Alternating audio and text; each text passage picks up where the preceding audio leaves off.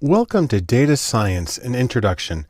I'm Barton Polson, and what we're going to do in this course is we're going to have a brief, accessible, and non-technical overview of the field of data science. Now, some people, when they hear data science, they start thinking things like data and think about piles of equations and numbers, and then to throw on top of that science, and think about people working in their lab, and they start to say, that's not for me. I'm not really a technical person, and that just seems much too techy. Well, here's the important thing to know. While a lot of people get really fired up about the technical aspects of data science, the important thing is that data science is not so much a technical discipline, but creative.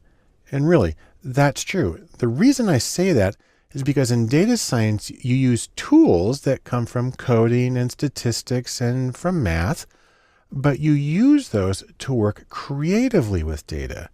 The idea is that there's always more than one way to solve a problem or answer a question, or most importantly, to get insight, because the goal, no matter how you go about it, is to get insight from your data.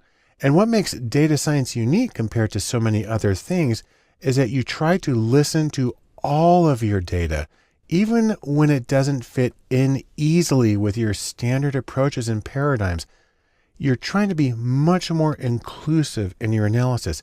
And the reason you want to do that is because everything signifies, everything carries meaning, and everything can give you additional understanding and insight into what's going on around you.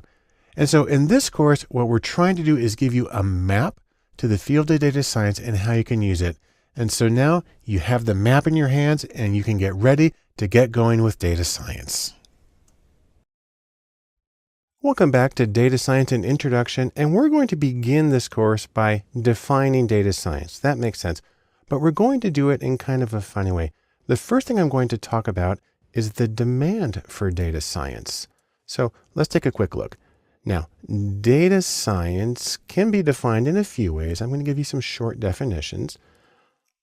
Take one on my definition is that data science is coding, math, and statistics in applied settings. That's a reasonable working definition.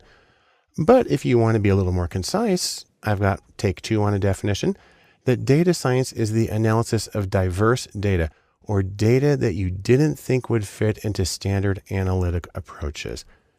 A third way to think about it is that data science is inclusive analysis. It includes all of the data, all of the information that you have in order to get the most insightful and compelling answer to your research questions.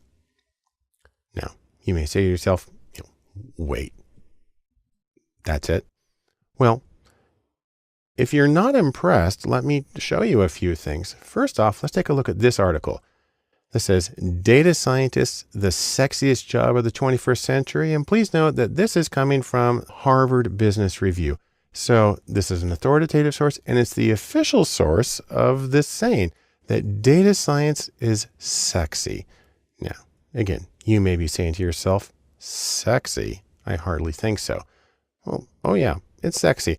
And the reason data science is sexy is because first, it has rare qualities, and second, it has high demand. Let me say a little more about those. The rare qualities are that data science takes unstructured data, then finds order, meaning, and value in the data. Those are important, but they're not easy to come across. Second, high demand. Well, the reason it's in high demand is because data science provides insight into what's going on around you, and critically, it provides competitive advantage, which is a huge thing in business settings. Now, let me go back and say a little more about demand. Let's take a look at a few other sources. So for instance, the McKinsey Global Institute published a very well-known paper, and you can get at it with this URL. And if you go to that webpage, this is what's going to come up. And we're going to take a quick look at this one, the executive summary. It's a PDF that you can download. And if you open that up, you'll find this page. And let's take a look at the bottom right corner. Two numbers here. I'm going to zoom in on those. The first one is they are projecting a need in the next few years for somewhere between 140 and 190,000 deep analytical talent positions. So this means actual practicing data scientists. That's a huge number. but almost 10 times as high is 1.5 million more data savvy managers will be needed to take full advantage of big data in the United States. Now, that's people who aren't necessarily doing the analysis, but have to understand it, who have to speak data. And that's one of the main purposes of this particular course, is to help people who may or may not be the practicing data scientists learn to understand what they can get out of data and some of the methods used to get there. Let's take a look at another article from LinkedIn. Here's a shortcut URL for it. And that'll bring you to this webpage, the 25 hottest job skills that got people hired in 2014. And take a look at number 1 here, statistical analysis and data mining, very closely related to data science. And just to be clear, this was number 1 in Australia, in Brazil, in Canada, in France, in India, in the Netherlands, in South Africa, in the United Arab Emirates, in the United Kingdom, everywhere.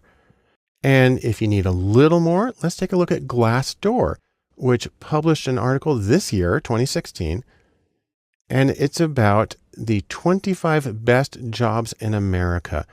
And look at number 1 right here. It's data scientist. And we can zoom in on this information. It says there's going to be 1,700 job openings with a median base salary of over $116,000 and fabulous career opportunities and job scores. So if you want to take all of this together, the conclusion you can reach is that data science pays. And I can show you a little more about that. So for instance, here's a list of the top 10 highest paying salaries that I got from US News.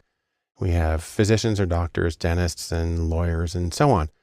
Now, if we add data scientists to this list using data from O'Reilly.com, we have to push things around the side, and it goes in third with an average total salary, not the base that we had in the other one, but the total compensation of about $144,000 a year. That's extraordinary. So in sum, what do we get from all of this? First off, we learn that there is a very high demand for data science.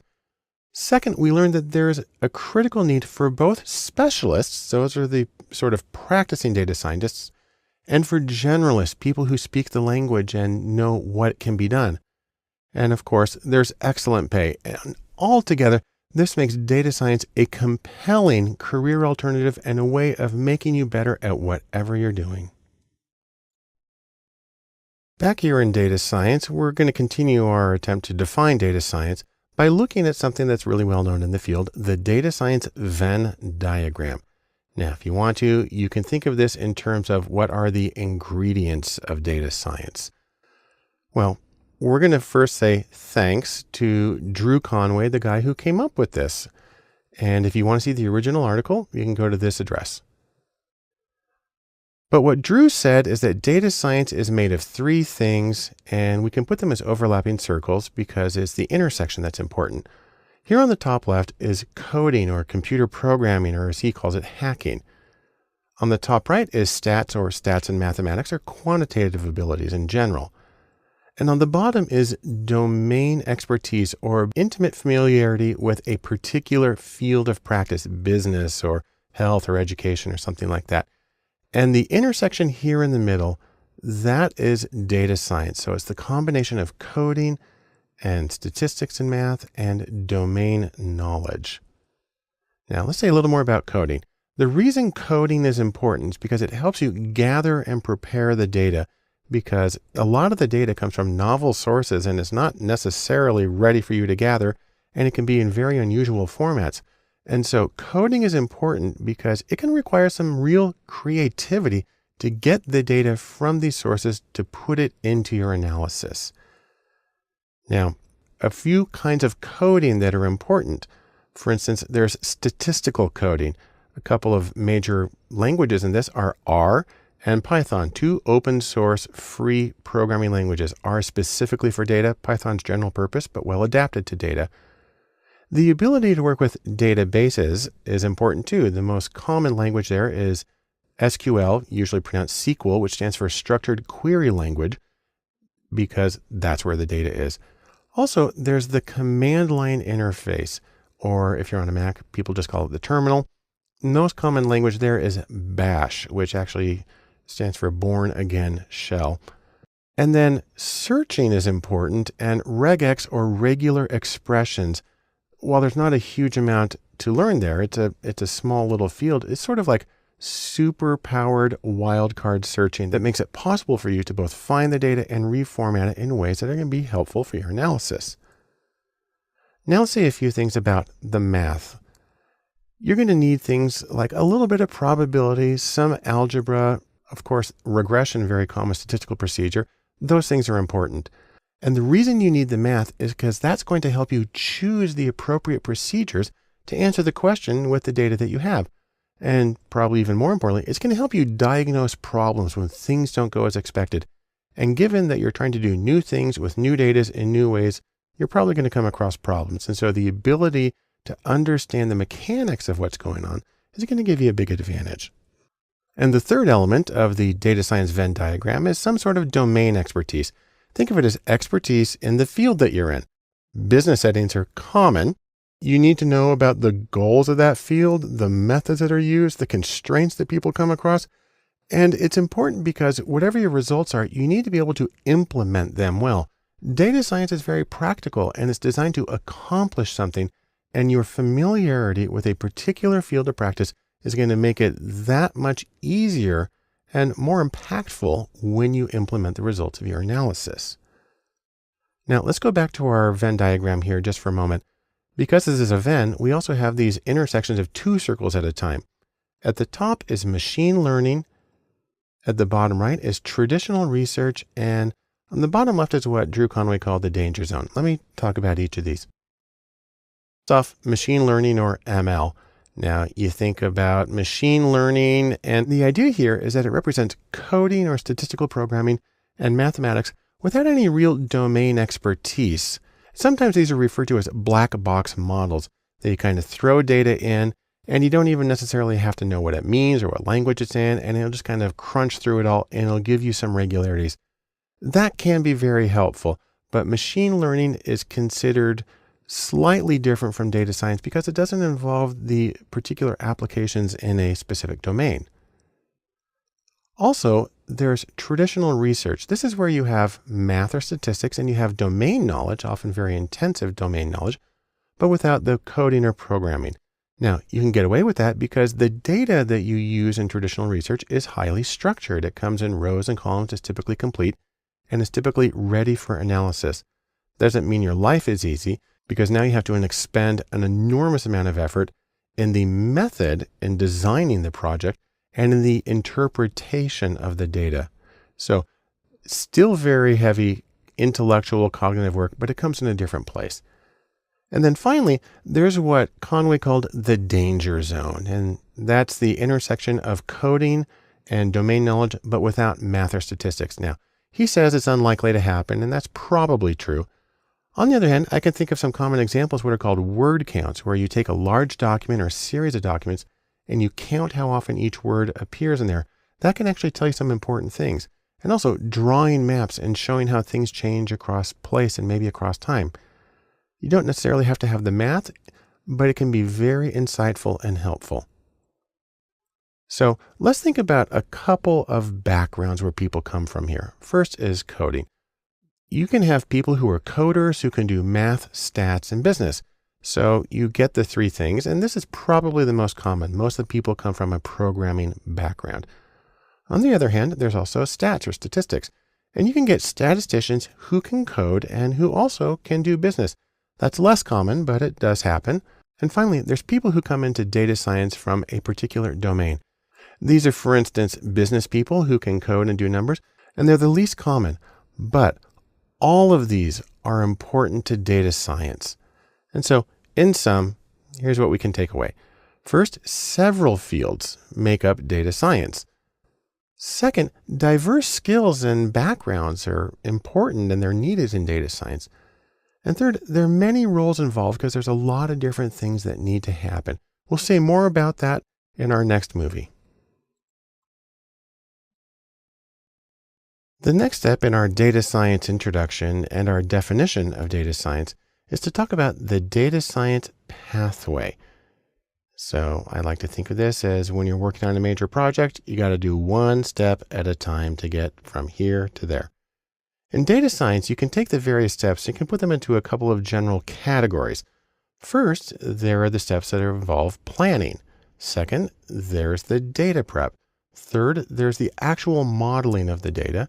And fourth, there's the follow-up. And there are several steps within each of these. I'll explain each of them briefly. First, let's talk about planning.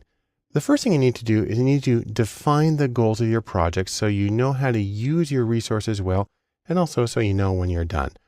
Second, you need to organize your resources. So you might have data from several different sources. You might have different software packages.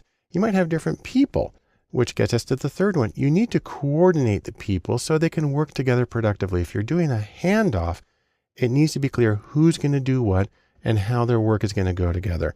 And then, really to state the obvious, you need to schedule the project so things can move along smoothly and you can finish in a reasonable amount of time. Next is the data prep, where you're taking like food prep and getting the raw ingredients ready. First, of course, is you need to get the data, and it can come from many different sources and be in many different formats. You need to clean the data, and the sad thing is this tends to be a very large part of any data science project, and that's because you're bringing in unusual data from a lot of different places. You also want to explore the data. That is, really see what it looks like, how many people are in each group, what the shape of the distributions are like, what's associated with what. And you may need to refine the data, and that means choosing variables to include, choosing cases to include or exclude, making any transformations to the data you need to do. And of course, these steps kind of can bounce back and forth from one to the other. The third group is modeling or statistical modeling. This is where you actually want to create the statistical model. So for instance, you might do a regression analysis or you might do a neural network. But whatever you do, once you create your model, you have to validate the model. You might do that with holdout validation. You might do it really with a very small replication if you can. You also need to evaluate the model. So once you know that the model is accurate, what does it actually mean and how much does it tell you? And then finally, you need to refine the model. So for instance, there may be variables you want to throw out. There may be additional ones you want to include. You may want to, again, transform some of the data. You may want to get it so it's easier to interpret and apply. And that gets us to the last part of the data science pathway, and that's follow-up.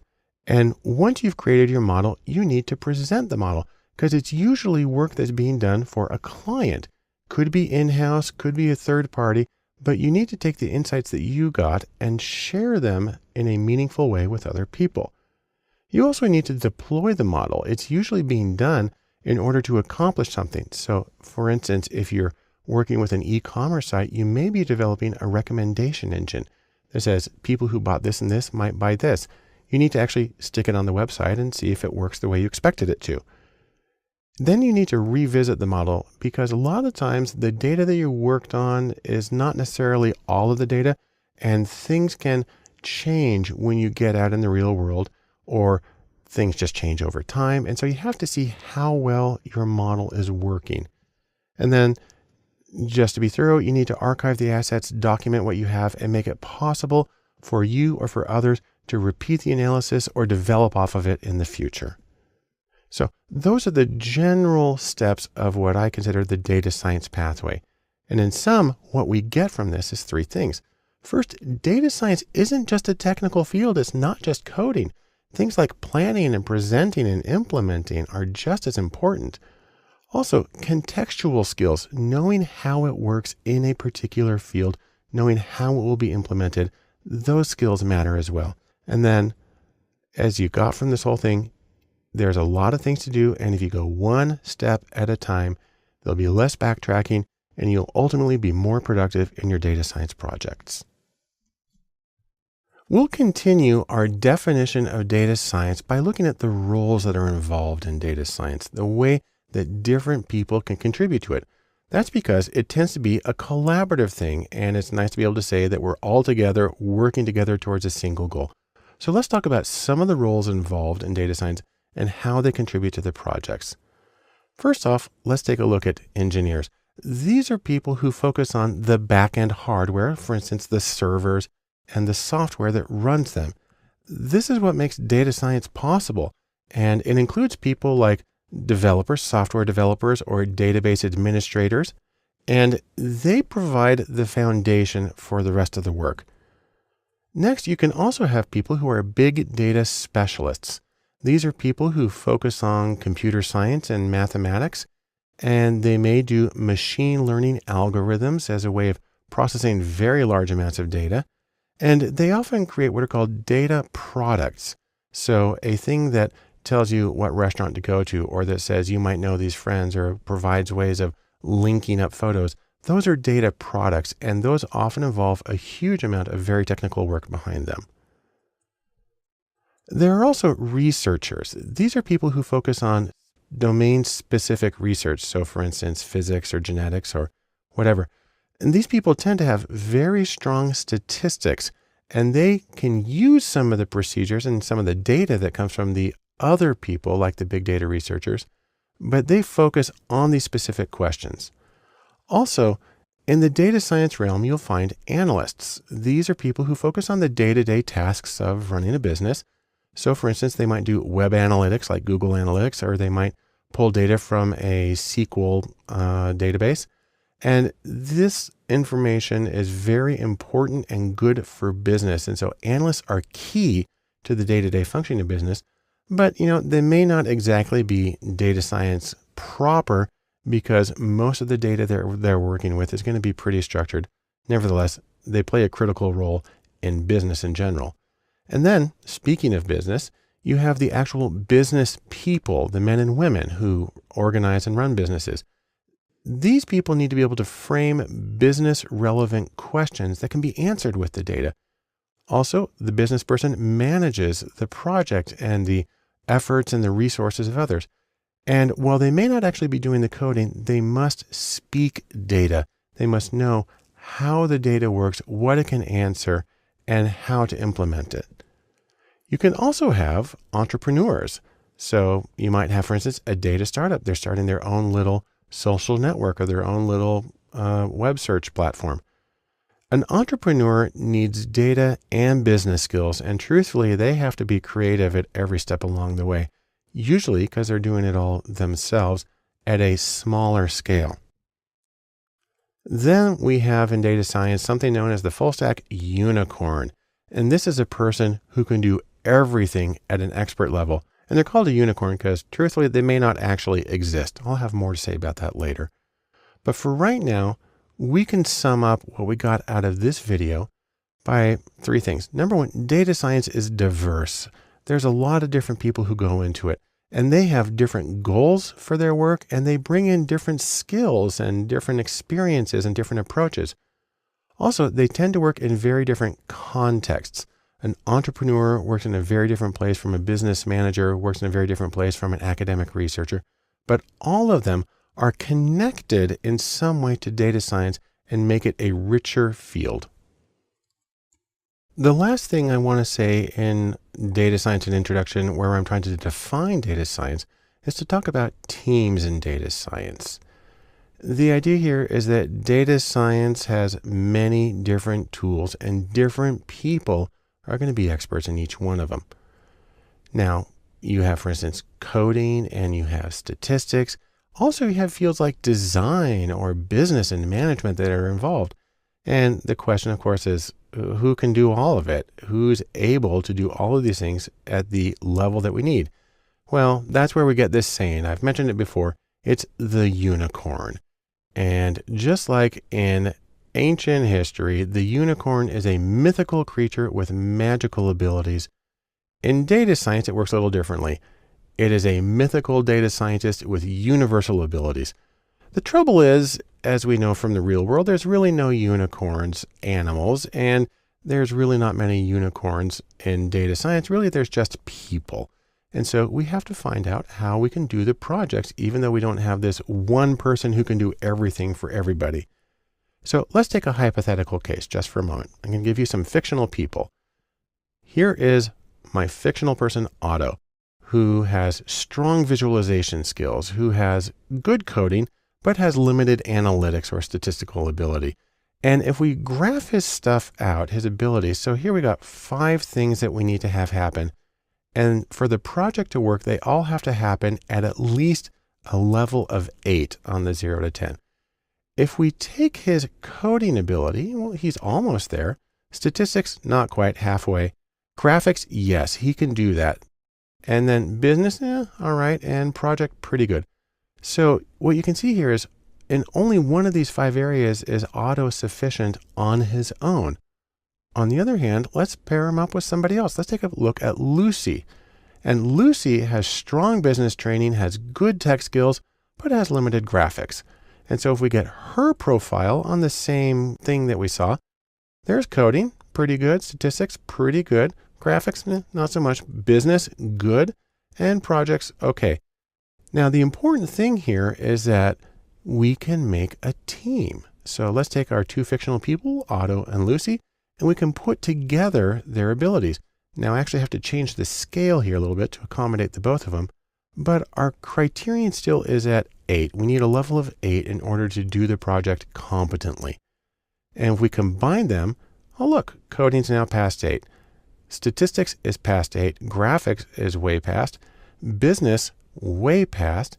And then the projects, there too. And so when we combine their skills, we are able to get the level that we need for everything. Or to put it another way, we have now created a unicorn by team. And that makes it possible to do the data science project. So in sum, you usually can't do data science on your own. That's a very rare individual. Or more specifically, people need people. And in data science, you have the opportunity to take several people and make collective unicorns so you can get the insight that you need in your project and you can get the things done that you want. In order to get a better understanding of data science, it can be helpful to look at contrasts between data science and other fields. Probably the most informative is with big data, because these 2 terms are actually often confused. It makes me think of situations where you have 2 things that are very similar, but not the same, like we have here in the Piazza San Carlo in Turin, Italy. Part of the problem stems from the fact that data science and big data both have Venn diagrams associated with them. So for instance, Venn number 1 for data science is something we've seen already. We have 3 circles, and we have coding, and we have math, and we have some domain expertise that put together get data science. On the other hand, Venn diagram number 2 is for big data. It also has 3 circles, and we have the high volume of data, the rapid velocity of data, and the extreme variety of data. Take those 3 V's together, you get big data. Now, we can also combine these 2 if we want in a third Venn diagram we call big data and data science. This time it's just 2 circles with big data on the left and data science on the right. And the intersection there in the middle is big data science, which actually is a real term. But if you want to do a compare and contrast, it kind of helps to look at how you can have one without the other. So let's start by looking at big data without data science. So these are situations where you may have the volume or velocity of variety data, but don't need all the tools of data science. So we're just looking at the left side of the equation right now. Now, truthfully, this only works if you have big data without all 3 V's. Some say you have to have the volume, velocity, and variety for it to count as big data. I basically say anything that doesn't fit into a standard machine is probably big data. I can think of a couple of examples here of things that might count as big data, but maybe don't count as data science. Machine learning, where you can have very large data sets and probably very complex, doesn't require much domain expertise, so that may not be data science. Word counts, where you have an enormous amount of data, and it's actually a pretty simple analysis. Again, doesn't require much sophistication in terms of quantitative skills or even domain expertise. So maybe not data science. On the other hand, to do any of these, you're going to need to have at least 2 skills. You're going to need to have the coding, and you will probably have to have some sort of quantitative skills as well. So how about data science without big data? That's the right side of this diagram. Well, to make that happen, you're probably talking about data with just one of the three V's from big data. So either volume or velocity or variety, but singly. So for instance, genetics data, you have a huge amount of data and it comes in a very set structure and it tends to come in at once. So you got a lot of volume and it's a very challenging thing to work with. You have to use data science, but it may or may not count as big data. Similarly, streaming sensor data, where you have data coming in very quickly, but you're not necessarily saving it. You're just looking at these windows in it. That's a lot of velocity and it's difficult to deal with. It takes data science, the full skill set, but it may not require big data per se. Or facial recognition, where you have enormous variety in the data because you're getting photos or videos that are coming in. Again, very difficult to deal with, requires a lot of ingenuity and creativity, may or may not count as big data depending on how much of a stickler you are about definitions. Now, if you want to combine the two, we can talk about big data science. And in that case, we're looking right here at the middle. This is a situation where you have volume and velocity and variety in your data. And truthfully, if you have the three of those, you are going to need the full data science skill set. You're going to need coding and statistics and math, and you're going to have domain expertise, primarily because of the variety you're dealing with. But taken all together, you do have to have all of it. So in sum, here's what we get. Big data is not identical to data science. Now there's common ground. And a lot of people who are good at big data are good at data science and vice versa, but they are conceptually distinct. On the other hand, there is the shared middle ground of big data science that unifies the two separate fields. Another important contrast you can make in trying to understand data science is to compare it with coding or computer programming. Now, this is where you're trying to work with a machine and you're trying to talk to that machine to get it to do things. In one sense, you can think of coding as just giving task instructions, how to do something, and it's a lot like a recipe when you're cooking. You get some sort of user input or other input, and then maybe you have if-then logic and you get output from it. To take an extremely simple example, if you're programming in Python version 2, you write print and then in quotes, hello world, and that will put the words hello world on the screen. So you gave it some instructions and it gave you some output. Very simple programming. Now, coding and data gets a little more complicated. So for instance, there's word counts where you take a book or a whole collection of books, you take the words and you count how many there are in there. Now, this is a conceptually simple task, and domain expertise and really math and statistics are not vital, but to make valid inferences and generalizations in the face of variability and uncertainty in the data, you need statistics. And by extension, you need data science. It might help to compare the two by looking at the tools of the respective trades. So for instance, there are tools for coding or generic computer programming, and there are tools that are specific to data science.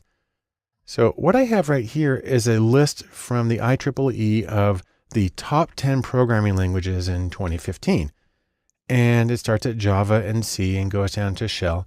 And some of these are also used for data science. So for instance, Python and R and SQL are used for data science.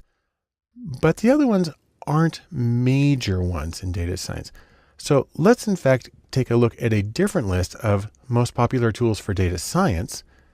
And you see that things move around a little bit. Now R's at the top, SQL's there, Python's there. But for me, what's the most interesting on this list is that Excel is number 5, which would never be considered programming per se, but is in fact a very important tool for data science. And that's one of the ways that we can compare and contrast computer programming with data science. In sum, we can say this: data science is not equal to coding. They're different things. On the other hand, they share some of the tools and they share some practices, specifically when coding for data.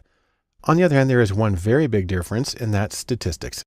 Statistical ability is one of the major separators between general purpose programming and data science programming. When we talk about data science and we're contrasting it with some fields, another field that a lot of people get confused and think they're the same thing is data science and statistics. Now, I'll tell you, there's a lot in common, but we can talk a little bit about the different focuses of each. And we also get into the issue of sort of definitionalism, that data science is different because we define it differently, even when there's an awful lot in common between the two. It helps to take a look at some of the things that go on in each field. So let's start here about statistics. Put a little circle here and we'll put data science. And to borrow a term from Stephen Jay Gould, we can call these non-overlapping magisteria or noma. So you think of them as separate fields that are sovereign unto themselves with nothing to do with each other. But that doesn't seem right.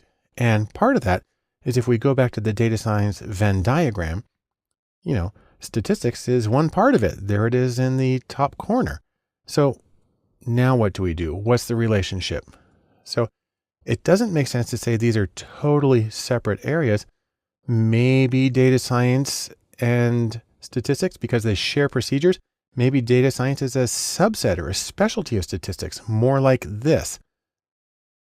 But if data science were just a subset or specialty within statistics, then it would follow that all data scientists would first be statisticians.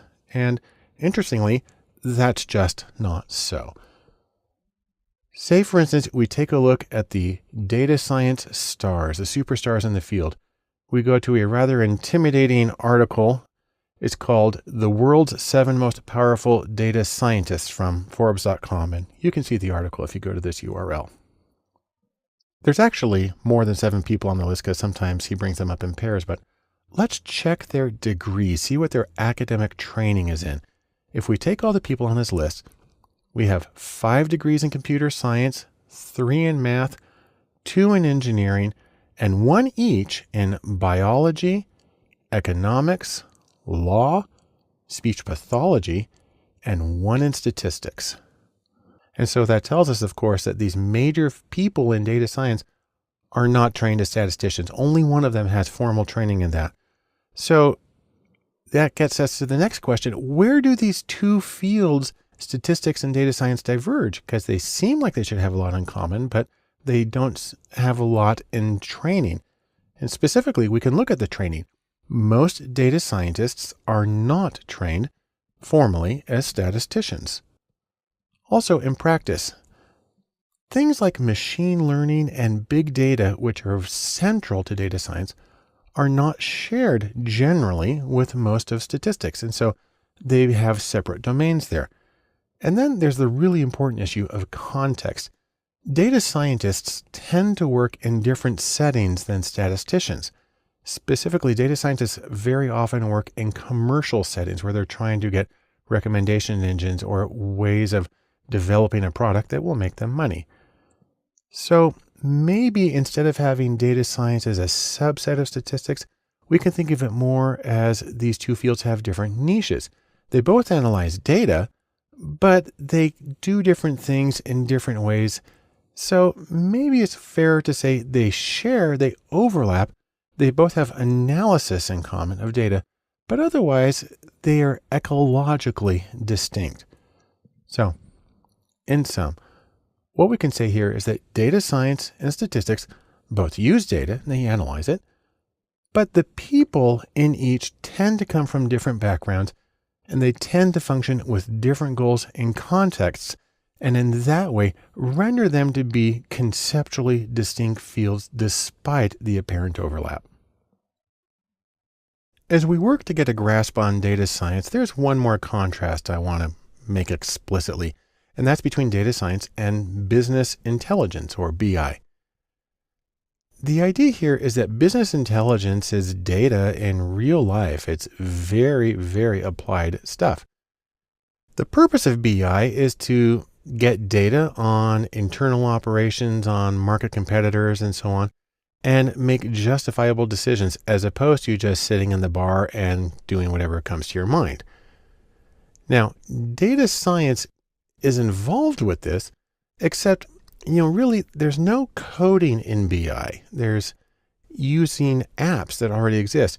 And the statistics in business intelligence tend to be very simple. They tend to be counts and percentages and ratios. And so it's simple.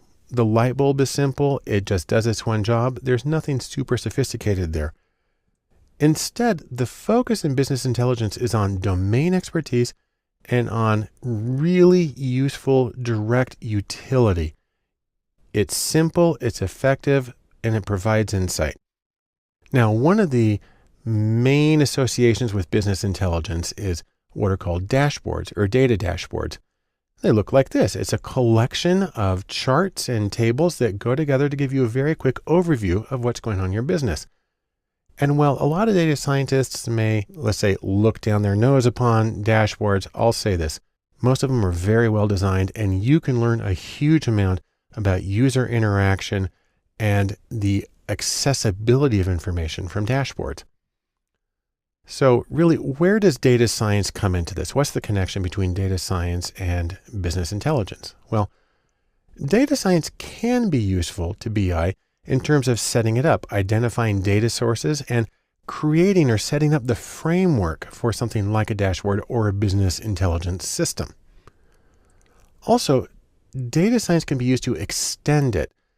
Data science can help get past the easy questions and the easy data to get the questions that are actually most useful to you, even if they require really sometimes data that's hard to wrangle and work with. And also there's an interesting interaction here that goes the other way. Data science practitioners can learn a lot about design from good business intelligence applications. So I strongly encourage anybody in data science to look at them carefully and see what they can learn. In sum, business intelligence or BI is very goal-oriented. Data science perhaps prepares the data and sets up the form for business intelligence, but also data science can learn a lot about usability and accessibility from business intelligence. And so it's always worth taking a close look. Data science has a lot of really wonderful things about it, but it is important to consider some ethical issues. And I'll specifically call this do no harm in your data science projects. And for that, we can say thanks to Hippocrates, the guy who gave us the Hippocratic Oath of do no harm. Let's specifically talk about some of the important ethical issues very briefly that come up in data science. Number one is privacy. That data tells you a lot about people, and you need to be concerned about the confidentiality. If you have private information about people, their names, their social security numbers, their addresses, their credit scores, their health, that's private, that's confidential, and you shouldn't share that information unless they specifically gave you permission. Now, one of the reasons this presents a special challenge in data science, because we'll see later, a lot of the sources that are used in data science were not intended for sharing. If you scrape data from a website or from PDFs, you need to make sure that it's okay to do that, but it was originally created without the intention of sharing. So privacy is something that really falls upon the analyst to make sure they're doing it properly. Next is anonymity. One of the interesting things we find is that it's really not hard to identify people in data. If you have a little bit of GPS data and you know where a person was at 4 different points in time, you have about a 95% chance of knowing exactly who they are. You look at things like HIPAA, that's the Health Insurance Portability and Accountability Act. Before HIPAA, it was really easy to identify people from medical records.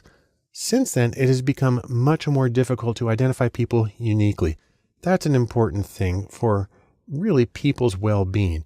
And then also proprietary data. If you're working for a client, a company, and they give you their own data, that data may have identifiers. You may know who the people are and they're not anonymous anymore. So anonymity may or may not be there. Major efforts to make data anonymous. But really the primary thing is that even if you do know who they are, that you still maintain the privacy and confidentiality of the data. Next, there's the issue about copyright, where people try to lock down information. Now, just because something is on the web doesn't mean that you're allowed to use it. Scraping data from websites is a very common and a useful way of getting data for projects. You can get data from web pages, from PDFs, from images, from audio, from really a huge number of things. But again, the assumption that because it's on the web, it's okay to use it is not true. You always need to check copyright and make sure that it's acceptable for you to access that particular data. Next in our very ominous picture is data security. And the idea here is that when you go through all the effort to gather data, to clean it up and prepare for an analysis, you've created something that's very valuable to a lot of people. And you have to be concerned about hackers trying to come in and steal the data, especially if the data is not anonymous and it has identifiers in it. And so there is an additional burden placed on the analyst to ensure to the best of their ability that the data is safe and cannot be broken into and stolen. And that can include very simple things like a person who is on the project but is no longer, but took the data on a flash drive. You have to find ways to make sure that that can't happen as well. There's a lot of possibilities. It's tricky, but it's something that you have to consider thoroughly.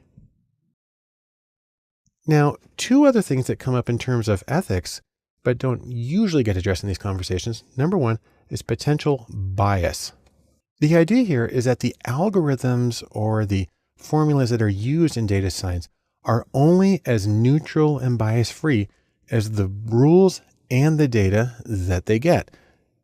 And so the idea here is that if you have rules that address something that is associated with, for instance, gender or age or race or economic standing, you might unintentionally be building in those factors, which, say, for instance, for Title IX, you're not supposed to.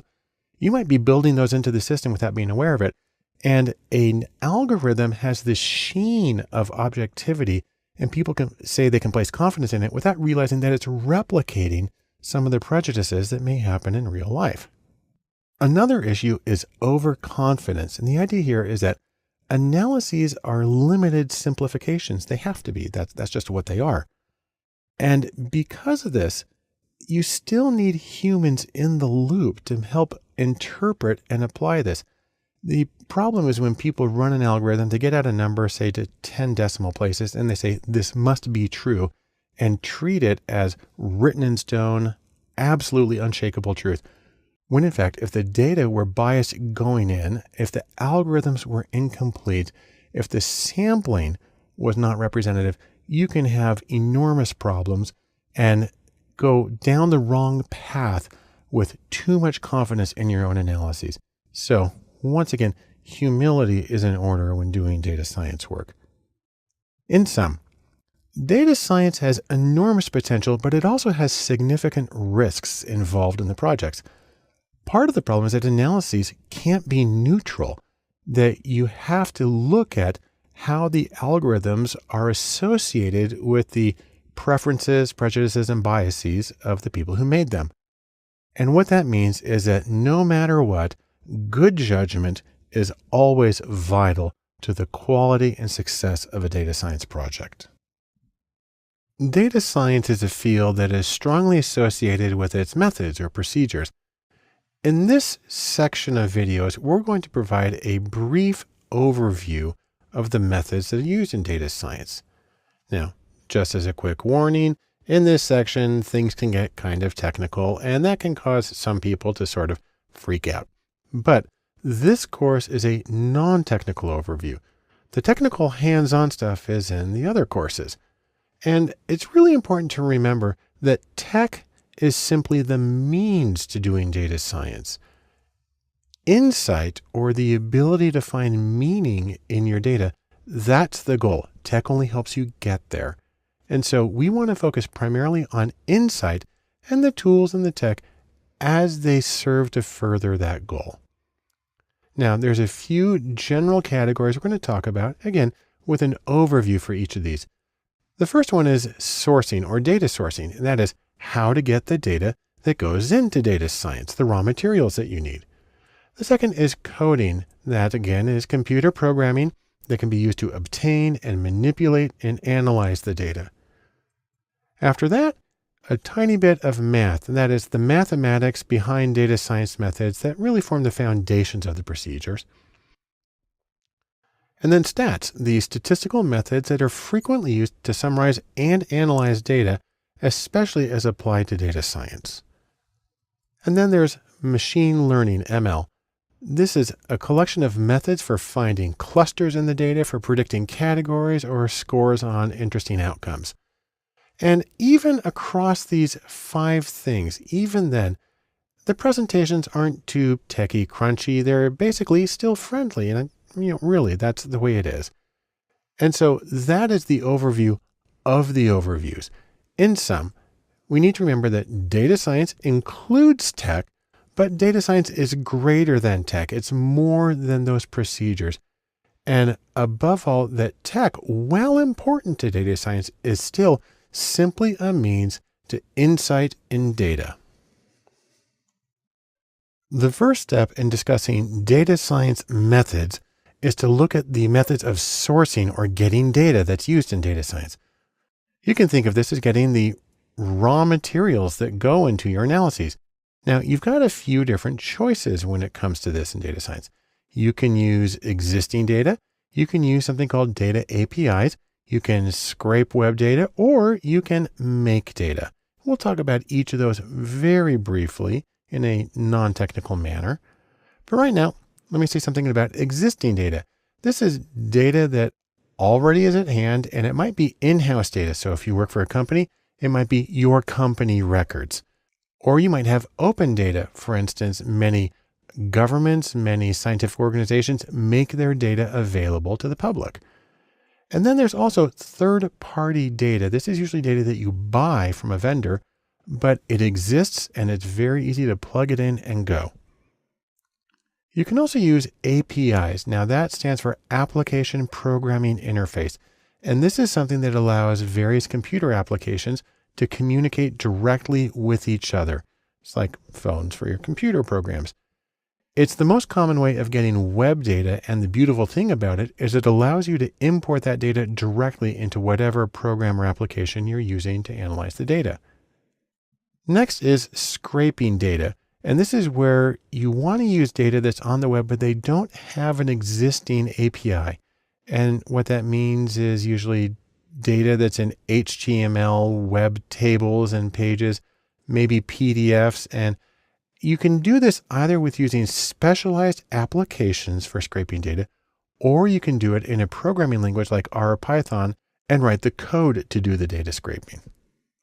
Or another option is to make data, and this lets you get exactly what you need. You can be very specific and you can get what you need. You can do something like interviews, or you can do surveys, or you can do experiments. There's a lot of approaches. Most of them require some specialized training in terms of how to gather quality data. And that's actually important to remember, because no matter what method you use for getting or making new data, you need to remember this one little aphorism you may have heard from computer science. It goes by the name of GIGO. That actually stands for garbage in, garbage out. And it means if you have bad data that you're feeding into your system, you're not going to get anything worthwhile, any real insights out of it. Consequently, it's important to pay attention to metrics or methods for measuring and the meaning, exactly what it is that they tell you. There's a few ways you can do this. For instance, you can talk about business metrics. You can talk about KPIs, which means key performance indicators, also used in business settings, or SMART goals, which is a way of describing the goals that are actionable and timely and so on. You can also talk about, in a measurement sense, classification accuracy. And I'll discuss each of those in a little more detail in a later movie. But for right now, in sum, we can say this. Data sourcing is important because you need to get the raw materials for your analysis. The nice thing is there's many possible methods, many ways that you can use to get the data for data science. But no matter what you do, it's important to check the quality and the meaning of the data so you can get the most insight possible out of your project. The next step we need to talk about in data science methods is coding, and I'm going to give you a very brief non-technical overview of coding in data science. The idea here is that you're going to get in there and you are going to be king of the jungle, master of your domain, and make the data jump when you need it to jump. Now, if you remember when we talked about the data science Venn diagram at the beginning, coding's up here on the top left. And while we often think about sort of people typing lines of code, which is very frequent, it's more important to remember when we talk about coding or just computers in general, what we're really talking about here is any technology that lets you manipulate the data in the ways you need to perform the procedures you need to get the insight that you want out of your data. Now, there are three very general categories that we'll be discussing here on Data Lab. The first is apps. These are specialized applications or programs for working with data. The second is data, or specifically data formats. There are special formats for web data. I'll mention those in a moment. And then code. There are programming languages that give you full control over what the computer does and how you interact with the data. Let's take a look at each one very briefly. In terms of apps, there are spreadsheets like Excel or Google Sheets. These are the fundamental data tools of probably the majority of the world. There are specialized applications like Tableau for data visualization, or SPSS, a very common statistical package in the social sciences and in business. And one of my favorite, JASP, which is a free open source analog of SPSS, which actually I think is a lot easier to use and replicate research with. And there are tons of other choices.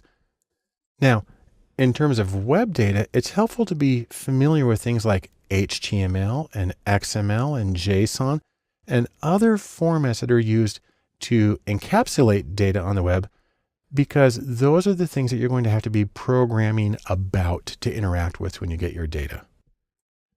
And then there are actual coding languages. R is probably the most common, along with Python, a general purpose language, but it's been well adapted for data use.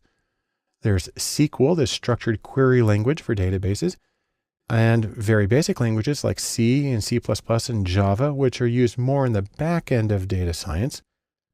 And then there's Bash, the most common command line interface, and regular expressions. And we'll talk about all of these in other courses here at Data Lab. But remember this, tools are just tools. They're only one part of the entire data science process. They're a means to the end. And the end, the goal, is insight. You need to know where you're trying to go and then simply choose the tools that help you reach that particular goal. That's the most important thing. So, in sum, here's a few things. Number one, use your tools wisely. Remember, your questions need to drive the process, not the tools themselves. Also, I'll just mention that a few tools is usually enough. You can do an awful lot with Excel and R. And then the most important thing is focus on your goal and choose your tools and even your data to match the goal so you can get the most useful insights from your data. The next step in our discussion of data science methods is mathematics, and I'm going to give a very brief overview of the math involved in data science. Now, the important thing to remember is that math really forms the foundation of what we're going to do. If you go back to the data science Venn diagram, we've got stats up here in the right corner, but really it's math and stats, or quantitative ability in general. But we'll focus on the math part right here. And probably the most important question is how much math is enough to do what you need to do? Or to put it another way, why do you need math at all? Because you've got a computer to do it. Well, I can think of 3 reasons you don't want to rely on just the computer, but it's helpful to have some sound mathematical understanding. Here they are. Number 1, you need to know which procedures to use and why. So you have your question, you have your data, and you need to have enough of an understanding to make an informed choice. That's not terribly difficult. 2, you need to know what to do when things don't work right. Sometimes you get impossible results. I know in statistics you can get a negative adjusted R squared. That's not supposed to happen. And it's good to know the mathematics that go into calculating that so you can understand how something apparently impossible can work. Or you're trying to do a factor analysis or principal component, you get a rotation that won't converge. It helps to understand what it is about the algorithm that's happening and why that won't work in that situation. And number 3, interestingly, some procedures, some math is easier and quicker to do by hand than by firing up the computer. And I'll show you a couple of examples in later videos where that can be the case. Now, fundamentally, there's a nice sort of analogy here. Math is to data science, as for instance, chemistry is to cooking, kinesiology is to dancing, and grammar is to writing. The idea here is that you can be a wonderful cook without knowing any chemistry. But if you know some chemistry, it's going to help. You can be a wonderful dancer without knowing kinesiology, but it's going to help. And you can probably be a good writer without having an explicit knowledge of grammar, but it's going to make a big difference. The same thing is true of data science. You will do it better if you have some of the foundational information. So the next question is, what kinds of math do you need for data science? Well, there's a few answers to that.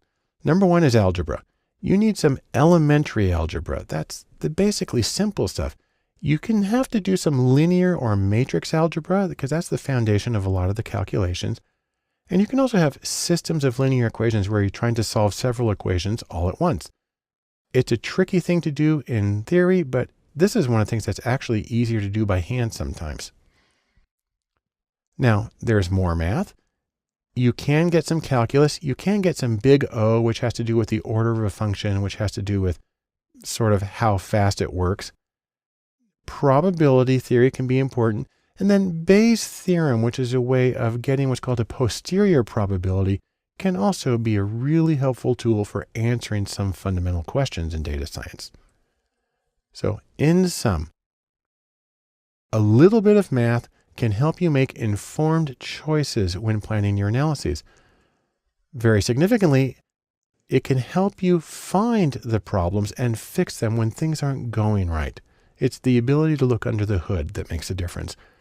And then, truthfully, some mathematical procedures, like systems of linear equations, that can even be done by hand, sometimes faster than you can do with a computer. So you can save yourself some time and some effort and move ahead more quickly towards your goal of insight. Now, data science wouldn't be data science and its methods without a little bit of statistics. So I'm going to give you a brief statistics overview here of how things work in data science. Now, you can think of statistics as really an attempt to find order in chaos, find patterns in an overwhelming mess, sort of like trying to see the forest and the trees. Now, let's go back to our little Venn diagram here. We recently had math and stats here in the top corner. We're going to go back to talking about stats in particular. What you're trying to do here, one thing is to explore your data. You can have exploratory graphics because we're visual people and it's usually easiest to see things. You can have exploratory statistics, a numerical exploration of the data, and you can have descriptive statistics, which are the things that most people would have talked about when they took a statistics class in college, if they did that. Next, there's inference. I've got smoke here because you can infer things about the wind and the air movement by looking at patterns in smoke. The idea here is that you're trying to take information from samples and infer something about a population. You're trying to go from one source to another. One common version of this is hypothesis testing. Another common version is estimation, sometimes called confidence intervals. There are other ways to do it, but all of these let you go beyond the data at hand to making larger conclusions. Now, one interesting thing about statistics is you're going to have to be concerned with some of the details and arranging things just so. For instance, you get to do something like feature selection. That's picking variables that should be included or combinations. And there are problems that can come up. There are frequent problems, and I'll address some of those in later videos. There's also the matter of validation. When you create a statistical model, you have to see if it actually is accurate. Hopefully you have enough data that you can have a holdout sample and do that, or you can replicate the study. And then there's the choice of estimators that you use, how you actually get the coefficients or the combinations in your model. And then there's ways of assessing how well your model fits the data. All of these are issues that I'll address briefly when we talk about statistical analysis at greater length. Now, I do want to mention one thing in particular here, and I just call this beware the trolls. There are people out there who will tell you that if you don't do things exactly the way they say to do it, that your analysis is meaningless, that your data is junk, and you've lost all your time. You know what? They're trolls. So the idea here is don't listen to that. You can make enough of an informed decision on your own to go ahead and do an analysis that is still useful. Probably one of the most important things to think about in this is this wonderful quote from a very famous statistician that says, all models or all statistical models are wrong, but some are useful. And so the question isn't whether you're technically right or you have some sort of level of intellectual purity, but whether you've done something that is useful. That, by the way, comes from George Box. And I like to think of it basically as this, as wave your flag, wave your do-it-yourself flag, and just take pride in what you're able to accomplish, even when there are people who may be criticizing it. Go ahead, you're doing something, go do it. And so in sum, statistics allow you to explore and describe your data. They allow you to infer things about the population. There's a lot of choices available, a lot of procedures, but no matter what you do, the goal is useful insight. Keep your eyes on that goal and you will find something meaningful and useful in your data to help you in your own research and projects. Let's finish our data science methods overview by getting a brief overview of machine learning. Now, I got to admit, when you say the term machine learning, people start thinking about something like the robot overlords who are going to take over the world. That's not what it is. Instead, let's go back to our Venn diagram one more time. And in the intersection at the top between coding and stats is machine learning, or as it's commonly called, is just ML. The goal of machine learning is to go and work in a data space. So you can, for instance, take a whole lot of data. I've got tons of books here. And then you can reduce the dimensionality. That is, take a very large scattered data set and try to find the most essential parts of that data. And then you can use these methods to find clusters within the data, like goes with like. You can use methods like k-means. You can also look for anomalies or unusual cases that show up in the data space. Or if we go back to categories, again, I talked about like for like. You can use things like logistic regression or k nearest neighbors, KNN. You can use naive Bayes for classification, or decision trees, or SVM, which is support vector machines, or artificial neural nets. Any of those will help you find the patterns and the clumping in your data so you can get similar cases next to each other and get the cohesion that you need to make conclusions about these groups. Also, a major element of machine learning is predictions. You're going to point your way down the road. The most common approach here, the most basic, is linear regression, multiple regression. There's also Poisson regression, which is used for modeling count or frequency data. And then there's the issue of ensemble models, where you create several models and you take the predictions from each of those and you put them together to get an overall more reliable prediction. Now, I'll talk about each of these in a little more detail in later courses, but for right now, I mostly just want you to know that these things exist, and that's what we mean when we refer to machine learning. So, in sum, machine learning can be used to categorize cases and to predict scores on outcomes. And there's a lot of choices, many choices and procedures available. But again, as I said with statistics, and as I'll say again many times after this, no matter what, the goal is not that I'm going to do an artificial neural network or an SVM. The goal is to get useful insight into your data. Machine learning is a tool, and use it to the extent that it helps you get that insight that you need. In the last several videos, I've talked about the role in data science of technical things. On the other hand, communicating is also central to the practice. And the first thing I want to talk about there is interpretability. The idea here is that you want to be able to lead people through a path on your data. You want to tell a data-driven story. And that's the entire goal of what we're doing with data science. Now, another way to think about this is when you're doing your analysis, what you're trying to do is solve for value. You're making an equation, you take the data, you're trying to solve for value. The trouble is this: a lot of people get hung up on analysis, but they need to remember that analysis is not the same thing as value. Instead, I like to think of it this way: that analysis times story is equal to value. Now, please note, that's multiplicative, not additive. And so one consequence of that is when you go back to analysis times story equals value, well, if you have zero story, you're going to have zero value because, as you recall, anything times zero is zero. So instead of that, let's go back this and say what we really want to do is we want to maximize the story so that we can maximize the value that results from our analysis. Again, maximum value is the overall goal here.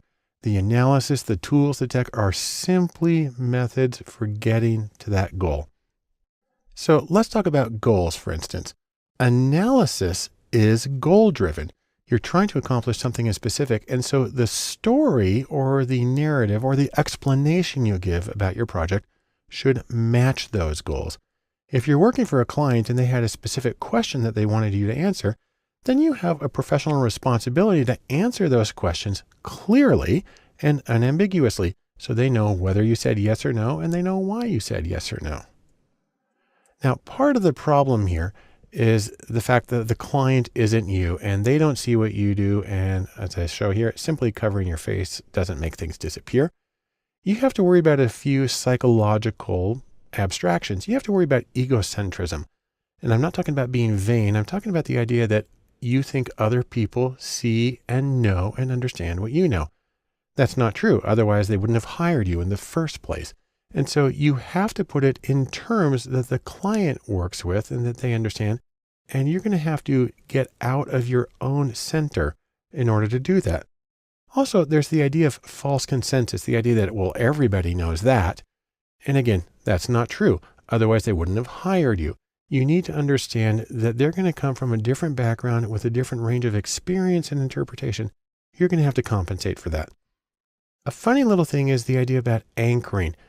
When you give somebody an initial impression, they use that as an anchor and then they adjust away from it. So if you're going to try to flip things over on their heads, watch out for giving a false impression at the beginning, unless you absolutely need to. But most importantly, in order to bridge the gap between the client and you need to have clarity and explain yourself at each step. You can also think about the answers. When you're explaining the project to the client, you might want to start in a very simple procedure. State the question that you're answering. Give your answer to that question. And if you need to, qualify as needed, and then go in order top to bottom. So you're trying to make it as clear as possible what you're saying, what the answer is, and make it really easy to follow. Now, in terms of discussing your process, how you did this all, most of the time, it's probably the case that they don't care. They just want to know what the answer is and that you used a good method to do that. So in terms of discussing process or the technical details, only when absolutely necessary. That's something to keep in mind. The process here is to remember that analysis, which means breaking something apart. This, by the way, is a mechanical typewriter broken into its individual components. Analysis means to take something apart. An analysis of data is an exercise in simplification. You're taking the overall complexity, sort of the overwhelmingness of the data, and you're boiling it down and finding the patterns that make sense and serve the needs of your client. Now, let's go to a wonderful quote from our friend Albert Einstein here, who said, "Everything should be made as simple as possible, but not simpler." That's true in presenting your analysis. Or, if you want to go see the architect and designer Ludwig Mies van der Rohe, who said, "Less is more." It's actually Robert Browning who originally said that, but Mies van der Rohe popularized it. Or if you want another way of putting a principle that comes from my field, I'm actually a psychological researcher.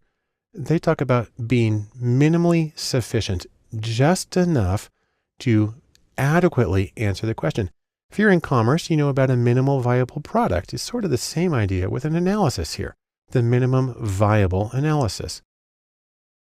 So here's a few tips. When you're giving a presentation, more charts, less text. Great. And then simplify the charts. Remove everything that doesn't need to be in there. Generally, you want to avoid tables of data because those are hard to read. And then one more time, because I want to emphasize it, less text. Again, charts, tables can usually carry the message. And so let me give you an example here. I'm going to give a very famous data set, Berkeley admissions. Now, these are not stairs to Berkeley, but it gives the idea of trying to get into something that's far off and distant. Here's the data. This is graduate school admissions in 1973. So it's over 40 years ago. But the idea is that men and women were both applying for graduate school at the University of California at Berkeley. And what we found is that 44% of the men who applied were admitted. That's their part in green. And that of the women, only 35% were admitted when they applied. So really, at first glance, this is bias, and it actually led to a lawsuit. It was a major issue. So what Berkeley then tried to do is find out, well, which programs are responsible for this bias? And then you got a very curious set of results. If you break the applications down by program, and here we're just calling them A through F, 6 different programs, what you find actually is that in each of these, male applicants are on the left, female applicants are on the right. If you look at program A, women actually got accepted at a higher rate. And the same is true for B. And the same is true for D. And the same is true for F. And so this is a very curious set of responses, and it's something that requires explanation. Now in statistics, this is known as Simpson's paradox. But here's the paradox. Bias may be negligible at the department level. And in fact, as we saw in 4 of the departments, there was a possible bias in favor of women. And the problem is that women applied to more selective programs with lower acceptance rates. Now, some people stop right here and say, therefore, nothing's going on, nothing to complain about. But that's still ending the story a little bit early. There are other questions that you can ask. And as producing a data-driven story, this is stuff that you would want to do. So for instance, you may want to ask, why do the programs vary in overall class size? Why do the acceptance rates differ from one program to the other? Why do men and women apply to different programs? And you might want to look at things like the admissions criteria for each of the programs, the promotional strategies, how they advertise themselves to students. You might want to look at the kinds of prior education students have in each of the programs, and you really want to look at funding levels for each of the programs. And so really you get one answer. It leads to more questions, maybe some more answers and more questions. And you need to address enough of this to provide a comprehensive overview and solution to it for your client. In sum, let's say this: stories give value to data analyses. And when you tell the story, you need to make sure that you are addressing your client's goals in a clear, unambiguous way. And the overall principle here is be minimally sufficient. Get to the point, make it clear, say what you need to, but otherwise be concise and make your message clear. The next step in discussing data science and communicating is to talk about actionable insights, or information that can be used productively to accomplish something. Now, to give sort of a bizarre segue here, you look at a game controller. It may be a pretty thing, it may be a nice object, but remember, game controllers exist to do something. They exist to help you play the game and to do it as effectively as possible. They have a function, they have a purpose. Same way, data is for doing. Now that's a paraphrase from one of my favorite historical figures, and this is William James, the father of American psychology and pragmatism in philosophy. And he has this wonderful quote. He said, "My thinking is first and last and always for the sake of my doing." And the idea applies to analysis. Your analysis and your data is for the sake of your doing. And so you're trying to get some sort of specific insight in how you should proceed. What you want to avoid is the opposite of this from one of my other favorite cultural heroes, the famous Yankees catcher, Yogi Berra, who said, "We're lost, but we're making good time." And so the idea here is that frantic activity does not make up for a lack of direction. You need to understand what you're doing so you can reach the particular goal. And your analysis is supposed to do that. So when you're giving your analysis, you're going to try to point the way. Remember, why was the project conducted? The goal is usually to direct some kind of action, reach some kind of goal for your client, and that the analysis should be able to guide that action in an informed way. One thing you want to do is you want to be able to give the next steps to your client. Give the next steps. Tell them what they need to do now. You want to be able to justify each of those recommendations with the data and your analysis. As much as possible, be specific. Tell them exactly what they need to do. Make sure it's doable by the client, that it's within their range of capability, and that each step should build on the previous step. Now, that being said, there is one really fundamental sort of philosophical problem here, and that's the difference between correlation and causation. Basically, it goes this way. Your data gives you correlation. You know that this is associated with that. But your client doesn't simply want to know what's associated. They want to know what causes something. Because if they're going to do something, that's an intervention. It's designed to produce a particular result. So really, how do you get from the correlation, which is what you have in the data, to the causation, which is what your client wants?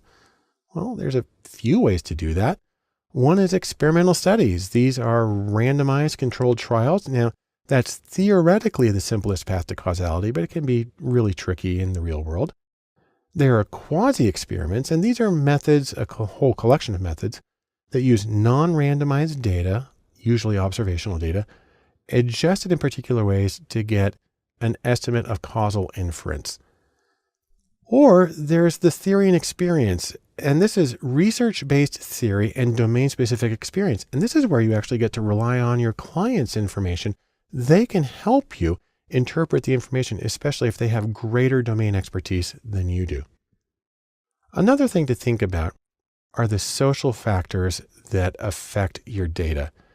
Now, you remember the data science Venn diagram. We've looked at it lots of times. It's got these three elements. Some people have proposed adding a fourth circle to this Venn diagram, and we'll kind of put that in there and say that social understanding is also important, critical really, to valid data science. Now, I love that idea, and I do think that it's important to understand how things are going to play out. There's a few kinds of social understanding. You want to be aware of your client's mission. You want to make sure that your recommendations are consistent with your client's mission. Also, that your recommendations are consistent with your client's identity, not just this is what we do, but this is really who we are. You need to be aware of the business context, sort of the competitive environment and the regulatory environment that they're working in, as well as the social context. And that can be outside of the organization, but even more often within the organization. Your recommendations will affect relationships within the client's organization. And you're going to try to be aware of those as much as you can to make it so that your recommendations can be realized the way they need to be. So in sum, data science is goal focused. And when you're focusing on that goal for your client, you need to give specific next steps that are based on your analysis and justifiable from the data. And in doing so, be aware of the social, political, and economic context that gives you the best opportunity of getting something really useful out of your analysis. When you're working in data science and trying to communicate your results, presentation graphics can be an enormously helpful tool. Think of it this way. You are trying to paint a picture for the benefit of your client. Now, when you're working with graphics, there can be a couple of different goals. It depends on what kind of graphics you're working with. There's the general category of exploratory graphics. These are ones that you are using as the analyst. And for exploratory graphics, you need speed and responsiveness. And so you get very simple graphics. This is a base histogram in R, and they can get a little more sophisticated. And this is done in ggplot, and then you can break it down in a couple of histograms, or you can make it a different way, or make them see-through, or split them apart into small multiples. But in each case, this is done for the benefit of you as the analyst understanding the data. These are quick, they're effective. Now, they're not very well labeled, and they're usually for your insight, and then you do other things as a result of that. On the other hand, presentation graphics, which are for the benefit of your client, those need clarity and they need a narrative flow. Now, let me talk about each of those characteristics very briefly. Clarity versus distraction. There are things that can go wrong in graphics. Number one is colors. Colors can actually be a problem. Also, three-dimensional or false third dimensions are nearly always a distraction.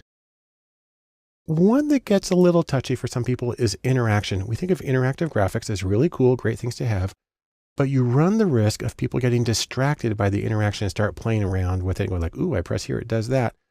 And that distracts from the message. So actually, it may be important to not have interaction. And then the same thing is true of animation.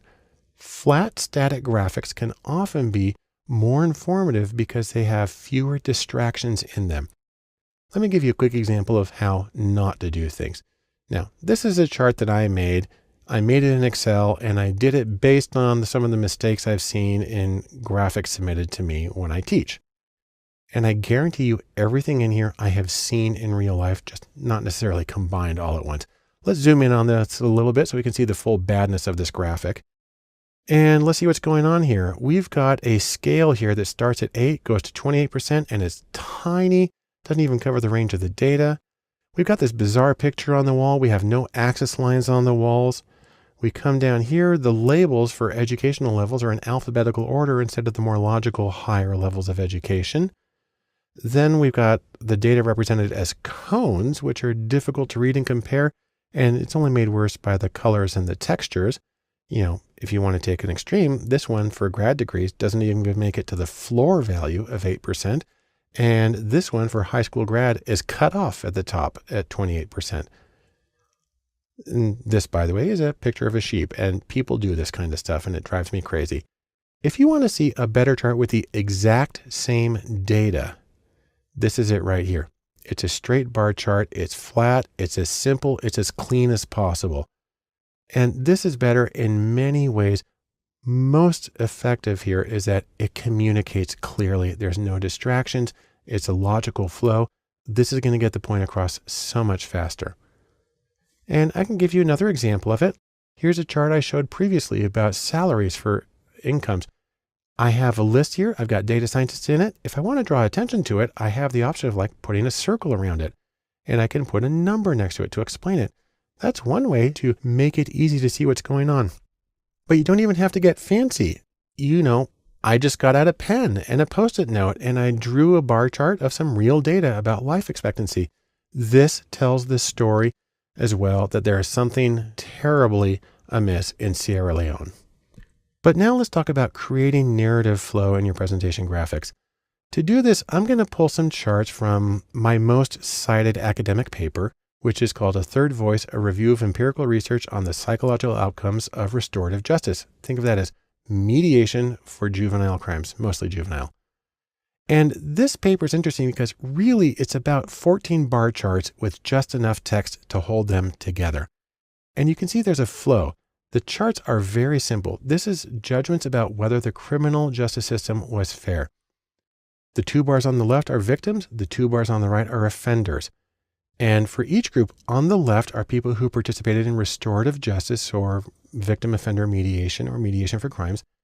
And for each set on the right are people who went through standard criminal procedures. It says court, but it usually means plea bargaining. Anyhow, it's really easy to see that in both cases, restorative justice bar is higher. People were more likely to say it was fair. They also felt that they had an opportunity to tell their story. That's one reason they might think it's fair. They also felt the offender was held accountable more often. In fact, if you go to court on the offenders, that line's below 50%, and that's the offenders themselves making the judgment. Then you can go to forgiveness and apologies. And again, this is actually a simple thing to code, and you can see there's an enormous difference. And in fact, one of the reasons there's such a big difference is because in standard court proceedings, the offender very rarely meets the victim. Now, it also turns out that I need to qualify this a little bit because a bunch of the studies included drunk driving with no injuries or accidents. When we take them out, we see a huge change. And then we can go to whether a person's satisfied with the outcome. Again, we see an advantage for restorative justice. Whether the victim is still upset about the crime, now the bars are a little different. And whether they're afraid of re-victimization, that's over a 2-to-1 difference. And then finally, recidivism for offenders or reoffending. And you see a big difference there. And so what I have here is a bunch of charts that are very, very simple to read, and they kind of flow in how they're giving the overall impression and then detailing it a little bit more. There's nothing fancy here. There's nothing interactive. There's nothing animated. There's nothing kind of flowing in 17 different directions. It's easy but it follows a story and it tells a narrative about the data. And that should be your major goal with presentation graphics. In sum, presenting, or the graphics that you use for presenting, are not the same as the graphics you use for exploring. They have different needs and different goals. But no matter what you're doing, be clear in your graphics and be focused in what you're trying to tell. And above all, create a strong narrative that gives a different level of perspective and answers questions as you go to anticipate a client's question and to give them the most reliable, solid information and the greatest confidence in your analysis. The final element of data science and communicating that I wanted to talk about is reproducible research. And you can think of it as this idea. You want to be able to play that song again. And the reason for that is data science projects are rarely one and done. Rather, they tend to be incremental, they tend to be cumulative, and they tend to adapt to the circumstances that they're working in. So one of the important things here, probably if you want to summarize it very briefly, is this: show your work. There's a few reasons for this. You may have to revise your research at a later date, your own analyses. You may be doing another project and you want to borrow something from previous studies. More likely, you'll have to hand it off to somebody else at a future point, and they're going to have to be able to understand what you did. And then there's the very significant issue in both scientific and economic research of accountability. You have to be able to show that you did things in a responsible way and that your conclusions are justified. That's for clients, funding agencies, regulators, academic reviewers, any number of people. Now, you may be familiar with the concept of open data, but you may be less familiar with the concept of open data science, and that's more than open data. So for instance, I'll just let you know that there is something called the Open Data Science Conference at odsc.com, and it meets 3 times a year in different places. And this is entirely, of course, devoted to open data science, using both open data, but making the methods transparent to people around them. One thing that can make this really simple is something called the Open Science Framework, which is at osf.io. It's a way of sharing your data and your research with an annotation of how you got through the whole thing with other people. It makes the research transparent, which is what we need. One of my professional organizations, the Association for Psychological Science, has a major initiative on this called Open Practices, where they are strongly encouraging people to share their data as much as is ethically permissible and to absolutely share their methods before they even conduct the study as a way of getting rigorous intellectual honesty and accountability. Now, another step in all of this is to archive your data, make that information available, put it on the shelf. And what you want to do here is you want to archive all of your data sets, both the totally raw before you did anything with a data set and every step in process until your final clean data set. Along with that, you want to archive all of the code that you used to process and analyze the data. If you used a programming language like R or Python, that's really simple. If you used a program like SPSS, you need to save the syntax files, and then it can be done that way. And again, no matter what, make sure to comment liberally and explain yourself. Now, part of that is you need to be able to explain your process, because you're not just this lone person sitting on the sofa working by yourself. You're with other people, and you need to explain why you did it the way that you did. You need to explain the choices, the consequences of those choices, the times that you had to backtrack and try it over again. This all also works into the principle of future-proofing your work. You want to do a few things here. Number one, the data. You want to store the data in non-proprietary formats like a CSV or comma-separated values file, because anything could read CSV files. If you stored it in the proprietary SPSS.save format, you might be in a lot of trouble when somebody tries to use it later and they can't open it. Also, there's storage. You want to place all of your files in a secure, accessible location like GitHub. It's probably one of the best choices.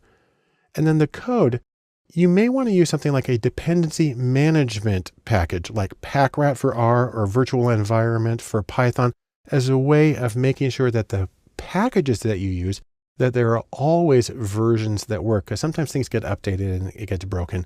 This is a way of making sure that the system that you have will always work. Overall, you can think of this too. You want to explain yourself, and a neat way to do that is to put your narrative in a notebook. Now, you can have a physical lab book, But you can also do digital books. A really common one, especially if you're using Python, is Jupyter with a Y there in the middle. The Jupyter notebooks are interactive notebooks. So here's a screenshot of a very simple one I made in Python. And you have titles, you have text, you have the graphics. If you're working in R, you can do this through something called R Markdown, which works in the same way. You do it in RStudio, use Markdown, and you can annotate the whole thing. Get more information about that at rmarkdown.rstudio.com. And so for instance, here's an R analysis I did, and you see the code on the left and you see the Markdown version on the right. What's neat about this is that this little bit of code here, this title and this text and this little bit of R code then is displayed as this formatted heading, as this formatted text, and this turns into the entire R output right there. It's a great way to do things. And then if you do R Markdown, you actually have the option of uploading the document into something called RPubs. And that's an online document that can be made accessible to anybody. Here's the same document. And if you want to go see it, you can go to this address. It's kind of long, so I'm going to let you write that one down yourself. But in sum, here's what we have. You want to do your work and archive the information in a way that supports collaboration. Explain your choices, say what you did, show how you did it. This allows you to future-proof your work so that it will work in other situations and for other people. And as much as possible, no matter how you do it, make sure to share your narrative so people understand your process and they can see that your conclusions are justifiable, strong, and reliable. Now, something that I've mentioned several times when talking about data science, and I'll do it again in this conclusion, is that it's important to give people next steps. So I'm going to do that for you right now. If you're wondering what to do after having watched this very general overview course, I can give you a few ideas. Number one, maybe you want to start trying to do some coding in R or Python. We have courses for those. You might want to try doing some data visualization, one of the most important things that you can do. You may want to brush up on statistics and maybe some math that goes along with it. And you may want to try your hand at machine learning. All of these will get you up and rolling in the practice of data science. You can also try looking at data sourcing, find the information that you're going to do. But no matter what happens, try to keep it in context. So for instance, data science can be applied to marketing and sports and health and education and the arts and really a huge number of other things. And we will have courses here at datalab.cc that talk about all of those. You may also want to start getting involved in the community of data science. One of the best conferences that you can go to is O'Reilly Strata, which meets several times a year around the globe. There's also Predictive Analytics World, again, several times a year around the world. Then there's much smaller conferences. I love Tapestry or tapestryconference.com, which is about storytelling in data science, and Extract, a one-day conference about data stories that's put on by Import.io, one of the great data sourcing applications that's available for scraping web data. If you want to start working with actual data, a great choice is to go to Kaggle.com. And they sponsor data science competitions, which actually have cash rewards, but there's also wonderful data sets you can work with there to find out how they work and compare your results to those of other people. And once you're feeling comfortable with that, you may actually try turning around and doing some service. Datakind.org is the premier organization for data science as humanitarian service. They do major projects around the world. I love their examples. There are other things you can do. There's an annual event called Do Good Data. And then datalab.cc will be sponsoring twice a year Data Lab charrettes, which are opportunities for people in the Utah area to work with local nonprofits on their data. But above all of this, I want you to remember this one thing. Data science is fundamentally democratic. It's something that everybody needs to learn to do in some way, shape, or form. The ability to work with data is a fundamental ability, and everybody would be better off by learning to work with data intelligently and sensitively. Or to put it another way, data science needs you. Thanks so much for joining me for this introductory course. I hope it's been good, and I look forward to seeing you in the other courses here at datalab.cc. Welcome to Data Sourcing. I'm Barton Polson, and in this course, we're going to talk about data opus, or that's Latin for data needed. The idea here is that no data science, and that is a sad thing. So instead of leaving it at that, we're going to use this course to talk about methods for measuring and evaluating data, and methods for accessing existing data, and even methods for creating new custom data. Take those together, and it's a happy situation. At the same time, we'll do all of this still at an accessible, conceptual, and non-technical level, because the technical hands-on stuff will happen in later other courses. But for now, let's talk data. For data sourcing, the first thing we want to talk about is measurement. And within that category, we're going to talk about metrics. The idea here is that you actually need to know what your target is if you want to have a chance to hit it. There's a few particular reasons for this. First off, data science is action-oriented. The goal is to do something as opposed to simply understand something, which I say as an academic practitioner. Also, your goal needs to be explicit, and that's important because the goals can guide your effort. So you want to say exactly what you're trying to accomplish so you know when you get there. Also, goals exist for the benefit of the client because they can prevent frustration. They know what you're working on. They know what you have to do to get there. And finally, the goals and the metrics exist for the benefit of the analyst because they help you use your time well. You know when you're done, you know when you can move ahead with something, and that makes everything a little more efficient and a little more productive. Now, when we talk about this, the first thing you want to do is try to define success in your particular project or domain. Depending on where you are in commerce, that can include things like sales or click-through rates or new customers. In education, it can include scores on tests. It can include graduation rates or retention. In government, it can include things like housing and jobs. In research, it can include the ability to serve the people that you're trying to better understand. So whatever domain you're in, there will be different standards for success, and you're going to need to know what applies in your domain. Next are specific metrics or ways of measuring. Now, again, there are a few different categories here. There are business metrics. There are key performance indicators or KPIs. There are SMART goals, that's an acronym. And there's also the issue of having multiple goals. I'll talk about each of those for just a second now. First off, let's talk about business metrics. If you're in the commercial world, there are some common ways of measuring success. A very obvious one is sales revenue. Are you making more money? Are you moving the merchandise? Are you getting sales?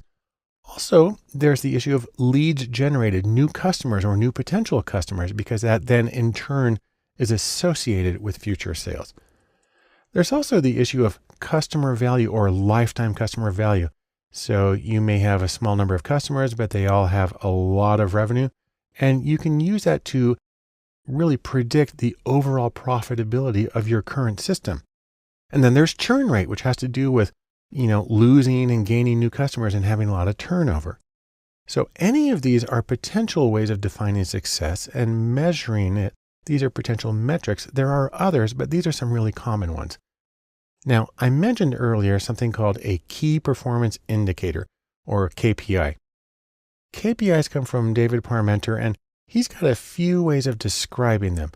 He says a key performance indicator for business, number one, should be non-financial. So not just the bottom line, but something else that might be associated with it or that measures the overall productivity of the association. They should be timely, for instance, weekly, daily, or even constantly gathered information. They should have a CEO focus. So the senior management team are the ones who generally make the decisions that affect how the organization acts on the KPIs. They should be simple. So everybody in the organization, everybody knows what they are and knows what to do about them.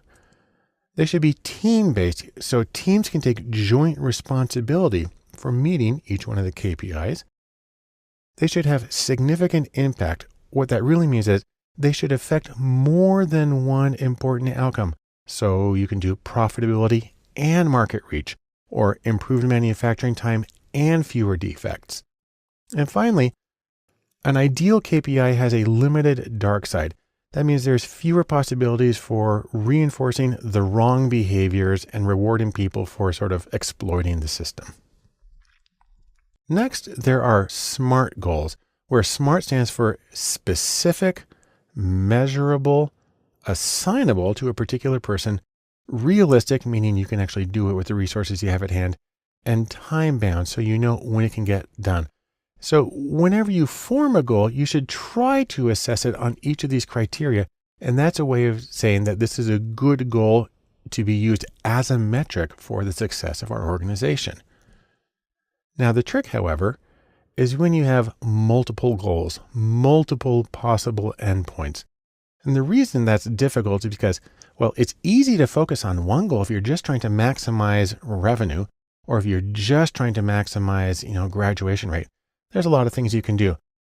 It becomes more difficult when you have to focus on many things simultaneously, especially because some of these goals may conflict. The things that you do to maximize one may impair the other. And so when that happens, you actually need to start engaging in a deliberate process of optimization. You need to optimize.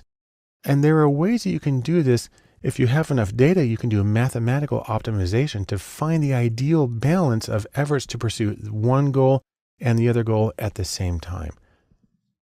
Now, this is a very general summary, and let me finish with this. In sum, metrics or methods for measuring can help awareness of how well your organization is functioning and how well you're reaching your goals.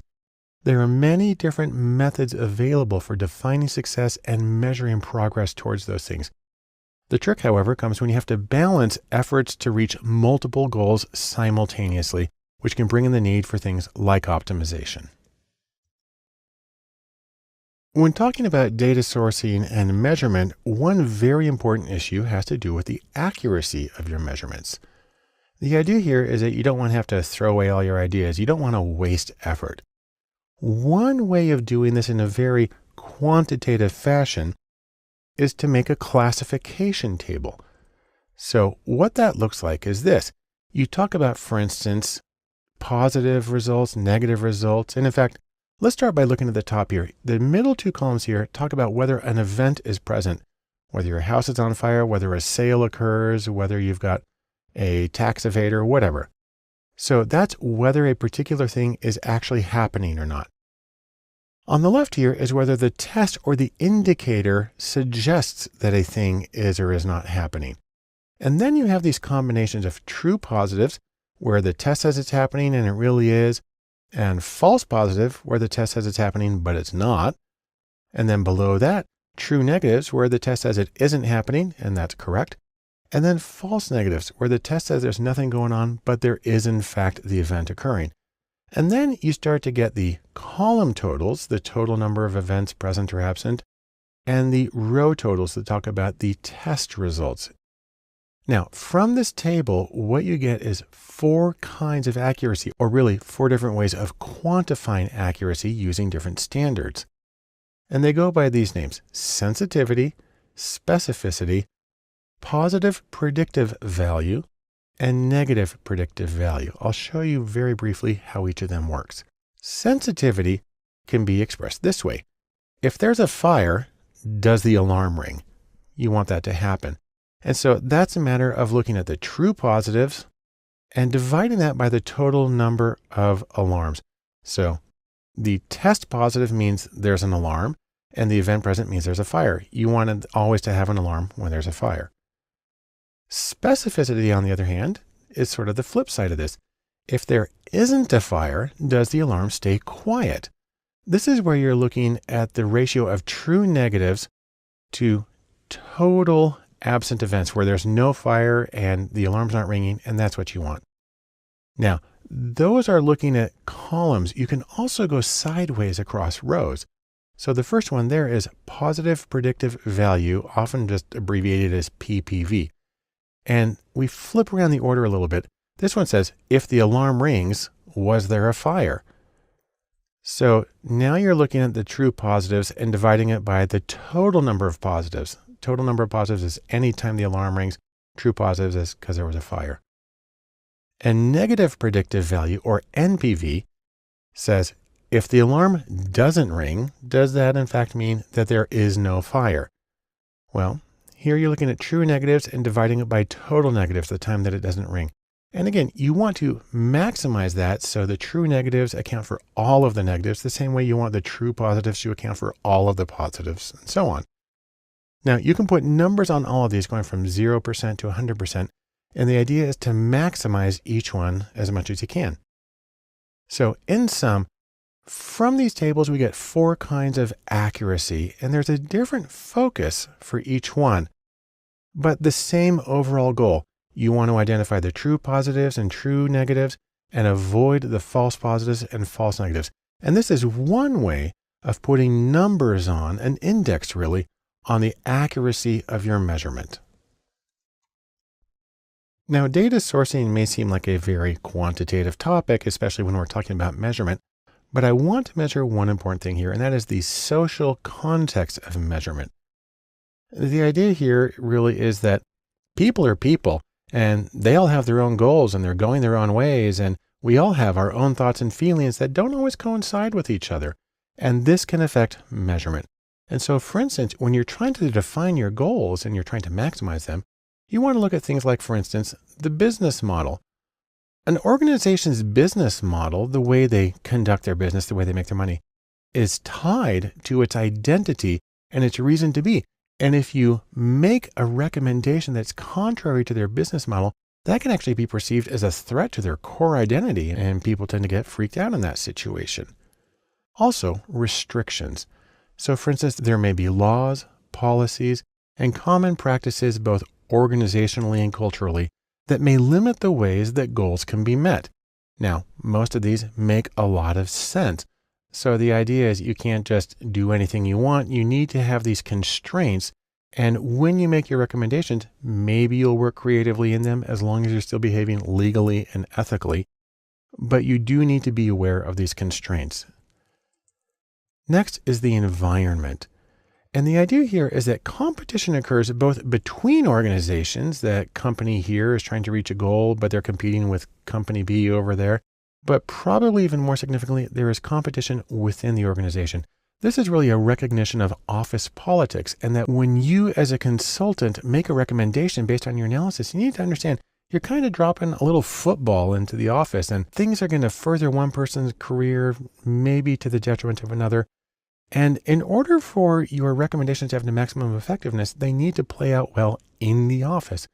That's something that you need to be aware of as you're making your recommendations.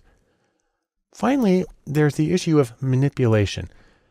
And a sad truism about people is that any reward system at all, will be exploited, and people will generally game the system. This happens especially when you have a strong cutoff. You need to get at least 80% or you get fired. And people will do anything to make their numbers appear to be 80%. This happens an awful lot when you look at executive compensation systems. It looks a lot when you have very high stakes school testing. It happens in an enormous number of situations. And so you need to be aware of the risk of exploitation and gaming. Now, don't think then that all is lost. Don't give up. You can still do really wonderful assessment. You can get good metrics. Just be aware of these particular issues and be sensitive to them as you both conduct your research and as you make your recommendations. So, in sum, social factors affect goals, and they affect the way that you meet those goals. There are limits and consequences both on how you reach the goals and how really what the goals should be. And that when you're making advice on how to reach those goals, please be sensitive to how things play out with metrics and how people will adapt their behavior to meet the goals. That way, you can make something that's more likely to be implemented the way you meant and more likely to predict accurately what can happen with your goals. When it comes to data sourcing, obviously the most important thing is to get data, but the easiest way to do that, at least in theory, is to use existing data. Think of it as going to the bookshelf and getting the data that you have right there at hand. Now, there's a few different ways to do this. You can get in-house data, you can get open data, and you can get third-party data. Another nice way to think of that is proprietary, public, and purchased data, the 3 Ps I've heard it called. Let's talk about each of these a little bit more. So in-house data, that's stuff that's already in your organization. What's nice about that is it can be really fast and easy. It's right there. And the format may be appropriate for the kind of software and the computer that you're using. If you're fortunate, there's good documentation, although sometimes when it's in-house, people just kind of throw it together. So you have to watch out for that. And there's the issue of quality control. Now, this is true with any kind of data, but you need to pay attention with in-house because you don't know the circumstances necessarily under which people gathered the data and how much attention they were paying to something. There's also an issue of restrictions. There may be some data that while it's in-house, you may not be allowed to use, or you may not be able to publish the results or share the results with other people. So these are things that you need to think about when you're going to use in-house data in terms of how can you use it to facilitate your data science projects. Specifically, there are a few pros and cons. In-house data, potentially quick, easy, free. Hopefully it's standardized. Maybe even the original team that conducted this study is still there. And you might have identifiers in the data which make it easier for you to do an individual level analysis. On the con side, however, the in-house data simply may not exist. Maybe it's just not there. Or the documentation may be inadequate. And of course, the quality may be uncertain. It's always true, but maybe something you have to pay more attention to when you're using in-house data. Now, another choice is open data, like going to the library and getting something. This is prepared data that's freely available. It consists of things like government data and corporate data and scientific data from a number of sources. Let me show you some of my favorite open data sources, just so you know where they are and that they exist. Probably the best one is data.gov here in the US. That is it says right here, the home of the US government's open data. Or you may have a state level one. For instance, I'm in Utah and we have data.utah.gov, also a great source of more regional information. If you're in Europe, you have open-data.europa.eu, the European Union Open Data Portal. And then there are major nonprofit organizations. So the UN has unicef.org/statistics for their statistical and monitoring data. The World Health Organization has the Global Health Observatory at who.int/GHO. And then there are private organizations that work in the public interest, such as the Pew Research Center, which shares a lot of its data sets, and the New York Times, which makes it possible to use APIs to access a huge amount of the data of things they've published over a huge time span. And then two of the mother loads, there's Google, which at google.com has public data, which is a wonderful thing. And then Amazon at aws.amazon.com datasets has gargantuan datasets. So if you needed a dataset that was like 5 terabytes in size, this is the place that you would go to get it. Now, there's some pros and cons to using this kind of open data. First is that you can get very valuable datasets that maybe cost millions of dollars to gather and to process. And you can get a very wide range of topics and times and groups of people and so on. And often the data is very well formatted and well documented. There are, however, a few cons. Sometimes there's bias samples. Say, for instance, you only get people who have internet access, and that can mean, not everybody. Sometimes the meaning of the data is not clear, or it may not mean exactly what you want it to. A potential problem is that sometimes you may need to share your analyses. And if you're doing proprietary research, well, it's going to have to be open research instead. And so that can create a crimp with some of your clients. And then finally, there are issues with privacy and confidentiality. And in public data, that usually means that the identifiers are not there and you're going to have to work at a larger aggregate level of measurement. Another option is to use data from a third party. These go by the name Data as a Service, or DAS. You can also call them data brokers. And the thing about data brokers is they can give you an enormous amount of data on many different topics. Plus, they can save you some time and effort by actually doing some of the processing for you. And that can include things like consumer behaviors and preferences. They can get contact information. They can do marketing, identity, and finances. There's a lot of things. There's a number of data brokers around. Here's a few of them. Axiom is probably the biggest one in terms of marketing data. There's also Nielsen, which provides data primarily for media consumption. And there's another organization, DataSift. That's a smaller, newer one. And there's a pretty wide range of choices, but these are some of the big ones. Now, the thing about using data brokers, there's some pros and there's some cons. The pros are first that it can save you a lot of time and effort. It can also give you individual level data, which can be hard to get from open data. Open data is usually at the community level. They can give you information about specific consumers. They can even give you summaries and inferences about things like credit scores and marital status, possibly even whether a person gambles or smokes. Now, the con is this. Number one, it can be really expensive. I mean, this is a huge service. It provides a lot of benefit and is priced accordingly. Also, you still need to validate it. You still need to double check that it means what you think it means and that it works in with what you want. And probably a real sticking point here is the use of third-party data is distasteful to many people. And so you have to be aware of that as you're making your choices. So in sum, as far as data sourcing existing data goes, obviously data science needs data. And there's the 3 P's of data sources: proprietary and public and purchased. But no matter what source you use, you need to pay attention to quality and to the meaning and the usability of the data to help you along in your own projects.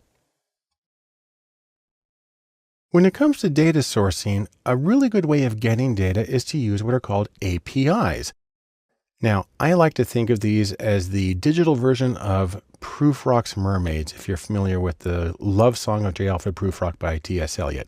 He says, "I have heard the mermaids singing each to each." That's T.S. Eliot. And I like to adapt that to say, APIs have heard apps singing each to each, and that's by me. Now, more specifically, when we talk about an API, what we're talking about is something called an application programming interface. And this is something that allows programs to talk to each other. Its most important use in terms of data science is it allows you to get web data. It allows your program to directly go to the web on its own, grab the data, bring it back in, almost as though it were local data. And that's a really wonderful thing. Now, the most common version of APIs for data science are called REST APIs. That stands for Representational State Transfer. That's the software architectural style of the World Wide Web. And it allows you to access data on web pages via HTTP. That's the Hypertext Transfer Protocol that, runs the web as we know it. And when you download the data, you usually get it in JSON format. That stands for JavaScript Object Notation. The nice thing about that is that's human readable, but it's even better for machines. Then you can take that information and you can send it directly to other programs. And the nice thing about REST APIs is that they're what's called language agnostic, meaning any programming language can call a REST API, can get data from the web, and can do whatever it needs to with it. Now, there are a few kinds of APIs that are really common. The first is what are called social APIs.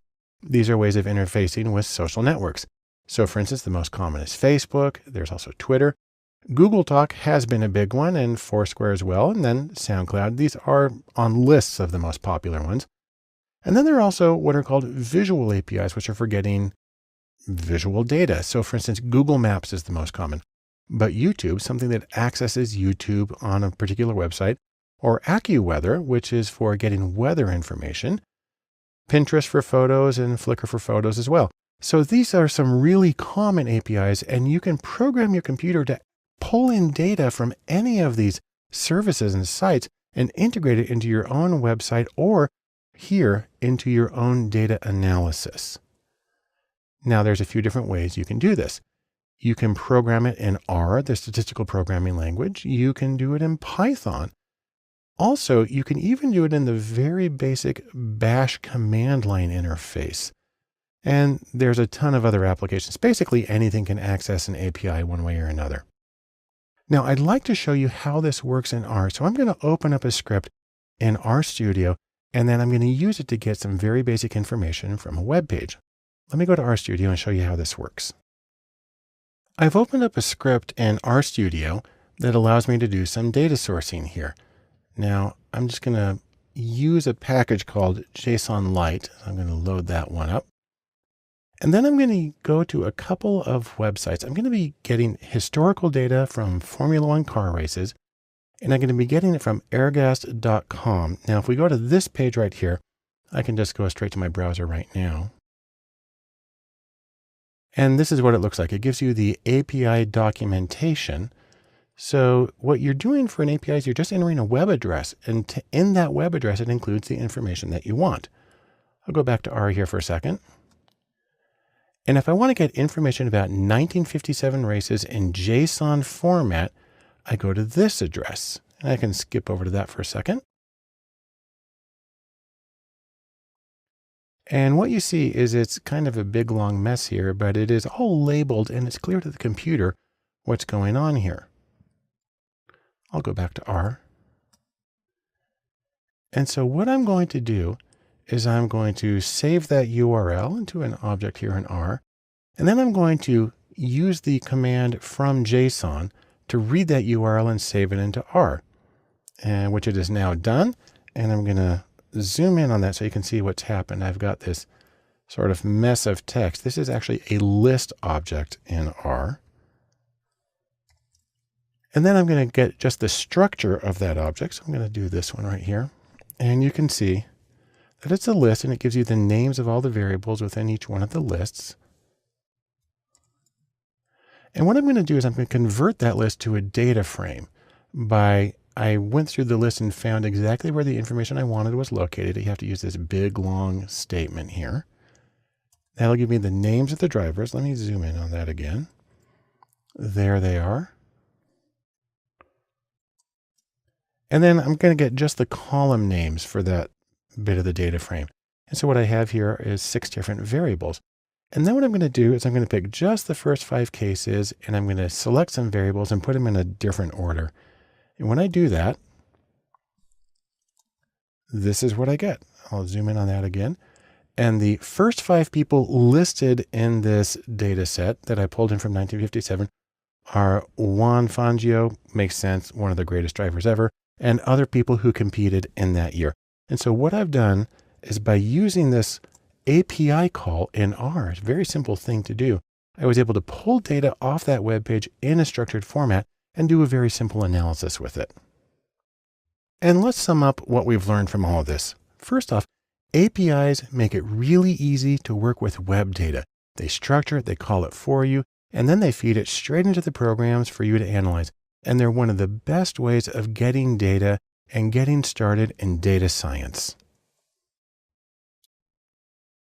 When you're looking for data, another great way of getting data is through scraping. And what that means is pulling information from web pages. I like to think of it as when data is hiding in the open. It's there, you can see it, but there's not an easy, immediate way to get that data. Now, when you're dealing with scraping, you can get data in several different formats.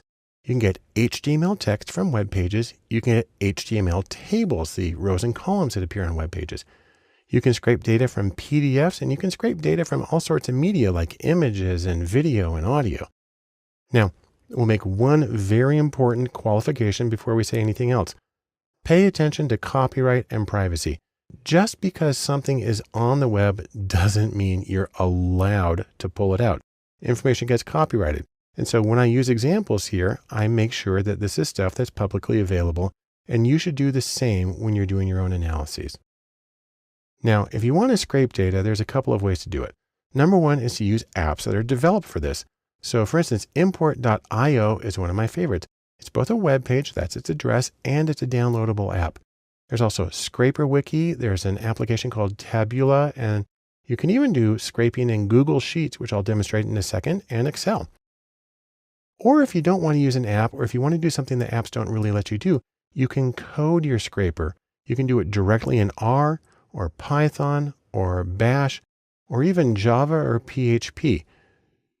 Now, what you're going to do is you're going to be looking for information on the web page.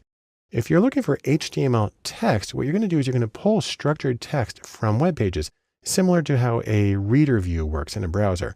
It uses HTML tags on the web page to identify what's the important information. So that's things like body and H1 for header 1 and P for paragraph in the angled brackets. You can also get information from HTML tables, although this is a physical table of rows and columns I'm showing you. This also uses HTML table tags. That's like table and TR for table row and TD for table data. That's a cell. The trick is when you're doing this, you need the table number, and sometimes you just have to find that through trial and error. Let me give you an example of how this works. Let's take a look at this Wikipedia page on the Iron Chef America competition. I'm going to go to the web right now and show you that one. So here we are in Wikipedia, Iron Chef America. And if you scroll down a little bit, you see we got a whole bunch of text here, and we got our table of contents. And then we come down here, we have a table that lists the winners, the statistics for the winners. And let's say we want to pull that from this web page into another program for us to analyze. Well, there's an extremely easy way to do this with Google Sheets. All we need to do is open up a Google Sheet, and in cell A1 of that Google Sheet, we paste in this formula. It's import HTML, then you give the web page, then you say that you're importing a table. You have to put that stuff in quotes and the index number for the table.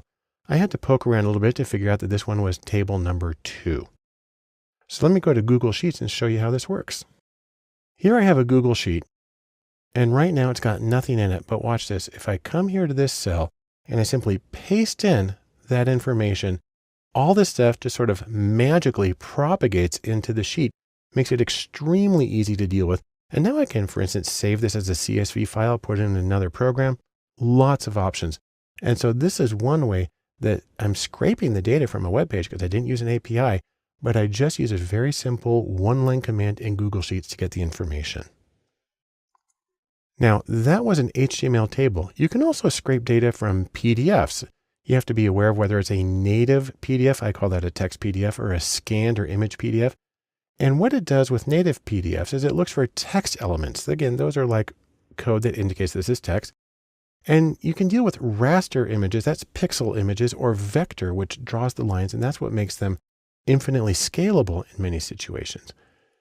And then in PDFs, you can deal with tabular data, but you probably have to use a specialized program like Scraper, Wiki, or Tabula in order to get that. And then finally, media like images and video and audio. Getting images is easy. You can download them in a lot of different ways.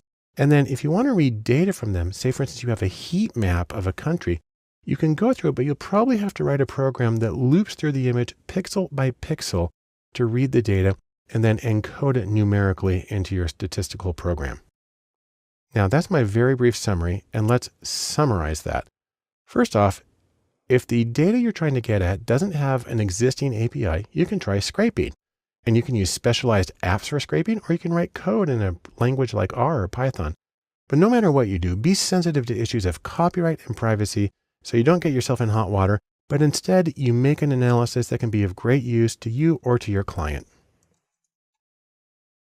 The next step in data sourcing is making data. And specifically, we're talking about getting new data. I like to think of this as you're getting your hands on and you're getting data de novo, new data. So, can't find the data that you need for your analysis? Well, one simple solution is do it yourself. And we're going to talk about a few general strategies used for doing that. Now, these strategies vary on a few dimensions. First off is the role. Are you passive and simply observing stuff that's happening already?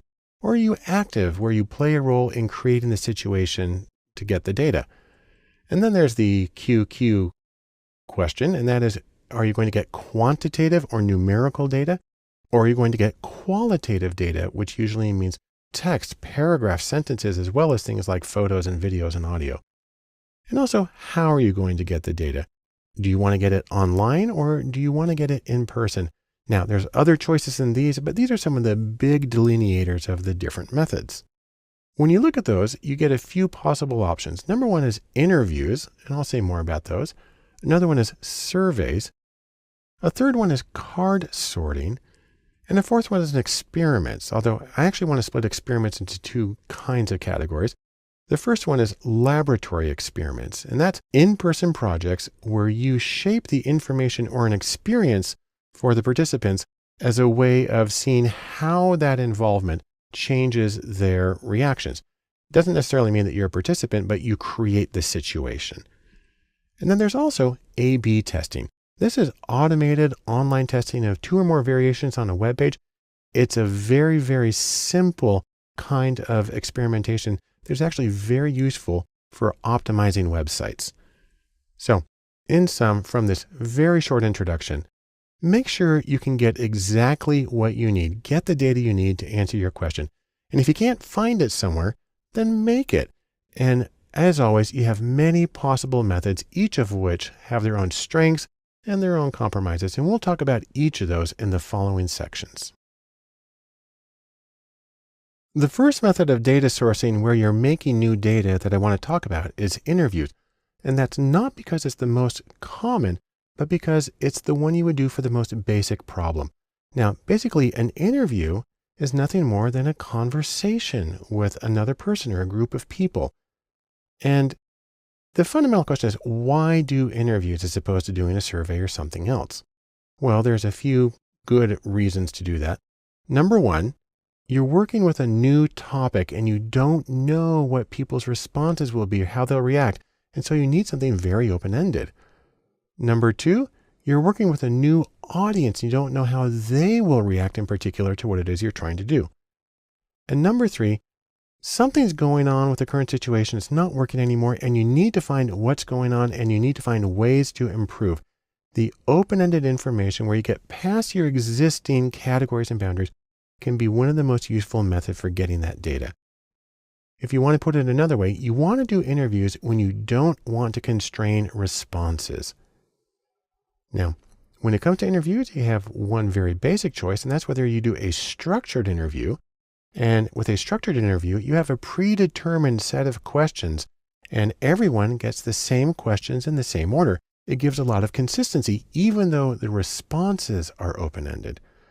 And then you can also have what's called an unstructured interview. And this is a whole lot more like a conversation where you as the interviewer and the person you're talking to, your questions arise in response to their answers. Consequently, an unstructured interview can be different for each person that you talk to. Also, interviews are usually done in person, but not surprisingly, they can be done over the phone or often online. Now, a couple of things to keep in mind about interviews. Number one is time. Interviews can range from just a few minutes to several hours per person. Second is training. Interviewing is a special skill that usually requires specific training. Now, asking the questions is not necessarily the hard part. The really tricky part is the analysis. The hardest part of interviews by far is analyzing the answers for themes and way of extracting the new categories and the dimensions that you need for your further research. The beautiful thing about interviews is they allow you to learn things that you never expected. So, in sum, interviews are best for new situations or new audiences. On the other hand, they can be time-consuming, and they also require special training, both to conduct the interview, but even more to analyze the highly qualitative data that you get from them. An interesting topic in data sourcing when you're making data is card sorting. Now, this isn't something that comes up very often in academic research, but in web research, this can be a really important method. Think of it as what you're trying to do is like building a model of a molecule here. You're trying to build a mental model or a model of people's mental structures. Put more specifically, how do people organize information intuitively? And also, how does that relate to the things that you're doing online? Now, the basic procedure goes like this. You take a bunch of little topics and you write each one on a separate card. And you can do this physically with like 3x5 cards, or there's a lot of programs that allow you to do a digital version of it. Then what you do is you give this information to a group of respondents and the people sort those cards. So they put similar topics with each other, different topics over here, and so on.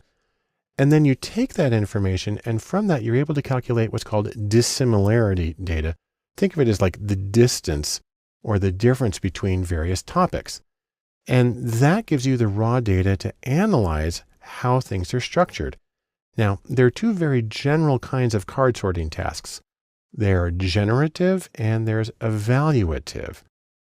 A generative card sorting task is one in which respondents create their own sets, their own piles of cards using any number of groupings they like. And this might be used, for instance, to design a website.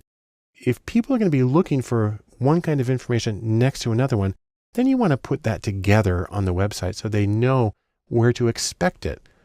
On the other hand, if you've already created a website, then you can do an evaluative card sorting.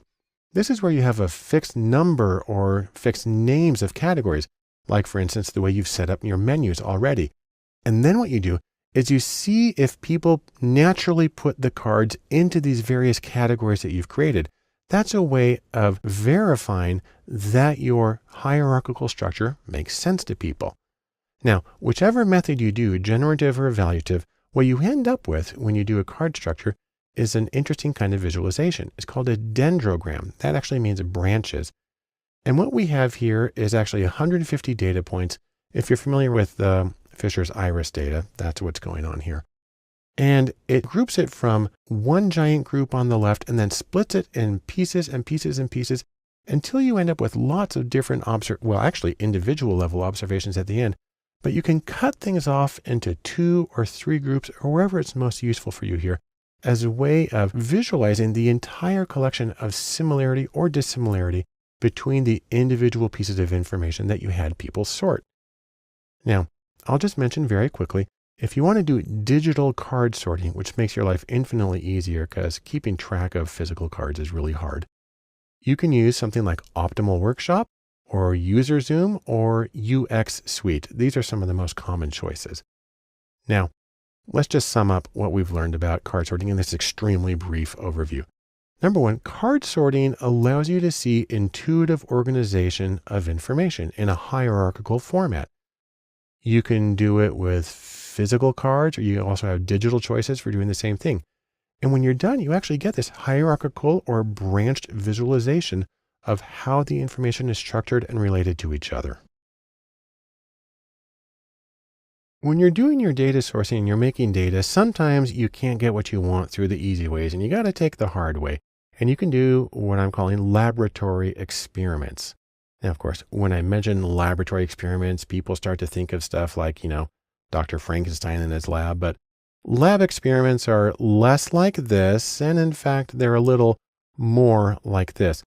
Nearly every experiment I have done in my career has been a paper and pencil one with people in a well-lighted room, and it's not been the threatening kind. Now, the reason you do a lab experiment is because you want to determine cause and effect. And this is the single most theoretically viable way of getting that information. Now, what makes an experiment is the fact that researchers play active roles in experiments with manipulations. Now, people get a little freaked out when they hear manipulations, think that you're coercing people and messing with their mind. All that means is you are manipulating the situation. You're causing something to be different for one group of people or one situation than another. It's a benign thing, but it allows you to see how people react to those different variations. Now, you're going to want to do an experiment. You're going to want to have focused research. It's usually done to test one thing or one variation at a time. And it's usually hypothesis driven. Usually you don't do an experiment until you've done enough background research to say, I expect people to react this way to this situation and this way to the other.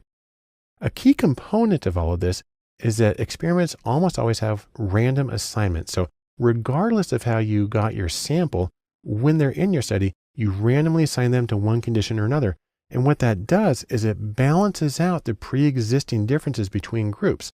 And that's a great way of taking care of confounds and artifacts, the things that are unintentionally associated with differences between groups that provide alternate explanations for your data. If you've done good random assignment and you have a large enough people, then those confounds and artifacts are basically minimized. Now, some places where you're likely to see laboratory experiments in this version are, for instance, eye tracking and web design. That's where you have to bring people in front of a computer and you stick a thing there that sees where they're looking. That's how we know, for instance, that people don't really look at ads on the side of web pages. Another very commonplace is research in medicine and education, and in my field, psychology. And in all of these, what you find is that experimental research is considered the gold standard for reliable, valid information about cause and effect. On the other hand, while it's a wonderful thing to have, it does come at a cost. Here's how that works. Number one, experimentation requires extensive specialized training. It's not a simple thing to pick up. Two, experiments are often very time-consuming and labor-intensive. I've known some that take hours per person. And number three, experiments can be very expensive. So what that all means is you want to make sure that you've done enough background research, and you need to have a situation where it's sufficiently important to get really reliable cause and effect information to justify these costs for experimentation. In sum, laboratory experimentation is generally considered the best method for causality or assessing causality. That's because it allows you to control for confounds through randomization. On the other hand, it can be difficult to do, so be careful and thoughtful when considering whether you need to do an experiment and how to actually go about doing it. There's one final procedure I want to talk about in terms of data sourcing and making new data. It's a form of experimentation. It's simply called A/B testing, and it's extremely common in the web world. So for instance, I just barely grabbed a screenshot of Amazon.com's homepage, and you've got these various elements on the homepage. And I just noticed, by the way, when I did this, that this woman is actually a animated GIF. So she moves around. That was kind of weird. Never seen that before. But the thing about this is this entire layout, how things are organized and how they're on there, will have been determined by variations on A/B testing by Amazon. Here's how it works. For your web page, you pick one element, like what's the headline, or what are the colors, or what's the organization, or how do you word something? And you create multiple versions, maybe just two, version A and version B, which is why you called A/B testing. And then when people visit your web page, you randomly assign those visitors to one version or another. You have software that does that for you automatically. And then you compare the response rates on some response. I'll show you those in a second. And then once you have enough data, you implement the best version. You sort of set that one solid, and then you go on to something else. Now, in terms of response rates, there's a lot of different outcomes you can look at. You can look at how long a person's on a page. You can actually do mouse tracking if you want to. You can look at click-throughs. You can also look at shopping cart value or abandonment. A lot of possible outcomes. All of these contribute through A/B testing to the general concept of website optimization, to make your website as effective as it can possibly be. Now, the idea also is that this is something you're going to do a lot. You can perform A/B tests continually. In fact, I've seen one person say that what A/B testing really stands for is always be testing. Kind of cute, but it does give you the idea that improvement is a constant process.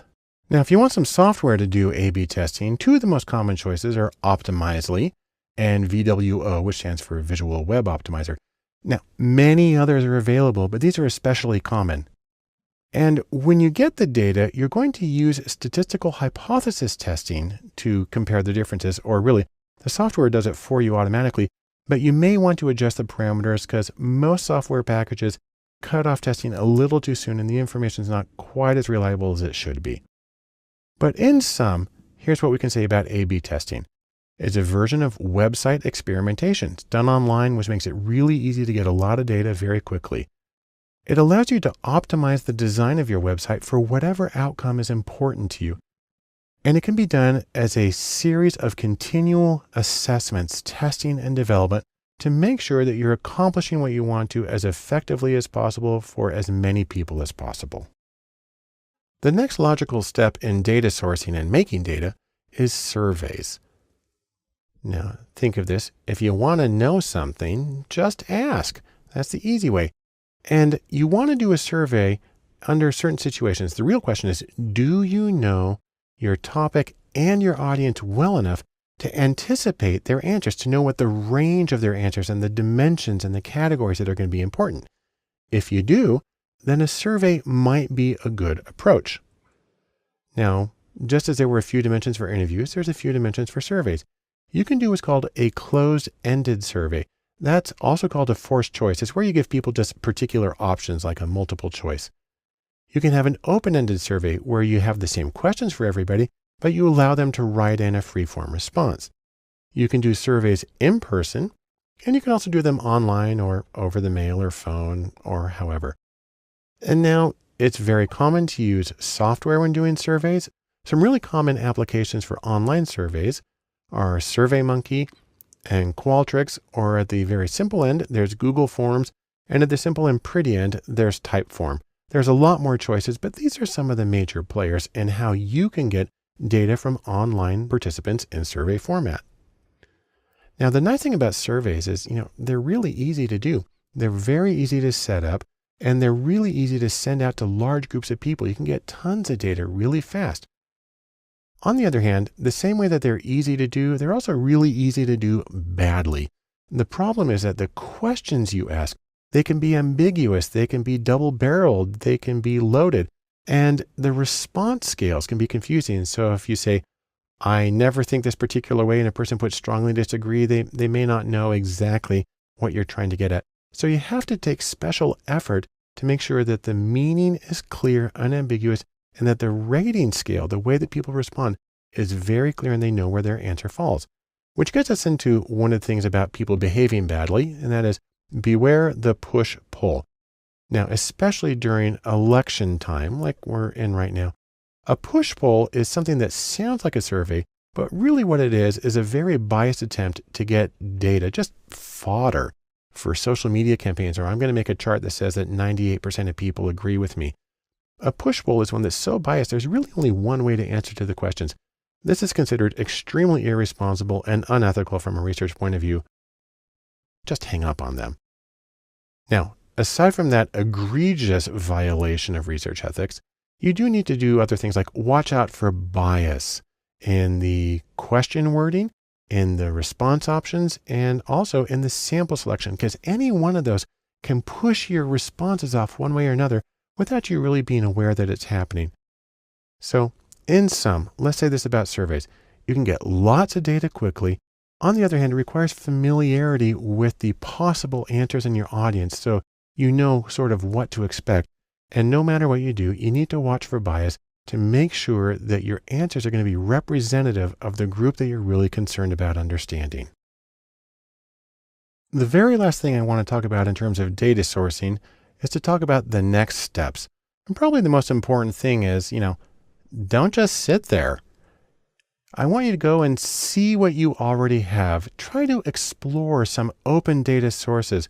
And if it helps, check with a few data vendors. And if those don't give you what you need to do your project, then consider making new data.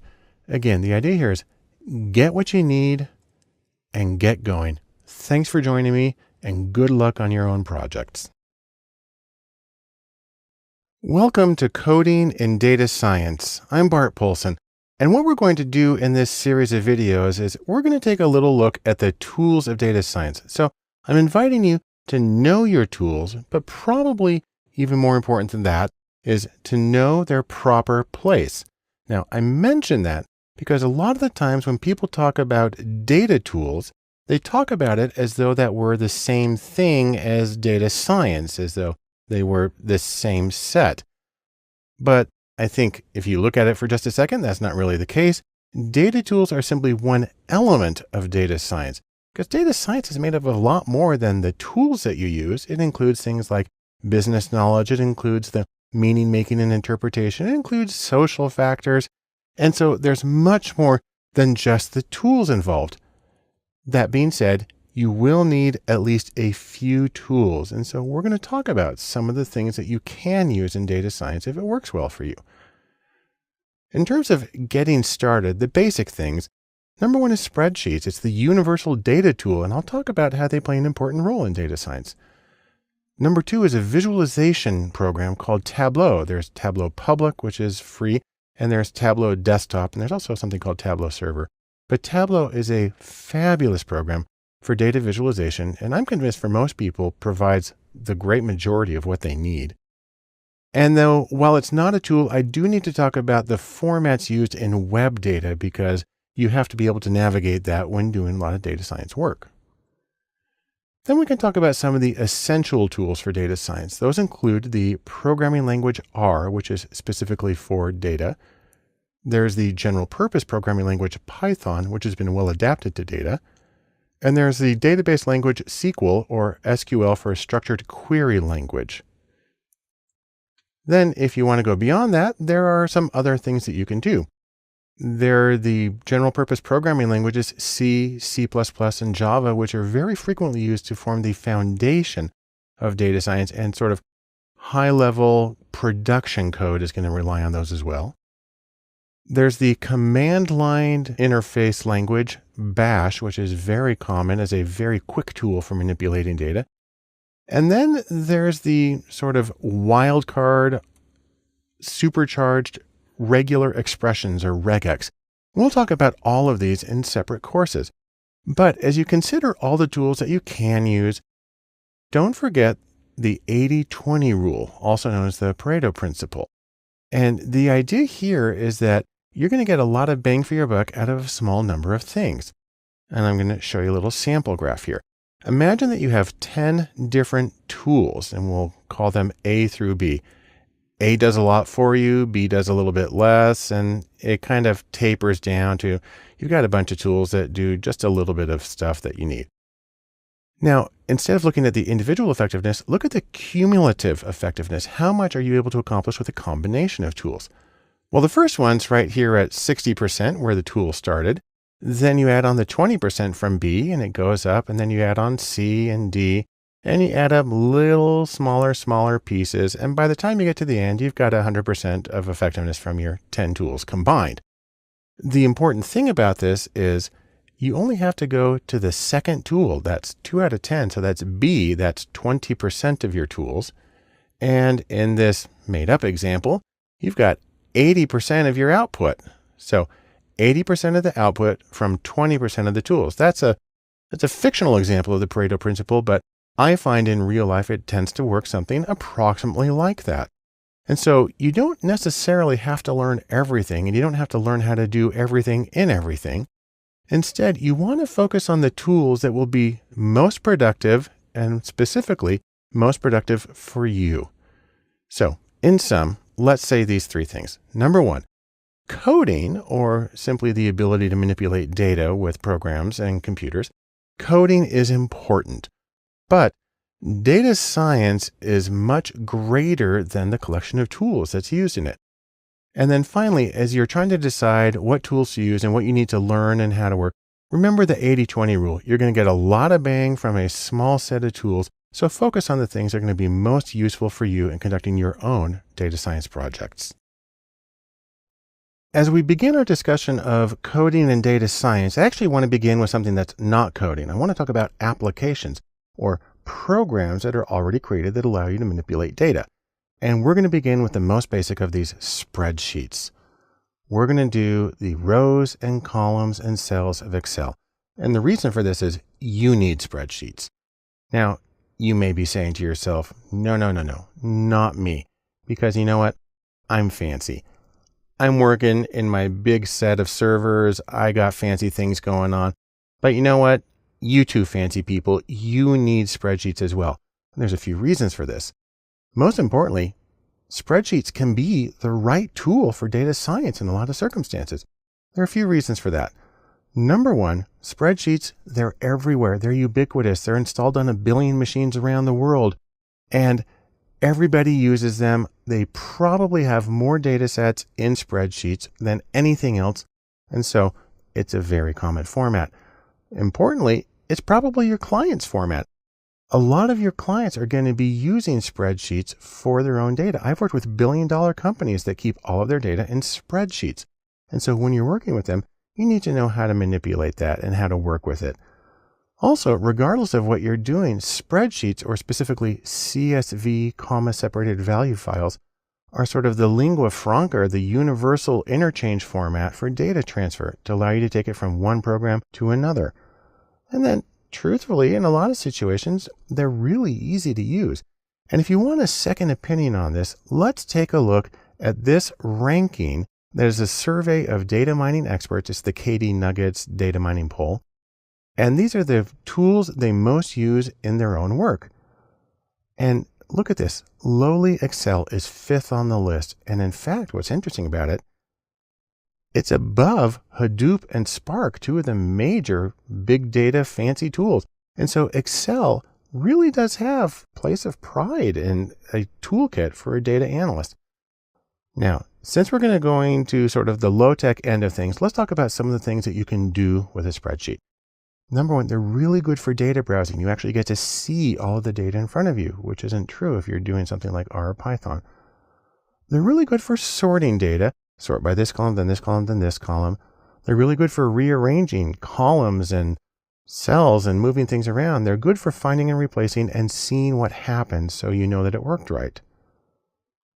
Some more uses.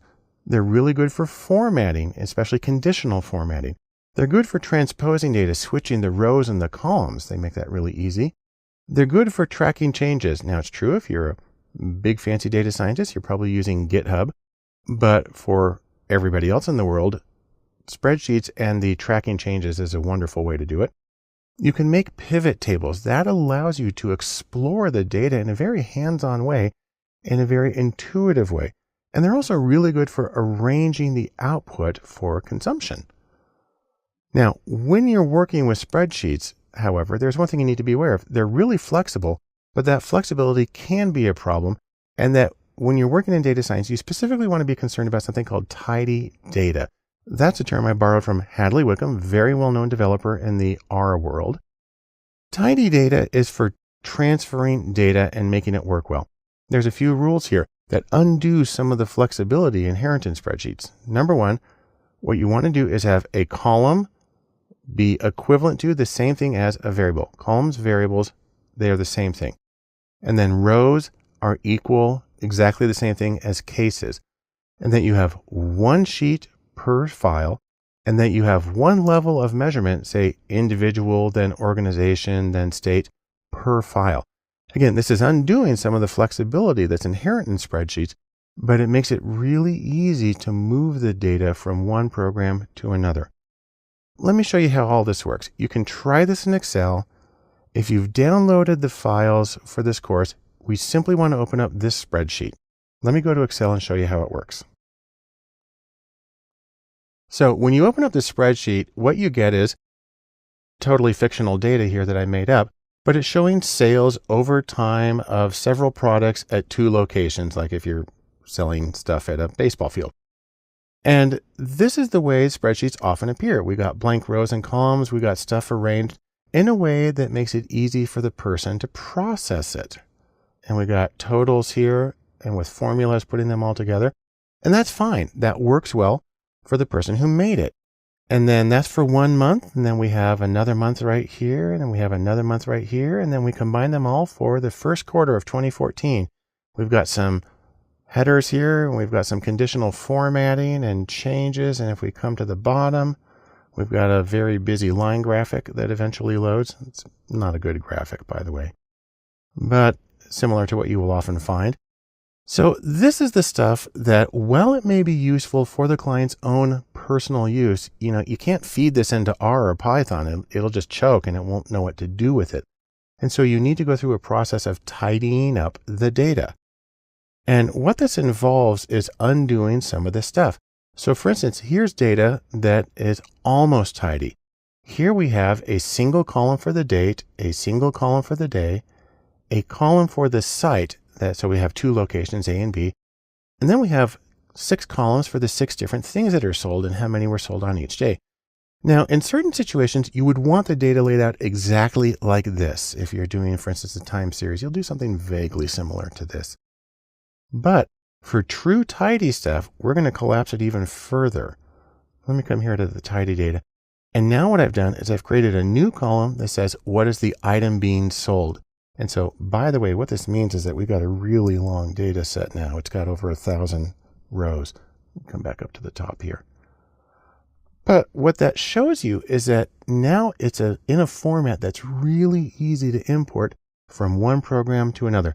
That makes it tidy, and you can remanipulate it however you want once you get to each of those. So let's sum up our little presentation here in a few lines. Number one, no matter who you are, no matter what you're doing in data science, you need spreadsheets. And the reason for that is that spreadsheets are often the right tool for data science. Keep one thing in mind though, and that is as you're moving back and forth from one language to another, tidy data or well-formatted data is going to be important for exporting data into your analytical programmer language of choice. As we move through coding and data science, and specifically the applications that can be used, there's one that stands out for me more than almost anything else, and that's Tableau and Tableau Public. Now, if you're not familiar with these are visualization programs. The idea here is that when you have data, the most important thing you can do is to first look and see what you have and work with it from there. And in fact, I'm convinced that for many organizations, Tableau might be all that they really need. It will give them the level of insight that they need to work constructively with data. So let's take a quick look by going to tableau.com. Now there are a few different versions of Tableau. Right here we have Tableau Desktop and Tableau Server, and these are the paid versions of Tableau. They actually cost a lot of money unless you work for a nonprofit organization, in which case you can get them for free, which is a beautiful thing. What we're usually looking for, however, is not this paid version, but we're looking for something called Tableau Public. And if you come in here and go to products, and we've got these three paid ones, come over here to Tableau Public. And we click on that, it brings us to this page. It's public.tableau.com. And this is the one that has what we want. It's a free version of Tableau with one major caveat. You don't save files locally to your computer, which is why I didn't give you a file to open. Instead, it saves them to the web in a public form. So if you're willing to trade privacy, you can get an immensely powerful application for data visualization. That's a catch for a lot of people, which is why people are willing to pay a lot of money for the desktop version. And again, if you work for a nonprofit, you can get the desktop version for free. But I'm going to show you how things work in Tableau Public. So that's something that you can work with personally. The first thing you want to do is you want to download it. And so you put in your email address, you download, it's going to know what you're on. It's a pretty big download. And once it's downloaded, you can install it and open up the application. And here I am in Tableau Public right here. This is the blank version. By the way, you also need to create an account with Tableau in order to save your stuff online and to see it. We'll show you what that looks like. But you're presented with a blank thing right here. And the first thing you need to do is you need to bring in some data. I'm going to bring in an Excel file. Now, if you've downloaded the files for the course, you'll see that there's this one right here, DSO322 Tableau Public. .xlsx. It's a Excel file, and in fact, it's the one that I used in talking about spreadsheets in the first video in this course. I'm going to select that one, and I'm going to open it. And a lot of programs don't like bringing in Excel because it's got all the worksheets and all the weirdness in it. This one works better with it, but what I'm going to do is I'm going to take the tidy data. By the way, you see that it put them in alphabetical order here. And I'm going to take tiny data, I'm just going to drag it over to let it know that it's the one that I want. And now what it does is it shows me a version of the data set along with things that you can do here. You can rename it. You can create bin groups. There's a lot of things that you can do here. I'm going to do something very, very quick with this particular one. Now I've got the data set right here. What I'm going to do now is I'm going to go to a worksheet. That's where you actually create stuff. Cancel that and go to worksheet 1. Okay, this is a drag and drop interface. And so what we're going to do is we're going to pull the bits and pieces of information we want to make graphics. There's immense flexibility here. I'm going to show you two very basic ones. I'm going to look at the sales of my fictional ballpark items. So I'm going to grab sales right here. And I'm going to put that as the field that we're going to measure. Okay, and you see it put it down right here. And this is our total sales. We're going to break it down by item and by time. So let me take item right here. And you can drag it over here, or I can put it right up here into rows. Those will be my rows, and that's how many we've sold total of each of the items. Fine, that's really easy. And then let's take date, and we'll put that here in columns to spread it across. Now, by default, it's doing it by year. I don't want to do that. I only have 3 months of data. And so what I can do is I can click right here, and I can choose a different time frame. I can go to quarter, but that's not going to help because I only have 1 quarter's worth of data. That's 3 months. I'm going to come down to week. Actually, let me go to day. If I do day, you see it gets enormously complicated, so that's no good. So I'm going to back up to week. And I've got a lot of numbers there, but what I want is a graph. And so to get that, I'm going to come over here and click on this and tell it that I want a graph. And so we're seeing the information, except it lost item. So I'm going to bring item and I'm going to put it back up into this graph to say this is a row for the data. And now I've got rows for sales by week for each of my items. That's great. I want to break it down one more by putting in the site, the place that it's sold. And so I'm going to grab that and I'm going to put it right over here. And now you see I've got it broken down by the item that is sold and the different sites. And I'm going to color the sites. And all I got to do to that is I'm going to grab site and drag it onto color. Now I've got 2 different colors for my sites. And this makes it a lot easier to tell what's going on. And in fact, there's some other cool stuff you can do. One of the things I'm going to do is I can come over here to analytics and I can tell it, for instance, to put an average line through everything. So I'll just drag this over here and say, now we have the average for each line. That's good. And I can even do forecasting. Let me get a little bit of a forecast right here. I'll drag this on. And if you go over here, I can get this out of the way for a second. Now I have a forecast for the next few weeks. And that's a really convenient, quick and easy thing. And again, for some organizations, that might be all that they really need. And so what I'm showing you here is the absolute basic operation of Tableau, which allows you to do an incredible range of visualizations and manipulate the data and create interactive dashboards. There's so much to it, and we'll show that in another course. But for right now, I want to show you one last thing about Tableau Public, and that is saving the files. So now when I come here and save it, it's going to ask me to sign into Tableau Public. Now I sign in, and it asks me how I want to save this. Same name as the video. There we go, and I'm going to hit save.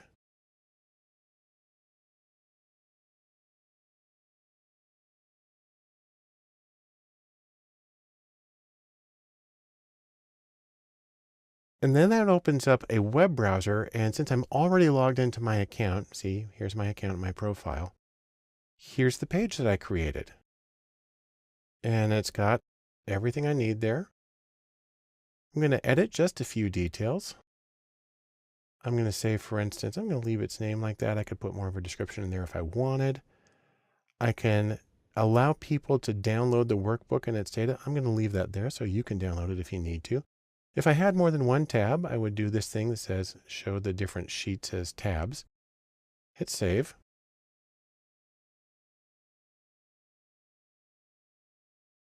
And there's my data set. And also, it's published online and people can now find it. And so what you have here is an incredible tool for creating interactive visualizations. You can create them with drop-down menus and you can rearrange things and you can make an entire dashboard. It's a fabulous way of presenting information. And as I said before, I think that for some organizations, this may be as much as they need to get really good, useful information out of their data. And so I strongly recommend that you take some time to explore with Tableau, either the paid desktop version or the public version, and see what you can do to get some really compelling and insightful visualizations out of your work in data science. For many people, their first experience of coding in data science is with the application SPSS. Now, I think of SPSS, and the first thing that comes to my mind is sort of life in the ivory tower, though this looks more like, Harry Potter. But if you think about it, the package name SPSS comes from Statistical Package for the Social Sciences, Although if you ask IBM about it now, they'll act like it doesn't stand for anything.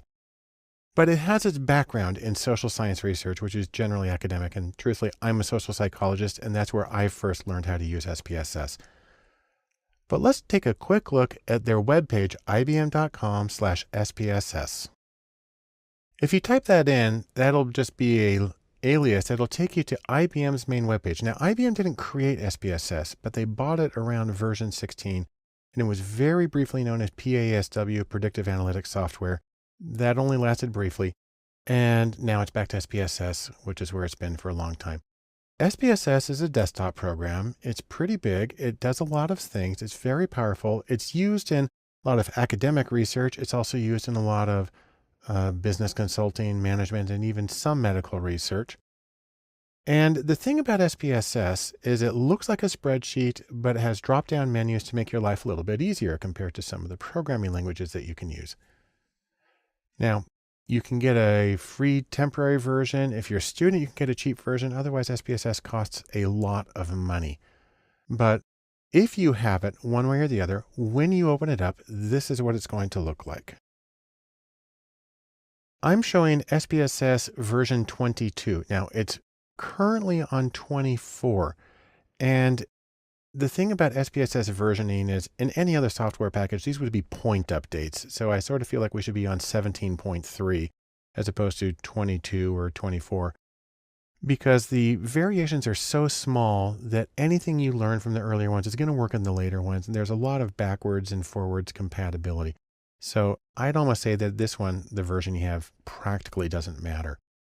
You get this little welcome splash screen, and if you don't want to see it anymore, you can get rid of it. I'm just going to hit cancel here. And this is our main interface. Looks a lot like a spreadsheet. The difference is you have a separate pane for looking at variable information, and then you have separate windows for output, and then an optional one for something called syntax. But let me show you how this works by first opening up a data set. SPSS has a lot of sample data sets in them, but they're not easy to get to, and they're really well hidden. On my Mac, for instance, let me go to where they are. In my Mac, I go to the Finder. I have to go Mac to Applications, to the folder IBM, to SPSS, to Statistics, to 22, the version number, to Samples. Then I have to say I want the ones that are in English. And then it brings them up. The .sav files are the actual data files. There are different kinds in here. So .sps is a different kind of file. And then we have a different one about planning analyses. So there are versions of it. I'm going to open up a file here called marketvalues.sav. It's a small data set in SPSS format. And if you don't have that, you can open up something else. It really doesn't matter for now. By the way, in case you haven't noticed, SPSS tends to be really, really slow when it opens. It also, despite being at version 24, tends to be kind of buggy and crashes. And so when you work with SPSS, you want to get in the habit of saving your work constantly and also being patient when it's time to open the program. So here's a data set that just shows addresses and house values and square feet for some information. This, I don't even know if this is real information. It looks artificial to me. But SPSS lets you do point and click analyses, which is unusual for a lot of things. So I'm going to come up here and I'm going to say, for instance, make a graph. I'm actually going to use what's called a legacy dialog to get a histogram of house prices. So I simply click values, put that right there, and I'll put a normal curve on top of it and hit OK.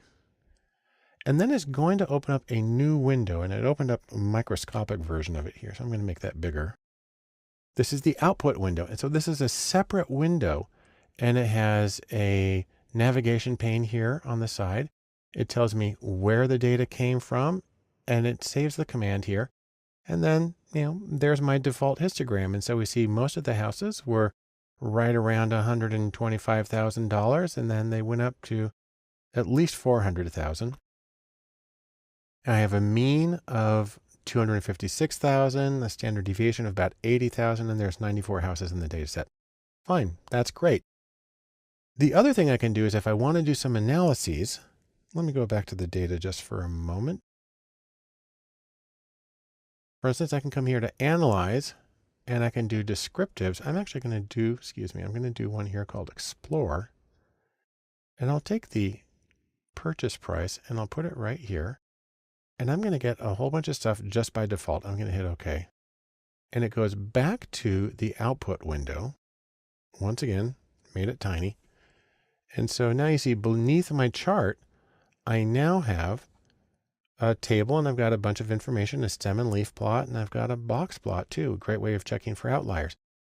And so this is a really convenient way to save things. You can export this information as images. You can export the entire file as an HTML. You can do it as a PDF or a PowerPoint. There's a lot of options here, and you can customize everything that's on here. Now, I just want to show you one more thing that makes your life so much easier in SPSS. You see right here that it's putting down these commands. It's actually saying graph and then histogram normal equals value. And then down here, we've got this little command right here. Most people don't know how to save their work in SPSS, and they kind of just have to do it over again every time. But there's a very simple way to do this. What I'm going to do is I'm going to open up something called a syntax file. I'm going to go to New, Syntax. And this is just a blank window. That's a programming window. It's for saving code. And let me go back to my analysis I did a moment ago. I'll go back to Analyze. I can still get at it right here. And Descriptives and Explore. And my information is still there. And what happens here is even though I set it up with drop-down menus and point and click, if I do this thing paste, then what it does is it takes the code that creates that command and it saves it to this syntax window. And this is just a text file. It saves it as .sps, but it's a text file that can be opened in anything. And what's beautiful about this is it's really easy to copy and paste, and you can even take this into like Word and do find and replace on it. And it's really easy to replicate the analyses. And so for me, SPSS is a good program, but until you use syntax, you don't know the true power of it, and it makes your life so much easier as a way of operating it. Anyhow, this is my extremely brief introduction to SPSS. All I want to say is that it's a very common program, kind of looks like a spreadsheet, but it gives you a lot more power and options, and you can use both drop-down menus and text-based syntax commands as well to automate your work and make it easier to replicate it in the future.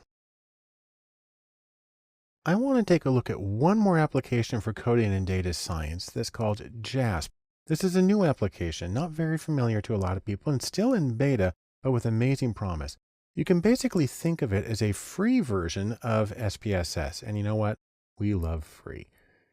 But JASP is not just free, it's also open source, and it's intuitive, and it makes analyses replicable, and it even includes Bayesian approaches. And so take that all together, we're pretty happy and we're jumping for joy. So before we move on, you just may be asking yourself, JASP, what is that? Well, the creators emphatically deny that it stands for just another statistics program, but be that as it may, we'll just go ahead and call it JASP and use it very happily. You can get to it by going to jasp-stats.org, and let's take a look at that right now. JASP is a new program. They say a low-fat alternative to SPSS, but it is a really wonderful, great way of doing statistics. You're going to want to download it, specifying your platform. It even comes in Linux format, which is beautiful. And again, it's beta, so stay posted. Things are updating regularly. And if you're on Mac, you're going to need to use Xquartz, but that's an easy thing to install and makes a lot of things work better. And it's a wonderful way to do analyses. When you open up JASP, it's going to look like this. It's a pretty blank interface, but it's really easy to get going with it. So for instance, you can come over here to File, and you can even choose some example data sets. So for instance, here's one called Big Five. That's personality factors. And you've got data here that's really easy to work with. Let me scroll this over here for a moment. So there's our 5 variables. And let's do some quick analyses with these. Say, for instance, we want to get descriptives. We can pick a few variables. Now, if you're familiar with SPSS, the layout feels very much the same, and the output looks a lot the same. all I have to do is select what I want and it immediately pops up over here. And then I can choose additional statistics. I can get quartiles. I can get the median. And you can choose plots. Let's get some plots. All I do is click on it and they show up. And that's a really beautiful thing. And you can modify these things a little bit. So for instance, I can take the plots and let's see if I can drag that down. And if I make it small enough, I can see the 5 plots. Well, I went a little too far on that one.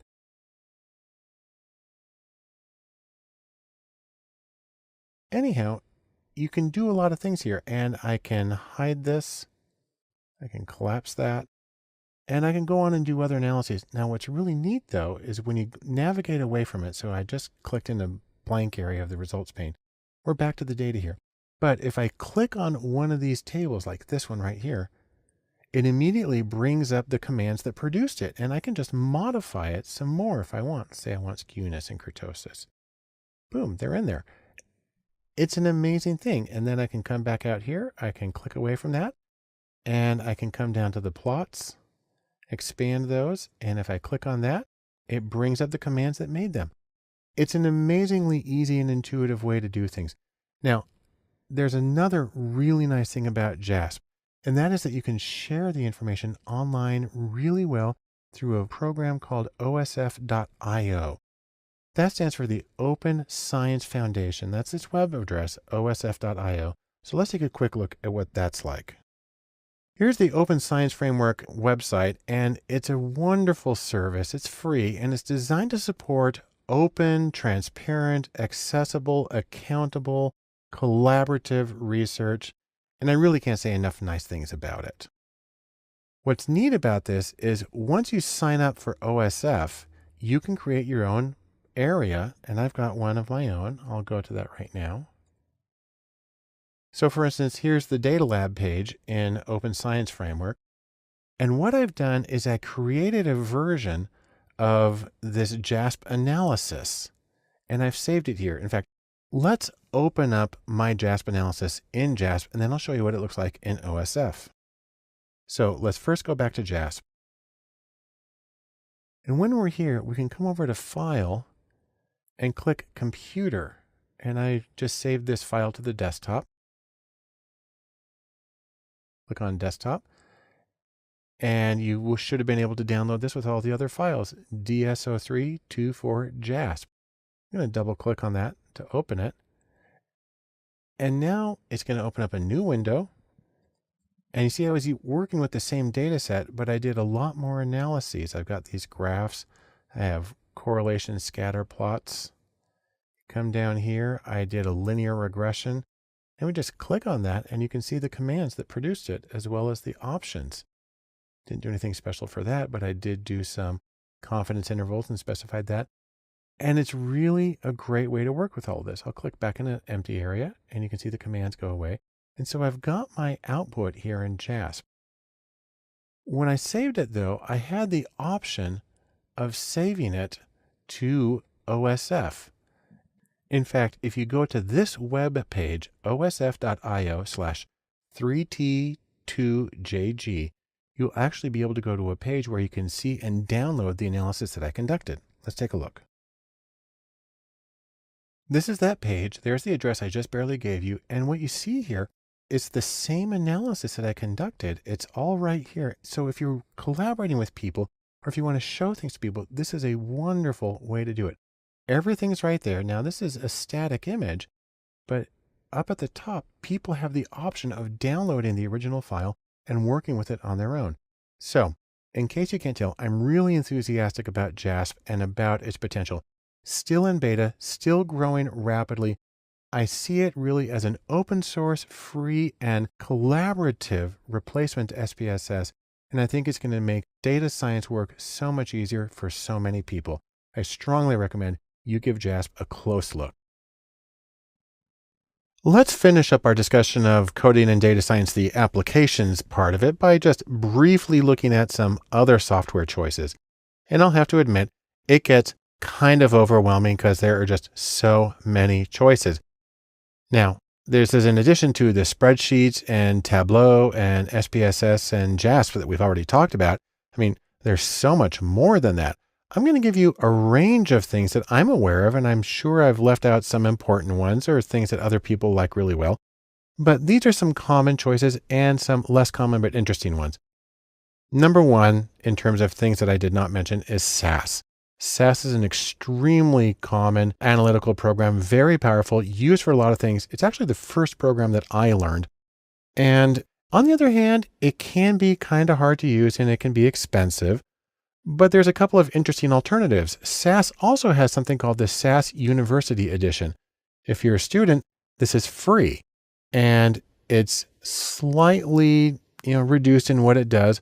But the fact that it's free, and also it runs in a virtual machine, which makes it an enormous download, but it's a good way to learn SAS if it's something that you want to do.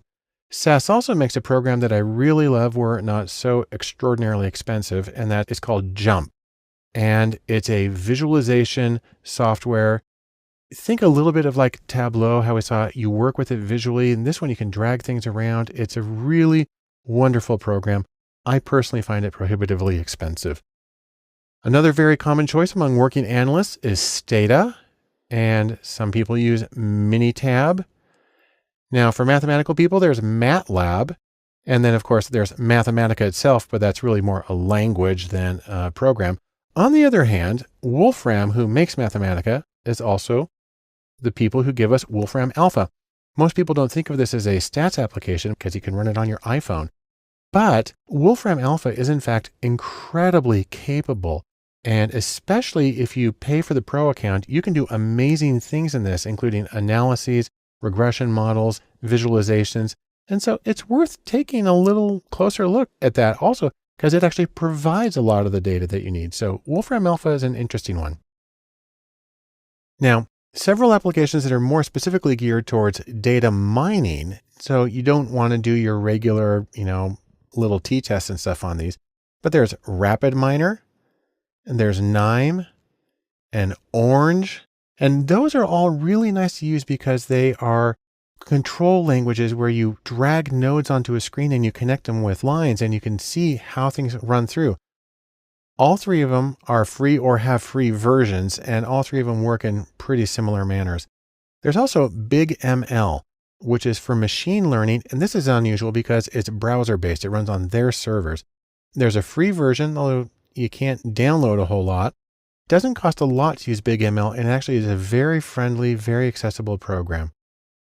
Then in terms of programs you can actually install for free on your own computer, there's one called SOFA Statistics. That means Statistics Open for All. Kind of a cheesy title, but it's a good program. And then one with a web page straight out of 1990 is PAST3. This is paleontological software. On the other hand, does do very general stuff. It runs on many platforms and it's a really powerful thing, and it's free, but it is relatively unknown. And then speaking of relatively unknown, one that's near and dear to my heart is a web application called StatCrunch. It costs, but it costs like $6 or $12 a year. It's really cheap and it's very good, especially for basic statistics and for learning. I used it in some of the classes that I was teaching.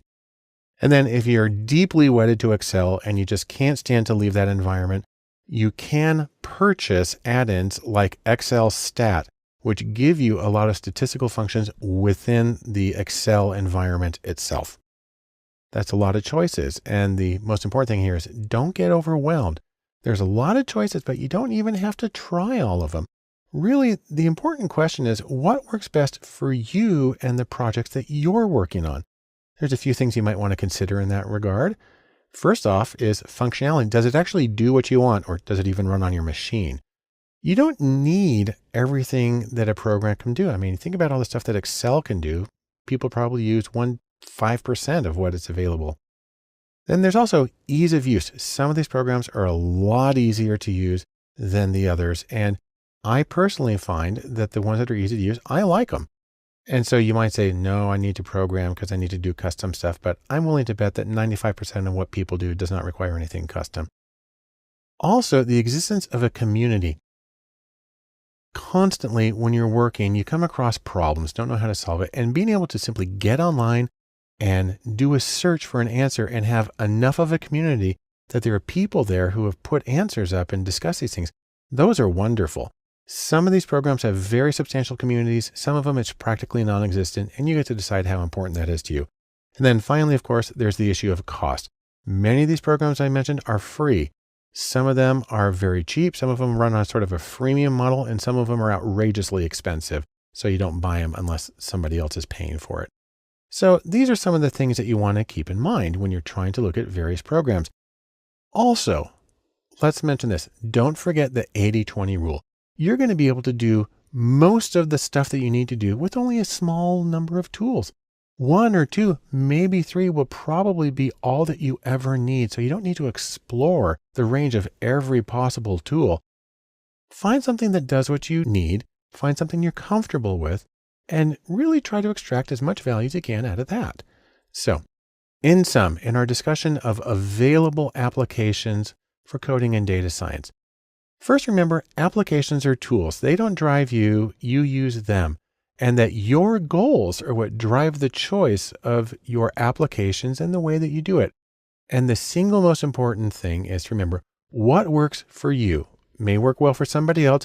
If you're not comfortable with it, if it's not the questions you address, then it's more important to think about what works for you and the projects that you're working on as you make your own choices for tools for working in data science. When you're coding in data science, one of the most important things you can do is be able to work with web data. And if you work with web data, you're going to be working with HTML. Now, in case you're not familiar with it, HTML is what makes the World Wide Web go round. What it stands for is Hypertext Markup Language. And if you've never dealt with web pages before, here's a little secret. Web pages are just text. It's just a text document, but it uses tags to define the structure of the document, and a web browser knows what those tags are and it displays them in the right way. So for instance, some of the tags, they look like this. They're in angle brackets, and you have angle bracket and then a beginning tag, so body. Then you have the body, the main part of your text, and then you have in angle brackets and a backslash body to let the computer know that you're done with that part. You also have P and backslash P for paragraphs. H1 is for header 1, and you put it in between that text. TD is for table data, or the cell in a table, and you mark it off that way. If you want to see what it looks like, just go to this document, DSO331html.txt. I'm going to go to that one right now. Now, depending on what text editor you open this up, it may actually give you the web preview. I've opened it up in TextMate, and so it actually is showing the text the way I typed it. I typed this manually, I just typed it all in there, and I have HTML to say what a document is. I have an empty header, but that sort of needs to be there. This I say what the body is, and then I have some text. LI is for list items. I have headers. This is for a link to a web page. Then I have a small table. And if you want to see what this looks like when it's actually displayed as a web page, we'll just go up here to Window and Show Web Preview. This is the same document, but now it's in a browser. And that's how you make a web page. Now, I know this is very fundamental stuff, but the reason this is important is because if you're going to be extracting data from the web, you have to understand how that information is encoded in the web and is going to be in HTML most of the time for a regular web page. Now, I will mention something that there's another thing called CSS, and web pages use CSS to define the appearance of a document. HTML is theoretically there to give the content, and CSS gives the appearance, and that stands for Cascading Style Sheets.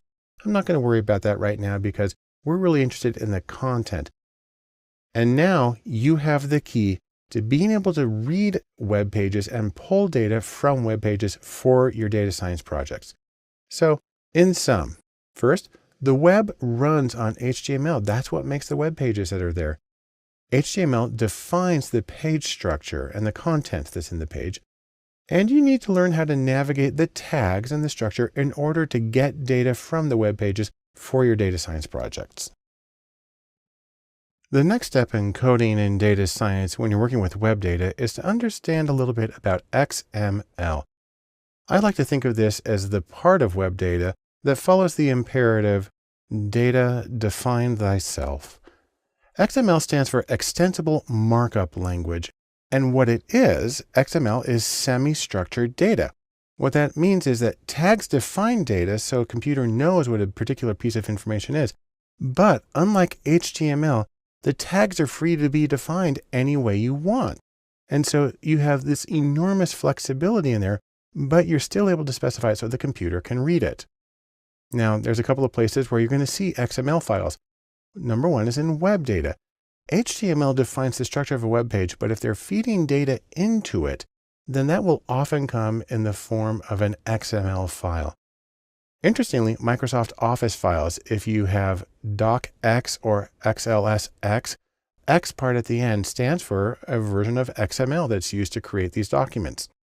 If you use iTunes, the library information that has all of your artists and your genres and your ratings and stuff, that's all stored in an XML file. And then finally, data files that often go with particular programs can be saved as XML as a way of representing the structure of the data to the program. And for XML, tags use opening and closing angle brackets just like HTML did. Again, the major difference is that you're free to define the tags however you want. So for instance, thinking about iTunes, you can define a tag that's genre, and you have the angle brackets and genre to begin that information. And then you have the angle brackets with the backslash to let it know you're done with that piece of information. Or you can do it for composer, or you can do it for rating, or you can do it for comments. And you can create any tags you want, and you put the information in between those two things. Now, let's take an example of how this works. I'm going to show you a quick data set that comes from the web.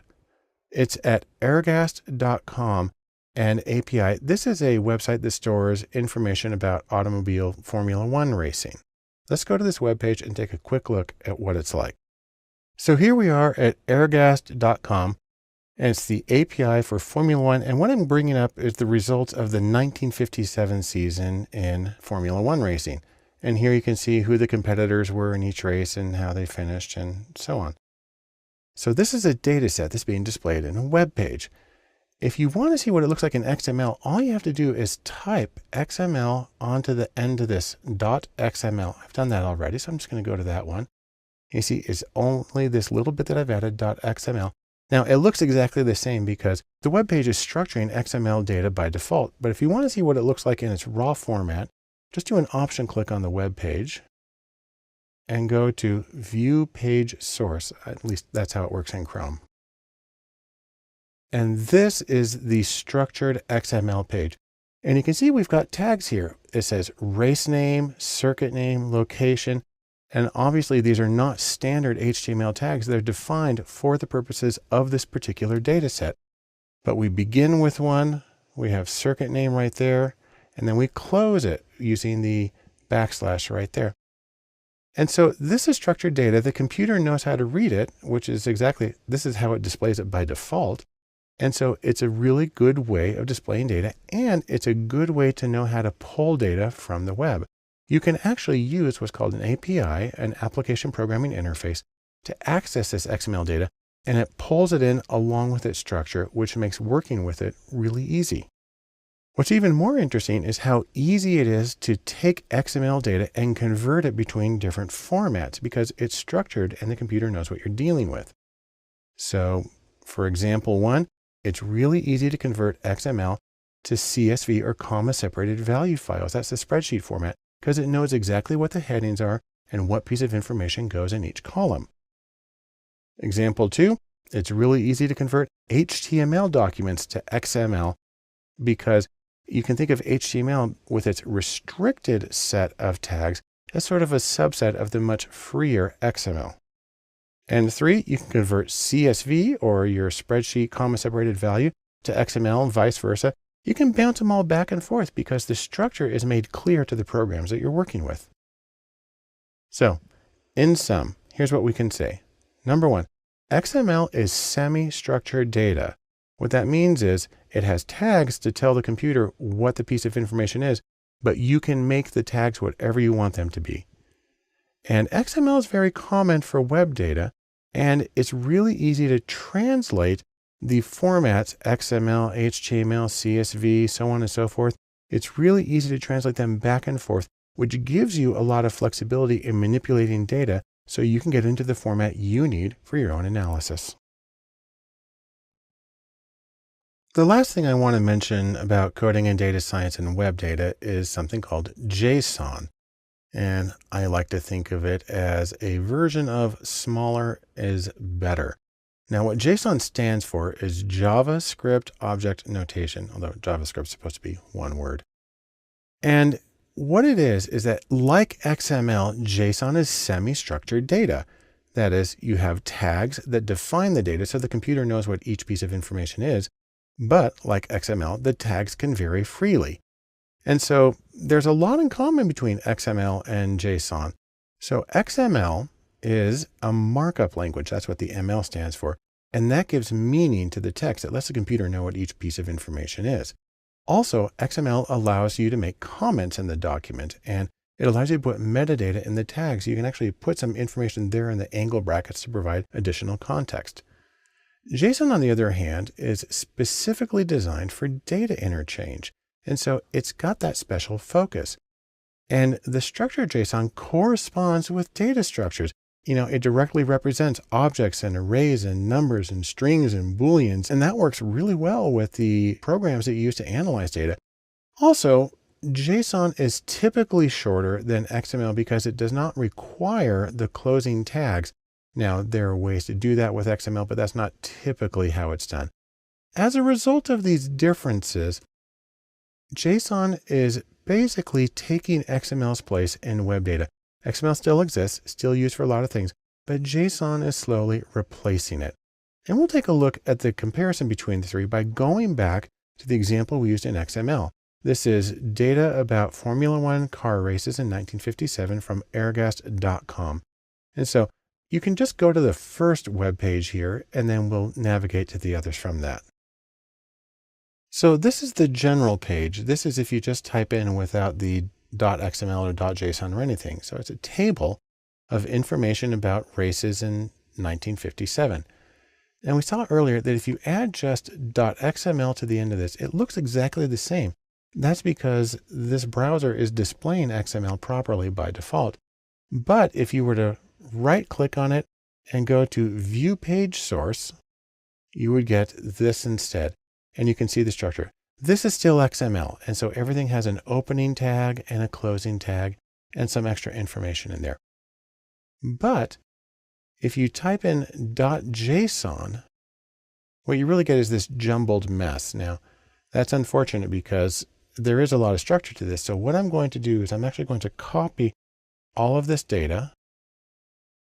And then I'm going to go to a little web page. There's a lot of things you can do here. And it's a cute phrase. It's called JSON Pretty Print. And that is make it look structured so it's easier to read. I just paste that in there and hit Pretty Print JSON. And now you can see the hierarchical structure of the data. The interesting thing is that the JSON tags only have tags at the beginning. So it says series in quotes and then a colon. And then it gives the piece of information in quotes and a comma, and it moves on to the next one. And this is a lot more similar to the way that data would be represented in something like R or Python. And so it's also more compact. Again, there's things you can do with XML, but this is one of the reasons that JSON is generally becoming preferred as a data carrier for websites. And as you might have guessed, it's really easy to convert between the formats. It's easy to convert between XML, JSON, CSV, etc. And so you can get a web page where you just paste one version in and you get the other version out. There are some differences, but for the vast majority of situations, they're just kind of interchangeable. So in sum, what do we get from this? Like XML, JSON is semi-structured data where there are tags that say what the information is, but you can define the tags however you want. And JSON is specifically designed for data interchange. And because it reflects the structure of the data in the programs, that makes it really easy. And then also because it's relatively compact, JSON is replacing gradually XML on the web as a container for data on web pages. If we're going to talk about coding and data science and the languages that are used, then first and foremost is R. The reason for that is, according to many standards, R is the language of data and data science. For example, take a look at this chart. This is a ranking based on a survey of data mining experts of the software that they use in doing their work. And R is right there at the top. R is first. And in fact, that's important because there's Python, which is usually taken hand in hand with R for data science, but R sees 50% more use than Python does, at least in this particular list. Now, there's a few reasons for that popularity. Number one, R is free and it's open source, both of which make things very easy. Second, R is specially developed for vector operations. That means it's able to go through an entire list of data without having to write for loops to go through it. If you've ever had to write for loops, then you know that that would be kind of disastrous having to do that with data analysis. Next, R has a fabulous community behind it. It's very easy to get help on things with R. You Google it, you're going to end up in a place where you're going to be able to find good examples of what you need. And probably most importantly, R is very capable on its own, but there are 7,000 packages, actually it's many more than that, 7,000 packages that add capabilities to R. Essentially, it can do anything. Now, when you're working with R, you actually have a choice of interfaces. That is, how do you actually do the coding and how do you get your results? R comes with its own IDE or interactive development environment. You can do that, or if you're on a Mac or a Linux, you can actually do R through the terminal, through command line. If you've installed R, you just type R and it starts up. There's also a very popular development environment called RStudio, and that's actually the one that I use and I'll be using for all of my examples. But another new competitor is Jupyter, which is very commonly used for Python. It's what I use for examples there. It works in a browser window, even though it's locally installed. And RStudio and Jupyter, there's pluses and minuses to each one of them. I'll mention them as we get to them. But no matter what interface you use, R's command line, you are typing lines of code in order to get the commands. Some people get really scared about that, but really there's some advantages to that in terms of the replicability and really the accessibility, the transparency of your commands. So for instance, here's a short example of some commands in R. You can enter them into what's called the console, and that's just like one line at a time. That's called an interactive way. Or you can save scripts and run bits and pieces of them selectively. That makes your life a lot easier. No matter how you do it, if you're familiar with programming in other languages, then you're going to find that R is a little weird. It has an idiosyncratic model. It makes sense once you get used to it, but it is a different approach. And so it does take some adaptation if you're accustomed to programming in other languages. Now, once you do your programming and get your output, what you're going to get is graphs in a separate window. You're going to get text and numbers, numerical output in the console. And no matter what you get, you can save the output to files. So that makes it portable. You can do it in other environments. But most importantly, I like to think of this. Here's our box of chocolates where you never know what you're going to get. The beauty of R is in the packages that are available to expand its capabilities. Now, there are two sources of packages for R. One goes by the name of CRAN, and that stands for the Comprehensive R Archive Network. And that's at cran.rstudio.com. And what that does is it takes these 7,000 or so different packages that are available, and it organizes them in topics that they call task views.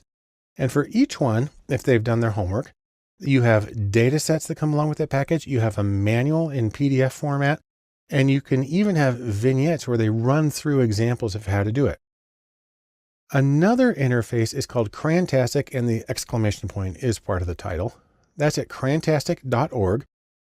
And what this is an alternative interface that links to CRAN. So if you find something like in Crantastic and you click on the link, it's going to open in CRAN. But the nice thing about Crantastic is it shows the popularity of packages, and it also shows how recently they were updated. And that can be a nice way of knowing that you're getting sort of the latest and greatest. Now, from this very abstract presentation, we can say a few things about R. Number one, according to many, R is the language of data science. And it's a command line interface. You're typing lines of code. So that gives it both a strength and it's a challenge for some people. But the beautiful thing is the thousands and thousands of packages of additional code and capability that are available for R that make it possible to do nearly anything in this statistical programming language. When talking about coding in data science in the languages, along with R, we need to talk about Python. Now, Python, the snakes, is a general purpose program that can do it all, and that's its beauty. If we go back to this survey of the software used by data mining experts, you see that Python's there. It's number 3 on the list. And what's significant about that is on this list, Python is the only general purpose programming language. It's the only one that can theoretically be used to develop any kind of application that you want. That gives it some special power compared to all these others, most of which are very specific to data science work. So the nice things about Python are, number one, it's general purpose. It's also really easy to use. And if you have a Macintosh or a Linux computer, Python is built into it. Also, Python has a fabulous community around it with hundreds of thousands of people involved. And also, Python has thousands of packages. Now, it actually has something like 70 or 80,000 packages, but in terms of ones that are specific to data, there are still thousands available that give it some incredible capabilities. Now, a couple of things to know about Python. First is about versions. There are 2 versions of Python that are in wide circulation. There's 2.x, so that means like 2.5, 2.6, and there's 3.x, 3.1, 3.2. Version 2 and version 3 are similar, but they're not identical. And in fact, the problem is this. There are some compatibility issues where code that runs in one does not run in the other. And consequently, most people have to choose between one or the other. And what this leads to is that many people still use 2.x. I have to admit, the examples that I use, I'm using 2.x because so many of the data science packages are developed with that in mind. Now, let me say a few things about interfaces for Python. First, Python does come with its own interactive development and learning environment. They call it idle. You can also run it from the terminal or command line interface or any IDE that you have. Now, a very common and very good choice is Jupyter. Jupyter is a browser-based framework for programming, and it was originally called IPython, and that served as its initial version. So a lot of times when people talk about IPython, what they're really talking about is Python in Jupyter, and the two are sometimes used interchangeably. One of the neat things you can do is there are 2 companies, there's Continuum and Endthought, both of which have made special distributions of Python with hundreds and hundreds of packages pre-configured to make it very easy to work with data. I personally prefer Continuum Anaconda. It's the one that I use. A lot of other people use it, but either one's going to work and it's going to get you up and running. And like I said with R, no matter what interface you use, all of them are command line. You're typing lines of code. Again, there are some tremendous strengths to that, but it can be intimidating to some people at first. In terms of the actual commands of Python, you have some examples here on the side. The important thing to remember is that it's a text interface. On the other hand, Python is familiar to millions of coders because it's very often a first programming language that people learn to do general purpose programming. And there are a lot of very simple adaptations for data that make it very powerful for data science work. So let me say something else again. Data science loves Jupyter, and Jupyter is the browser-based framework. It's a local installation, but you access it through a web browser that makes it possible to really do some excellent work in data science. There's a few reasons for this. When you're working in Jupyter, you get text output, and you can use what's called Markdown as a way of formatting documents. You can get inline graphics where the graphics just show up directly beneath the code that you did it. Also, it's really easy to organize and present and to share analyses that are done in Jupyter, which makes it a strong contender for your choices in how you do data science programming. Another one of the beautiful things about Python, like R, is that there are thousands of packages available.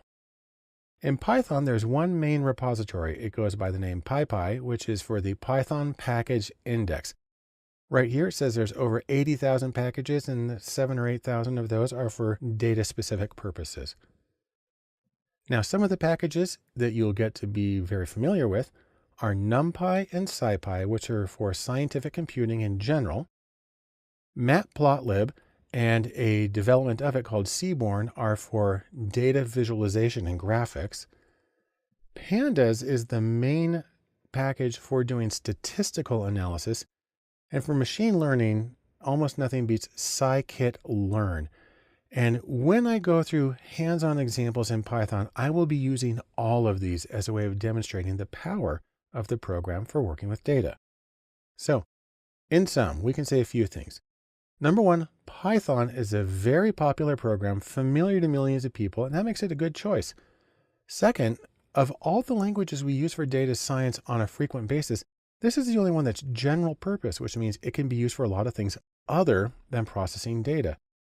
And it gets its power, like R does, from having thousands of contributed packages, which greatly expand its capabilities, especially in terms of doing data science work. A choice for coding in data science, one of the languages that may not come immediately to mind when they think data science, is SQL or SQL. And SQL is the language of databases. And we think, why do we want to work in SQL?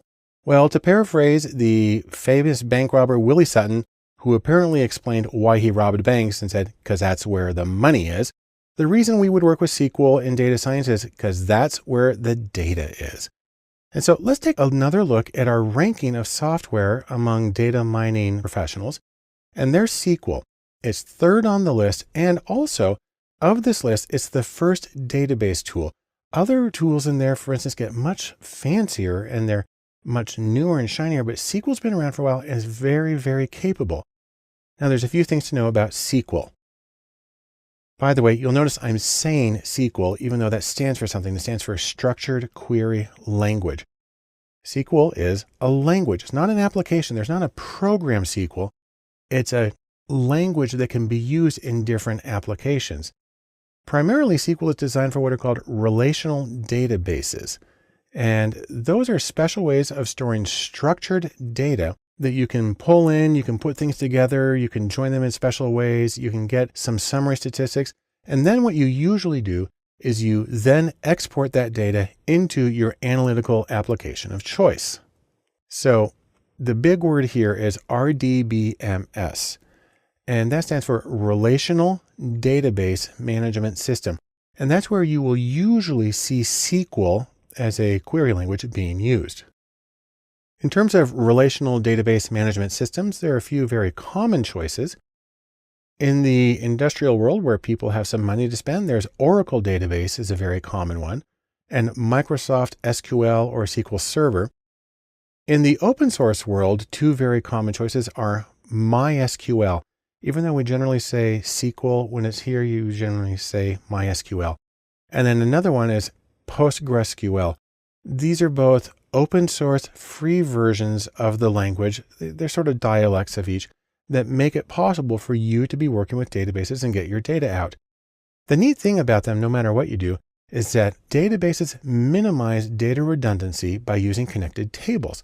Each table has rows and columns, and they store different levels or different of abstraction or measurement, which mean you only have to put the information in one place and then it can refer to lots of other tables. Makes it very easy to keep things organized and up to date. When you're looking at a way of working with a relational database management system, you get to choose in part between using a graphical user interface or GUI, and some of those include SQL Developer and SQL Server Management Studio, two very common choices. And there are a lot of other ones like Toad and some other choices that are graphical interfaces for working with these databases. And there are also text-based interfaces. So really any command line interface and any interactive development environment or programming tool is going to be able to do that. Now you can think of yourself being on the command deck of your ship and learn a few basic commands that are very important for working with SQL. There are just a handful of commands that can get you most of where you need to go. There is the select command where you're choosing the cases that you want to include. From says which tables are you going to be extracting them from. Where is a way of specifying conditions, and then order by, obviously, is just a way of putting it all together. This works because usually when you're in a SQL database, you're just pulling out the information. You want to select it, you want to organize it, and then what you're going to do is you're going to send the data to your program of choice for further analysis, like R or Python or whatever. So in sum, here's what we can say about SQL. Number one, as a language, it's generally associated with relational databases, which are very efficient and well-structured ways of storing data. Just a handful of basic commands can be extremely useful when working with databases. You don't have to be a super ninja expert. Really, a handful, 5-10 commands will probably get you everything you need out of a SQL database. And then once you get the data organized, it's typically exported to some other program for analysis. When you talk about coding in any field, one of the languages or one of the groups of languages that come up most often are C, C++, and Java.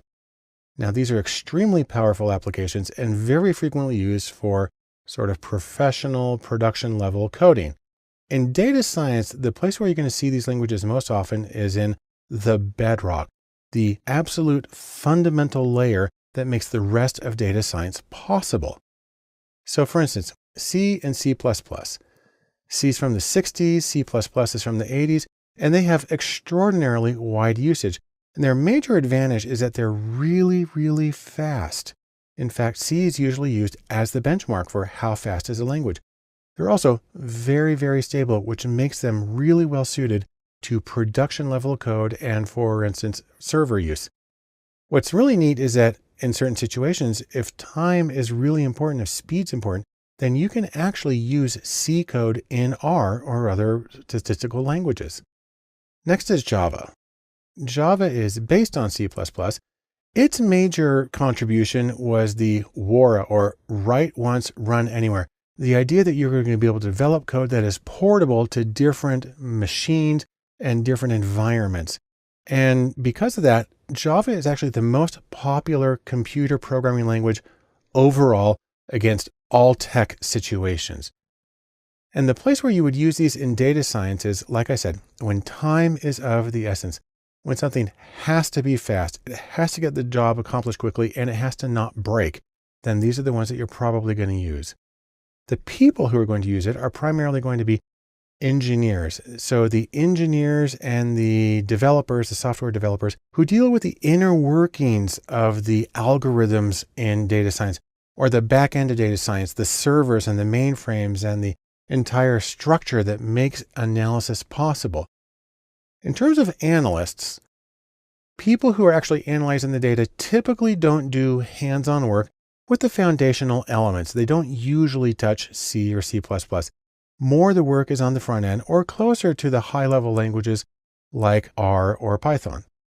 In sum, C, C++, and Java form a foundational bedrock and the back end of data and data science. And they do this because they're very fast and they are very reliable. On the other hand, given their nature, that work is typically reserved for the engineers who are working with the equipment that runs in the back that makes the rest of the analysis possible. I want to finish our extremely brief discussion of coding in data sciences and the languages that can be used by mentioning one other that's called Bash. And Bash really is a great example of old tools that have survived and are still being used actively and productively with new data. You can think of it this way. It's almost like typing on your typewriter. You're working at the command line. You're typing out code through a command line interface, or CLI. Now, this method of interacting with computers practically goes back to the typewriter phase because it predates monitors. So before you even had a monitor, you would type in the code and it would print it out on a piece of paper. And the important thing to know about the command line is it's simply a method of interacting. It's not a language because lots of different languages can run at the command line. So for instance, it's important to talk about the concept of a shell. Now in computer science, a shell is a language or something that wraps around the computer. It's a shell around the language that is the interaction level for the user to get things done at the lower levels that aren't really human friendly. On Mac computers and Linux, the most common is Bash, which is short for Born Again Shell.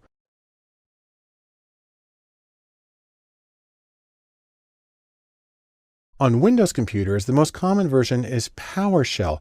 But whatever you do, there actually are a lot of choices. There's the Bourne shell, there's the C shell, which is why I have a C shell right here. The Z shell, there's Fish for a friendly interactive shell, and a whole bunch of other choices. But Bash is the most common on Mac and Linux, and PowerShell is the most common on Windows as a method of interacting with the computer at the command line level. Now there's a few things you need to know about this. First, you have a prompt of some kind. In Bash, it's a $sign. And that just means type your command here. Then the other thing is you type one line at a time. It's actually amazing how much you can get done with what's called a one-liner program by sort of piping things together so one feeds into the other. You can run more complex commands if you use a script. And so you call a text document that has a bunch of things in it, and you can get much more elaborate analyses done. Now we have our tools here. In Bash, we talk about utilities. And what these are specific programs that accomplish specific tools. Bash really thrives on do one thing and do it very well. There are two general categories of utilities for Bash. Number one is the built-ins. These are the ones that come installed with it. And so you're able to use them at any time by simply calling in their name. Some of the most common ones are cat, which is for catenate, and that's to put information together. There's awk, which is its own interpreted programming language, but it's often used for text processing from the command line. By the way, the name awk comes from the initials of the people who created it. Then there's grep, which is for global search with a regular expression, and print. It's a way of searching for information. And then there's sed, which stands for stream editor. And its main use is to transform text. You can do an enormous amount with just these four utilities. A few more are head and tail that display the first or last 10 lines of a document. Sort and unique, which sort and count the number of unique answers in a document. WC, which is for word count. And printf, which formats the output that you get in your console. And while you can get a huge amount of work done with just this small number of built-in utilities, there are also a wide range of installables or other command line utilities that you can add to Bash or to whatever program you're using. So for instance, some really good ones that have been recently developed are JQ, which is for pulling in JSON or JavaScript object notation data from the web. And then there's JSON to CSV, which is a way of converting JSON to CSV format, which is what a lot of statistical programs are going to be happier with. There's Rio, which allows you to run a wide range of commands from the statistical programming language R in the command line as part of Bash. And then there's BigMLer.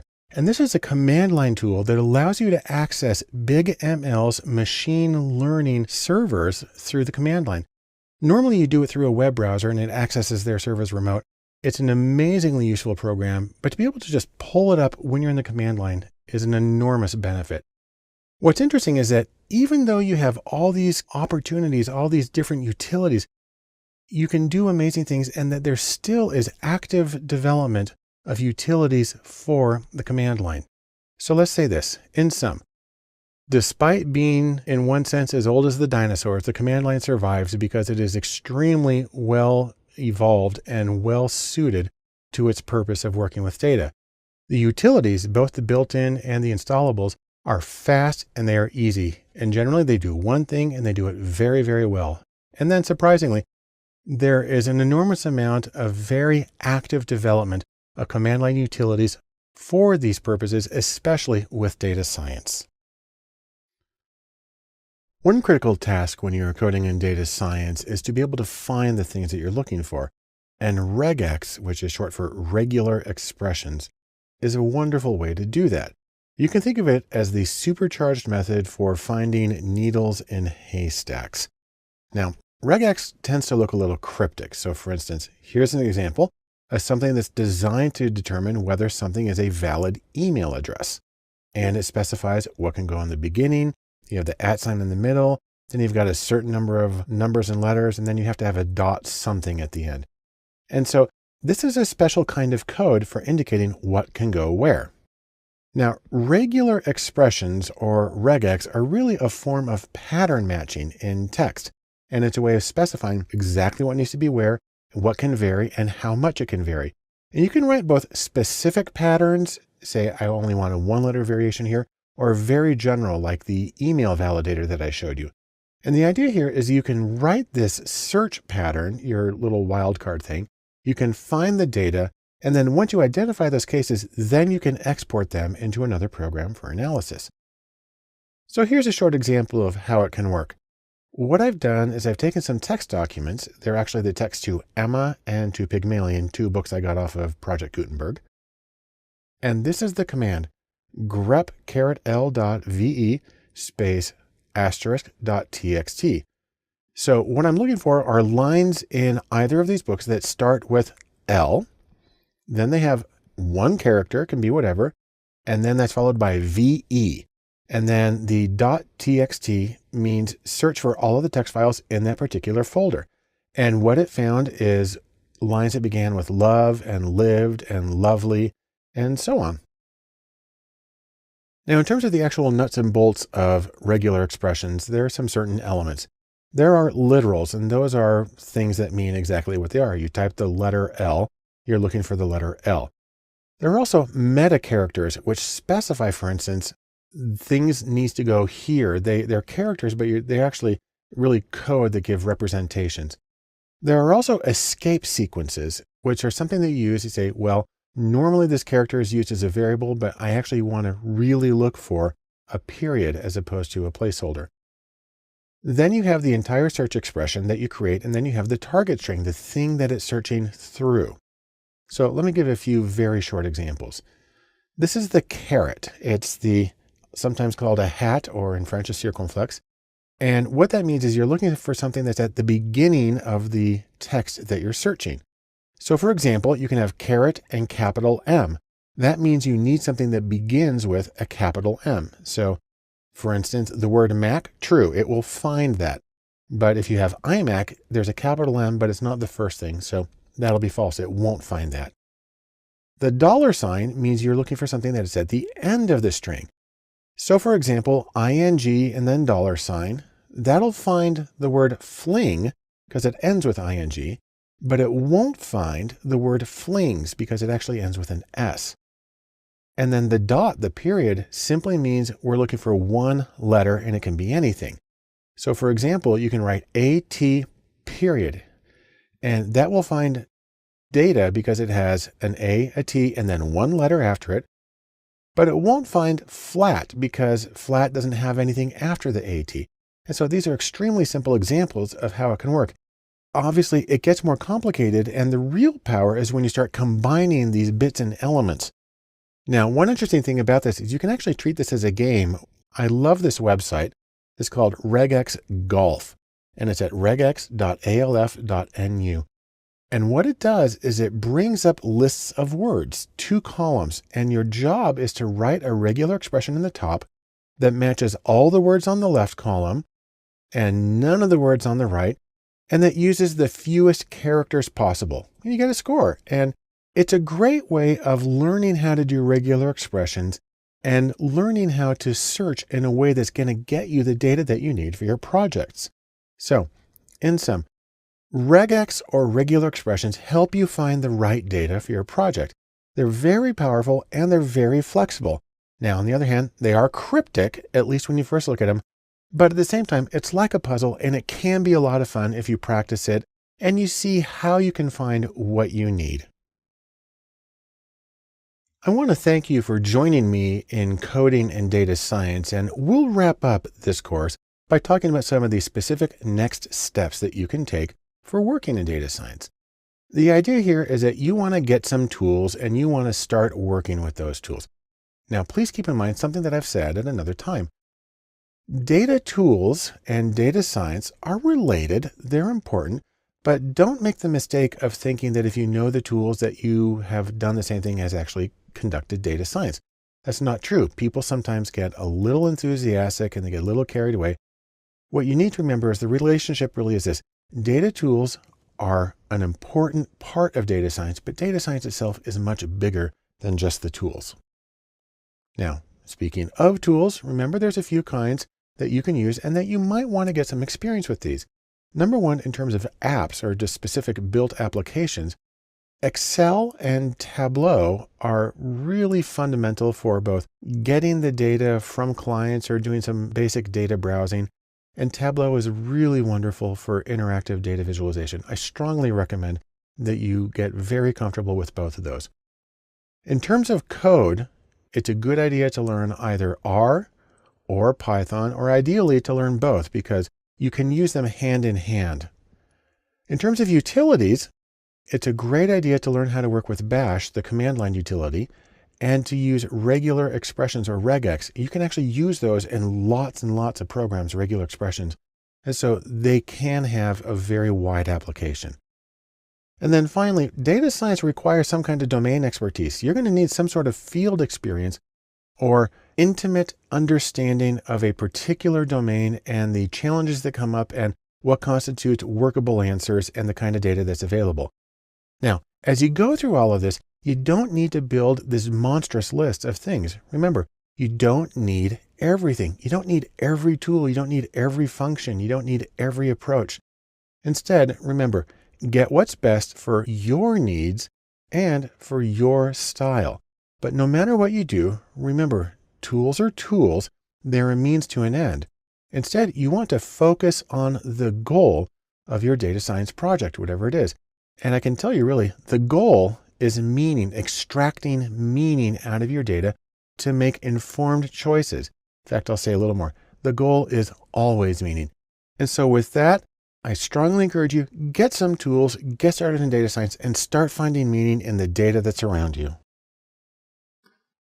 Welcome to Mathematics and Data Science. I'm Barton Polson, and we're going to talk about how mathematics matters for data science. Now, you may be saying to yourself, why math? And computers can do it. I don't need to do it. And really, fundamentally, I don't need math. I'm just here to do my work. Well, I'm here to tell you, no, you need math. That is, if you want to be a data scientist, and I assume that you do. So we're going to talk about some of the basic elements of mathematics, really at a conceptual level, and how they apply to data science. There are a few ways that math really matters to data science. Number one, it allows you to know which procedures to use and why, so you can answer your questions in a way that's the most informative and most useful. Two, if you have a good understanding of math, then you know what to do when things don't work right, that you get impossible values or things won't compute. And that makes a huge difference. And then three, an interesting thing is that some mathematical procedures are easier and quicker to do by hand than by actually firing up the computer. And so for all three of these reasons, it's helpful to have at least a grounding in mathematics if you're going to do work in data science. Now, probably the most important thing to start with is algebra. And there are three kinds of algebra that we want to mention. The first is elementary algebra. That's the regular x plus y. Then there's linear or matrix algebra, which looks more complex, but is conceptually simpler and is used by computers to actually do the calculations. And then finally, I'm going to mention systems of linear equations where you have multiple equations simultaneously that you're trying to solve. Now, there's more math than just algebra. A few other things that I'm going to cover in this course. A little bit of calculus. A little bit of big O or order, which has to do with the speed or the complexity of operations. A little bit of probability theory, and a little bit of Bayes' theorem, which is used for getting posterior probabilities and changes the way that you interpret the results of an analysis. And for the purposes of this course, I'm going to demonstrate the procedures by hand. Of course, you would use software to do this in the real world, but we're dealing with simple problems at conceptual levels. And really the most important thing to remember is, even though a lot of people get put off by math, really, you can do it. And so in sum, let's say these three things about math. First off, you do need some math to do good data science. It helps you diagnose problems. It helps you choose the right procedures. And interestingly, you can do a lot of it by hand, or you can use software, computers to do the calculations as well. As we begin our discussion of the role of mathematics in data science, we'll of course begin with the foundational elements. And in data science, nothing is more foundational than elementary algebra. Now, I'd like to begin this with really just a little bit of history. In case you're not aware, the first book on algebra was written in 820 by Muhammad ibn Musa al-Khwarizmi, and it was called The Compendious Book on Calculation by Completion and Balancing. Actually, it was called this, which if you transliterate that comes out to this, but look at this word right here. That's the algebra, which means restoration. Any case, that's where it comes from. And for our concerns, there are several kinds of algebra that we're going to talk about. There's elementary algebra, there's linear algebra, and there are systems of linear equations. We'll talk about each of those in different videos. But to put it into context, let's take an example here of salaries. Now, this is actually based on real data from a survey of the salary of people employed in data science. And to give a simple version of it, the salary was equal to a constant. That's sort of an average value that everybody started with.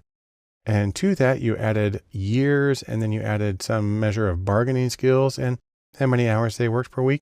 And that gave you a prediction, but because it wasn't exact, there's also some error to throw into it to get to the precise value that each person has. Now, if you want to abbreviate this, you can write it kind of like this: S plus C plus Y plus B plus H plus E. Although it's more common to write it symbolically like this. And let's go through this equation very quickly. The first thing we have is outcome. We call that Y, the variable Y, for person I. I stands for each case in our observations. So here's outcome Y for person I. This letter right here is a Greek beta, and it represents the intercept or the average. That's why it has a 0, because we don't multiply it times anything. But right next to it, we have the coefficient for variable 1. So beta, which means a coefficient, sub 1 for the first variable. And then we have variable 1, and then x1 means variable 1, and then the I means it's the score on that variable for person I, whoever we're talking about. And then we do the same thing for variables 2 and 3, and then at the end, we have a little epsilon here with an I for the error term for person I, which says how far off the prediction was from their actual score. Now I'm going to run through some of these procedures and we'll see how they can be applied to data science. But for right now, let's just say this in sum. First off, algebra is vital to data science. It allows you to combine multiple scores, get a single outcome, do a lot of other manipulations. And really, the calculations are easy for one case at a time, especially when you're doing it by hand. The next step in mathematics for data science foundations is to look at linear algebra, or an extension of elementary algebra. And depending on your background, you may know this by another name, and I like to think welcome to the matrix, because it's also known as matrix algebra, because we're dealing with matrices.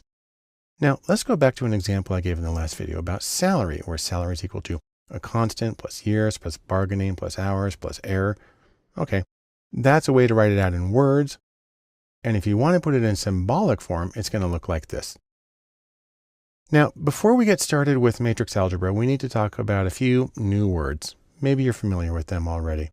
The first is scalar, and this means a single number. And then a vector is a single row or a single column of numbers that can be treated as like a collection. That usually means a variable. And then finally, a matrix consists of many rows and columns, sort of a big rectangle of numbers. The plural of that, by the way, is matrices. And the thing to remember is that machines love matrices. Now, let's take a look at a very simple example of this. Here is a very basic representation of matrix algebra or linear algebra, where we're showing data on 2 people on 4 variables. So over here on the left, we have the outcomes for cases 1 and 2, our people 1 and 2. and you put them in the square brackets to indicate that it's a vector or a matrix. Here on the far left, it's a vector because it's a single column of values. Next to that is a matrix that has here on the top the scores for case 1, which I've written as x's. x1 is for variable 1, x2 is for variable 2, and the second subscript is to indicate that it's for person 1. Below that are the scores for case 2, the second person. And then over here in another vertical column are the regression coefficients. That's a beta there that we're using.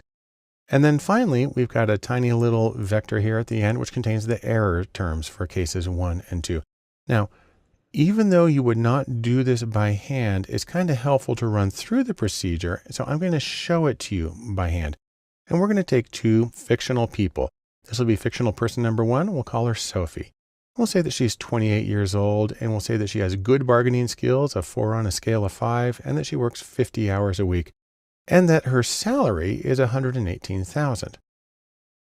Our second fictional person, we'll call him Lars, and we'll say that he's 34 years old, and that he has moderate bargaining skills, 3 out of 5, works 35 hours per week, and has a salary of $84,000. And so if we're trying to look at salaries, we can go back to our matrix representation that we had here with our variables indicated with their Latin and sometimes Greek symbols. And we're going to replace those variables with actual numbers so we can get the salary for Sophie, our first person. So let me plug in the numbers here. And let's start with the result here. Sophie's salary is $118,000. And here's how these numbers all add up to get that. The first thing here is the intercept, and we just multiply that times 1. So that's sort of the starting point. And then we get this number 10, which actually has to do with years over 18. She's 28, so that's 10 years over 18. We multiply each year by 1395. Next is bargaining skill. She's got a 4 out of 5, and for each step up, you get $5,900. By the way, these are real coefficients from study of survey of salary of data scientists. And then finally, hours per week. For each hour, you get $382. Now, we can add those up and we can get a predicted value for her, but it's a little low. It's 30,000 low, which you may say, well, that's really messed up. Well, that's because there's like 40 variables in the equation, including she might be the owner. And if she's the owner, yeah, she's going to make a lot more. And then we do a similar thing for the second case. But what's neat about matrix algebra or linear algebra is that you can use matrix notation. And this means the same stuff. And what we have here are these bolded variables that stand in for entire vectors or matrices. So for instance, this Y, a bold Y, stands for the vector of outcome scores. This bolded X is the entire matrix of values that each person has on each variable. This bolded beta is all of the regression coefficients. And then this bolded epsilon is the entire vector of error terms. And so it's really super compact way of representing the entire collection of data and coefficients that you use in predicting values. So in sum, let's say this. First off, computers use matrices. They like to do linear algebra to solve problems. And it's conceptually simpler because you can put it all there in this tight formation. In fact, it's a very compact notation, and it allows you to manipulate entire collections of numbers pretty easily. And that's the major benefit of learning a little bit about linear or matrix algebra.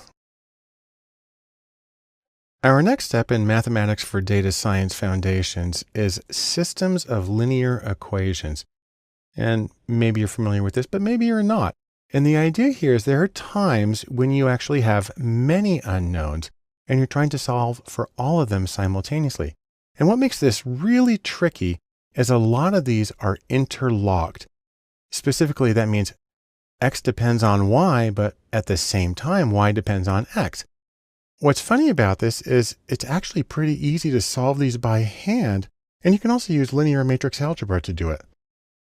So let's take a little example here of sales. Let's imagine that you've got a company and you've sold 1,000 iPhone cases so they're not running around naked like in this picture.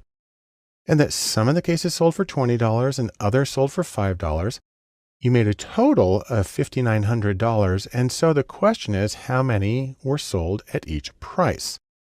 Now, hopefully you were keeping your records, but you can also calculate it from this little bit of information. And to show you, I'm going to do it by hand.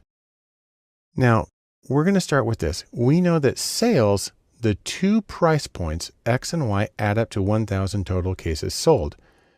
And for revenue, we know that if you multiply a certain number times $20 and another number times $5, that it all adds up to $5,900. Between the two of those, we can figure out the rest. Let's start with sales. Now, what I'm going to do is I'm going to try to isolate the values, and I'm going to do that by putting in this minus Y on both sides. And then I can take that and I can subtract it. So I'm left with X is equal to 1,000 minus Y. Normally you solve for Y, but I solve for X. You'll see why in just a second. Then we go to revenue, and we know from earlier that our sales at these two price points add up to $5,900 total. Well, what we're going to do is we're going to take this X that's right here, and we're going to replace it with the equation we just got, which is 1,000 minus Y. Then we multiply that through, and we get 20,000 minus 20Y plus 5Y equals 5,900. Well, we can subtract these two because they're on the same thing. So 20Y, and we get 15Y. And then we subtract 20,000 from both sides. So there it is right there on the left. And that disappears. And then I get it over on the right side. And I do the math there, and I get minus $14,100. Well, then I divide both sides by negative $15. And when we do that, we get Y is equal to 940. Okay, so that's one of our values for sales. So let's go back to sales. We have X plus Y equals 1,000. We take the value that we just got, 940, we stick that into the equation, and then we can solve for X. Just subtract 940 from each side. There we go. We get X is equal to 60.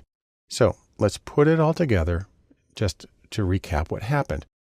What this tells us is that 60 cases were sold at $20 each, and that 940 cases were sold at $5 each.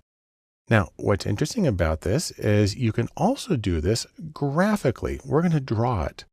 So I'm going to graph the two equations. Here are the original ones we had. This one predicts sales. This one gives price. The problem is these really aren't in the canonical form for creating graphs. That needs to be Y equals something else. So we're going to solve both of these for Y.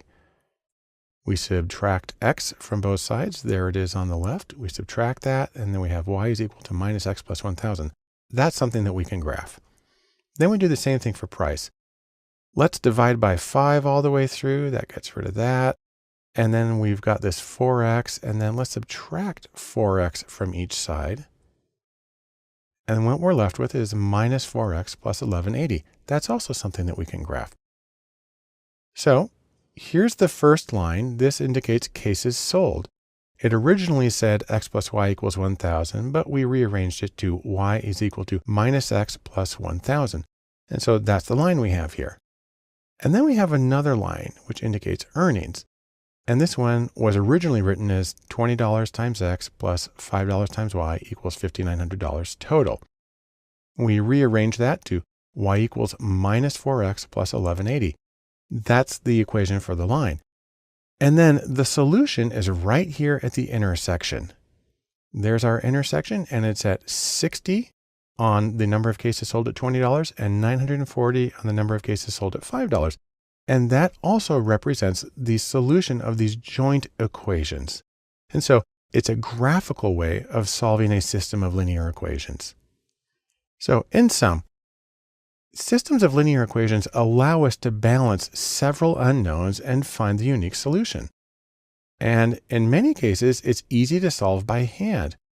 And it's really easy with linear algebra when you use software to do it at the same time. As we continue our discussion of mathematics and data science and the foundational principles, the next thing we want to talk about is calculus. And I'm going to give a little more history right here. The reason I'm showing you pictures of stones is because the word calculus is Latin for stone, as in a stone used for tallying, where people would actually have a little bag of stones and they would move them and they would use it to count sheep or whatever. And the system of calculus was formalized in the 1600s simultaneously, independently by Isaac Newton and Gottfried Wilhelm Leibniz. And there are three reasons why calculus is important for data science. Number one, it's the basis of most of the procedures that we do. Things like least squares regression and probability distributions, they use calculus in getting those answers. Second one is if you're studying anything that changes over time. So if you're measuring quantities or rates that change over time, then you have to use calculus. Calculus is used in finding the maxima and the minima of functions, especially when you're optimizing, which is something I'll show you separately. Also, it's important to keep in mind there are two kinds of calculus. The first is differential calculus, which talks about rates of change at a specific time. It's also known as the calculus of change. The second kind of calculus is integral calculus, and this is where you're trying to calculate the quantity of something at a specific time given the rate of change. And it's also known as the calculus of accumulation. So let's take a look at how this works, and we're going to focus on differential calculus. So I'm going to graph an equation here. I'm going to do y is equal to x squared, a very simple one, but it's a curve, which makes it harder to calculate things like the slope. So let's take a point here that's at -2. That's my little red dot. We have it x is equal to -2. And because y is equal to x squared, if we want to get the y value, all we got to do is take that -2 and square it, and that gives us 4. So that's pretty easy. So the coordinates for that red point are -2 on x and +4 on y. Here's a harder question. What is the slope of the curve at that exact point? Well, it's actually a little tricky because the curve is always curving. There's no flat part on it. But we can get the answer by getting the derivative of the function. Now, there are several different ways of writing this. I'm using the one that's easiest to type. And let's start by this. What we're going to do is the n here. And that is the squared part. So we had x squared. And you see that same n turns into the squared. And then we come over here and we put that same value 2 in right there. And we put the 2 in right here. And then we can do a little bit of subtraction. 2 minus 1 is 1. And truthfully, you can just ignore that and you get 2x. That is the derivative. So what we have here is the derivative of x squared is 2x. That means the slope at any given point of the curve is 2x. So let's go back to what we had a moment ago. Here's our curve. Here's our point at x -2. And so the slope is equal to 2x. Well, we put in the -2 and we multiply it and we get -4. So that is the slope at this exact point on the curve. Okay. What if we choose a different point? Let's say we come over here to x is equal to 3. Well, the slope's equal to 2x.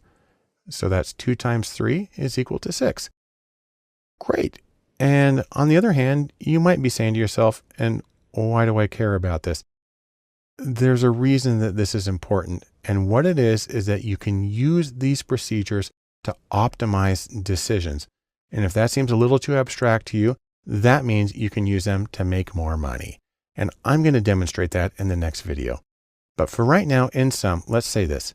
Calculus is vital to practical data science. It's the foundation of statistics, and it forms the core that's needed for doing optimization. In our discussion of mathematics and data science foundations, the last thing I want to talk about right here is calculus and how it relates to optimization. I like to think of this, in other words, as the place where math meets reality, or it meets Manhattan or something. Now, if you remember this graph I made in the last video, y is equal to x squared. That shows this curve here, and we have the derivative that the slope can be given by 2x. And so when x is equal to 3, the slope is equal to 6. Fine. And this is where this comes into play. Calculus makes it possible to find values that maximize or minimize outcomes. And if you want to make something a little more concrete out of this, let's think of an example here. By the way, that's Cupid and Psyche. Let's talk about pricing for online dating. Let's assume you've created a dating service and you want to figure out how much can you charge for it that will maximize your revenue. So let's get a few hypothetical parameters involved. First off, let's say that annual subscriptions currently cost $500 a year. And you can charge that for a dating service. And let's say you sell 180 new subscriptions every week. On the other hand, based on your previous experience manipulating prices around, you have some data that suggests that for each $5 you discount from the price of $500, you will get 3 more sales. Also, because it's an online service, let's just make our lives a little simpler right now and assume that there is no increase in overhead. It's not really how it works, but we'll do it for now. And I'm actually going to show you how to do all this by hand. Now, let's go back to price first. We have this $500 is the current annual subscription price. And you're going to subtract $5 for each unit of discount. That's what I'm giving D. So 1 discount is $5, 2 discounts is $10, and so on. And then we have a little bit of data about sales, that you're currently selling 180 new subscriptions per week, and that you will add 3 more for each unit of discount that you give. So what we're going to do here is we're going to find sales as a function of price. Now, to do that, the first thing we have to do is get the y-intercept. So we have price here, $500 is the current annual subscription price minus $5 times D. And what we're going to do is we're going to get the y-intercept by solving when does this equal 0. Okay, well, we take the 500, we subtract that from both sides, and then we end up with minus 5D is equal to minus 500. Divide both sides by minus 5, and we're left with D is equal to 100. That is, when D is equal to 100, X is 0, and that tells us how we can get the y-intercept. But to get that, we have to substitute this value into sales. So we take D is equal to 100, and the intercept is equal to 180 plus 3. 180 is the number of new subscriptions per week, and then we take the 3, and then we multiply that times our 100. So 180 times 3 times 100 is equal to 300. Add those together and you get 480. And that is the y-intercept in our equation. So when we've discounted sort of price to 0, when price is 0, then the expected sales is 480. Of course, that's not going to happen in reality, but it's necessary for finding the slope of the line. And so now let's get the slope. The slope is equal to the change in y on the y-axis divided by the change in x. One way we can get this is by looking at sales. We get our 180 new subscriptions per week plus 3 for each unit of discount. And we take our information on price, $500 per year minus $5 for each unit of discount. And then we take the 3D and the 5D, and those will give us the slope. So it's plus 3 divided by minus 5, and that's just minus 0.6. And so that is the slope of the line. The slope is equal to minus 0.6. And so what we have from this is sales as a function of price, where sales is equal to 480, because that's the y-intercept when x is equal to 0, when price is 0, minus 0.6 times price. So this isn't the final thing. Now what we have to do is we turn this into revenue. So there's another stage to this. Now, revenue is equal to sales times the price. How many things did you sell and how much did it cost? Well, we can substitute in some information here.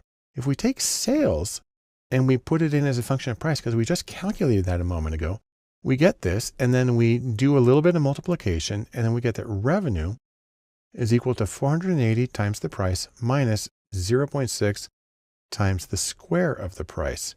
Okay, that's a lot of stuff going on there. What we're going to do now is we're going to get the derivative. That's the calculus that we talked about. Well, the derivative of 480 in the price, where price is sort of the x, the derivative is simply 480. And the minus 0.6 times the square of the price, well, that's very similar to the thing we did with the curve. And what we end up with is 0.6 times 2 is equal to 1.2 times the price. This is the derivative of the original equation. We can solve that for 0 now. And just in case you're wondering, why do we solve it for 0? Because that is going to give us the place when y is at a maximum. Now, we had a minus squared, so we have to invert the shape. And we're trying to look for this value right here when It's at the very tippy top of the curve because that will indicate maximum revenue. Okay, so what we're going to do is we're going to solve for 0. Let's go back to our equation here. We want to find out when is that equal to 0. Well, we subtract 480 from each side. There we go. And we divide by minus 1.2 on each side. And this is our price for maximum revenue. So we've been charging $500 a week, but this says we'll have more total income if we charge $400 instead. And if you want to find out how many sales we can get, currently we have 480. And if you want to know what the sales volume is going to be for that, well, you take the 480, which is the hypothetical y-intercept when the price is 0, but then we put in our actual price of 400, multiply that, we get 240, do the subtraction, and we get 240 total. So that would be 240 new subscriptions per week. So let's compare this. The current revenue is 180 new subscriptions per week at $500 per year. And that means that our current revenue is $90,000 per year. I know it sounds really good, but we can do better than that because the formula for maximum revenue is 240 times 400. When you multiply those, you get 96,000. And so the improvement is just the ratio of those two. 96,000 divided by 90,000 is equal to 1.07. And what that means is a 7% increase, and anybody would be thrilled to get a 7% increase in their business simply by changing the price and increasing the overall revenue. So let's summarize what we found here. If you lower the cost by 20%, go from $500 per year to $400 per year, assuming all of our other information is correct, then you can increase sales by 33%. That's more than the 20 that you had. And that increases total revenue by 7%.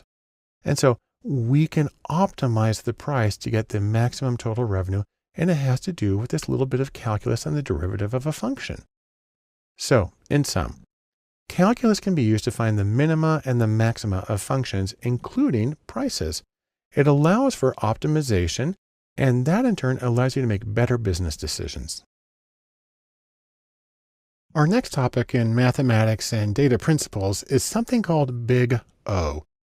And if you're wondering what Big O is all about, well, it is about time. Or you can think of it as how long does it take to do a particular operation? It's the speed of the operation. If you want to be really precise, the growth rate of a function, how much more it requires as you add elements, is called its order. That's why it's Big O. That's for order. And Big O gives the rate of how things grow as the number of elements grows. And what's funny is there can be really surprising differences. Let me show you how it works with a few different kinds of growth rates, or Big O. First off, there's the ones that I say are sort of just on the spot. You can get stuff done right away. The simplest one is O1, and that is a constant order. And that's something that takes the same amount of time no matter what. You can send out an email to 10,000 people, just hit one button. It's done. The number of elements, the number of people, the number of operations, it just takes the same amount of time.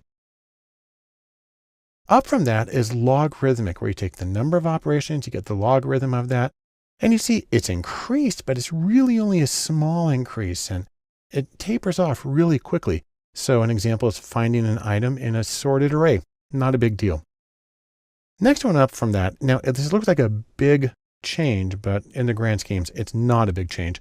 This is a linear function where each operation takes the same unit of time. And so if you have 50 operations, it takes 50 units of time. If you're storing 50 things, it takes 50 units of space. So find an item in an unsorted list. It's usually going to be linear time. Then we have the functions where I say, you better just pack a lunch because it's going to take a little while. The best example of this is what's called log linear. That's where you take the number of items and you multiply that number times the log of the items. And an example of this is something called a fast Fourier transform, which is used for dealing, for instance, with sound or anything that's over time. You can see it takes a lot longer. If you got 30 elements, you're way up there at the top of this particular chart at 100 units of time or 100 units of space, or however you want to put it. And it looks like a lot. But really, that's nothing compared to the next set where I say, you're just going to be camping out. You might as well go home. That includes something like the quadratic. You square the number of elements. And you see how that just kind of shoots straight up. That's quadratic growth. And so multiplying two n-digit numbers. So if you're multiplying two numbers that each have 10 digits, it's going to take you that long. It's going to take a long time. Even more extreme is this one. This is the exponential, 2 raised to the power of the number of items you have. You'll see, by the way, the red line here doesn't even go to the top. That's because the graphing software that I'm using doesn't draw it when it goes above my upper limit there. So it kind of cuts it off. But this is a really demanding kind of thing. It's, for instance, finding an exact solution to what's called the traveling salesman problem using dynamic programming. That's an example of exponential rate of growth. And then one more I want to mention, which is sort of catastrophic, is factorial. You take the number of elements and you raise that to the exclamation point factorial. And you see that one cuts off really soon because it basically goes straight up. You have any number of elements of any size, it's going to be hugely demanding. And for instance, if you're familiar with the traveling salesman problem, that's trying to find a solution through the brute force search. It just takes an extraordinary amount of time. And so, before something like that's done, you're probably just going to, turn to stone and wish you never even started. The other thing to know about this is not only do some things take longer than others, some of these methods, some functions are more variable than others. So for instance, if you're working with data that you want to sort, there are different kinds of sorts or sorting methods. So for instance, there's something called an insertion sort. And what you find is that on its best day, it's linear. It's O of n. That's not bad. On the other hand, the average is quadratic, and that's a huge difference between the two. Selection sorts, on the other hand, the best is quadratic and the average is quadratic. It's always consistent. So it's kind of funny. It takes a long time, but at least you know how long it's going to take versus the variability of something like an insertion sort. So in sum, let me say a few things about Big O. Number one, you need to know that certain functions or procedures vary in speed. And the same thing applies to making demands on a computer's memory or storage space or whatever. They vary in their demands. Also, some of them are inconsistent. Some of them are really efficient sometimes and really slow or really difficult the others. Probably the most important thing here is to be aware of the demands of what you're doing, that you can't, for instance, just run through every single possible solution or your company will be dead before you get an answer. So be mindful of that so you can use your time well and get the insight you need in the time that you need it. A really important element of the mathematics and data science and one of its foundational principles is probability. Now, one of the things that probability comes in intuitively for a lot of people is something like rolling dice or looking at sports outcomes. And really the fundamental question, what are the odds of something? That gets at the heart of probability. Now, let's take a look at some of the basic principles. We got our friend Albert Einstein here to explain things. The principles of probability work this way. Probabilities range from 0 to 1. That's like 0% to 100% chance. When you put P, that stands for probability, and then in parentheses, here A, that means the probability of whatever in parentheses. So PA means the probability of A, and then P of B is the probability of B. When you take all of the probabilities together, you get what's called the probability space, and that's why we have S. And it all adds up to 1 because you've now covered 100% of the possibilities. Also, you can talk about the complement. The tilde here is used to say probability of not A is equal to 1 minus the probability of A, because those have to add up. So let's take a look at something also about conditional probabilities, which is really important in statistics. A conditional probability is the probability of something if something else is true. You write it this way, the probability of, and that vertical line is called a pipe, and it's read as assuming that or given that. So you can read this as probability of A given B is the probability of A occurring if B is true. And so you can say, for instance, what's the probability if something's orange? What's the probability that's a carrot given in this picture? Now, the place where this comes in really important for a lot of people is the probabilities of type 1 and type 2 errors in hypothesis testing, which we'll mention at some other point. But I do want to say a few things about arithmetic with probabilities because it doesn't always work the way that people think it will. Let's start by talking about adding probabilities. Let's say you have two events A and B. And let's say you want to find the probability of either one of those events. So that's like adding the probabilities of the two events. Well, it's kind of easy. You take the probability of event A and you add the probability of event B. However, you may have to subtract something. You may have to subtract this little piece because maybe there is some overlap between the two of them. On the other hand, if A and B are disjoint, which means they never occur together, then that's equal to 0. And then you can, subtract 0, which is you get back to the original probabilities. But let's take a really easy example of this. I've created my super simple sample space. I have 10 shapes. I got 5 squares on the top, 5 circles on the bottom. I've got a couple of red shapes on the right side. Let's say we want to find the probability of a square or a red shape. So we are adding the probabilities, but we have to adjust for the overlap between the two. Well, here's our squares on top. 5 out of the 10 are squares. And over here on the right, we have 2 red shapes, 2 out of 10. So let's go back to our formula here. And let's change a little bit. Change the A and the B to S and R for square and red. Now we can start this way. Let's get the probability that something is a square. Well, we go back to our probability space. You see we have 5 squares out of 10 shapes total. So we do 5 over 10. That reduces to 0.5. Okay. Next up, the probability of something red in our sample space. Well, we have 10 shapes total. 2 of them on the far right are red. So that's 2 over 10. And you do the division, you get 0.2. Now the trick is the overlap between these two categories. Do we have anything that is both square and red? Because we don't want to count that twice. So we have to subtract it. So let's go back to our sample space. And we're looking for something that is square. There's the squares on top, and there's the things that are red on the side. And you see they overlap. And this is our little overlapping red square. So there's one shape that meets both of those, 1 out of 10. So we come back here, we do 1 out of 10. That reduces to 0.1. And then we just do the addition and subtraction here. 0.5 plus 0.2 minus 0.1 gets us 0.6. And so what that means is there's a 60% chance of an object being square or red. And you can look at it right here. We got 6 shapes outlined now. And so that's the visual interpretation that lines up with the mathematical one we just did. Now let's talk about multiplication for probabilities. Now the idea here is you want to get what are called joint probabilities, or the probability of 2 things occurring together simultaneously. And what you need to do here is you need to multiply the probabilities. And we can say probability of A and B because we're asking about A and B occurring together, a joint occurrence. And it's equal to the probability of A times the probability of B. That's easy.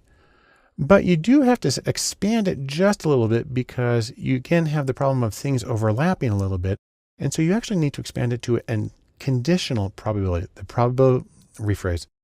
probability of B given A. Again, that's the vertical pipe there. On the other hand, if A and B are independent, if they never co-occur, or B is no more likely to occur if A happens, then it just reduces to the probability of B and you get your slightly simpler equation. But let's go and take a look at our sample space right here. So we've got our 10 shapes, 5 of each kind, and then 2 that are red. And we're going to look at originally the probability of something being square or red. Now we're going to look at the probability of it being square and red. Now I know we can eyeball this one really easy, but let's run through the math. The first thing we need to do is get the ones that are square. There's those 5 on the top, and the ones that are red, and there's those 2 on the right. In terms of the ones that are both square and red, yeah, obviously there's just this one red square at the top right. But let's do the numbers here. We change our formula to be S and R for square and red. We get the probability of square. Again, that's those 5 out of 10. So we do 5 out of 10, reduces to 0.5. And then we need the probability of red given that it's a square. So we only need to look at the squares here. There's the squares, 5 of them. And 1 of them is red. So that's 1 over 5. That reduces to 0.2. You multiply those two numbers, 0.5 times 0.2, and what you get is 0.1. or a 10% chance, or 10% of our total sample space is red squares. And you come back and you look at it, you say, yeah, there's 1 out of 10. So that just confirms what we were able to do intuitively. So that's our short presentation on probabilities. And in sum, what do we get out of that? Number one, probability, it's not always intuitive. And also the idea that conditional values can help in a lot of situations, but they may not work the way you expect them to.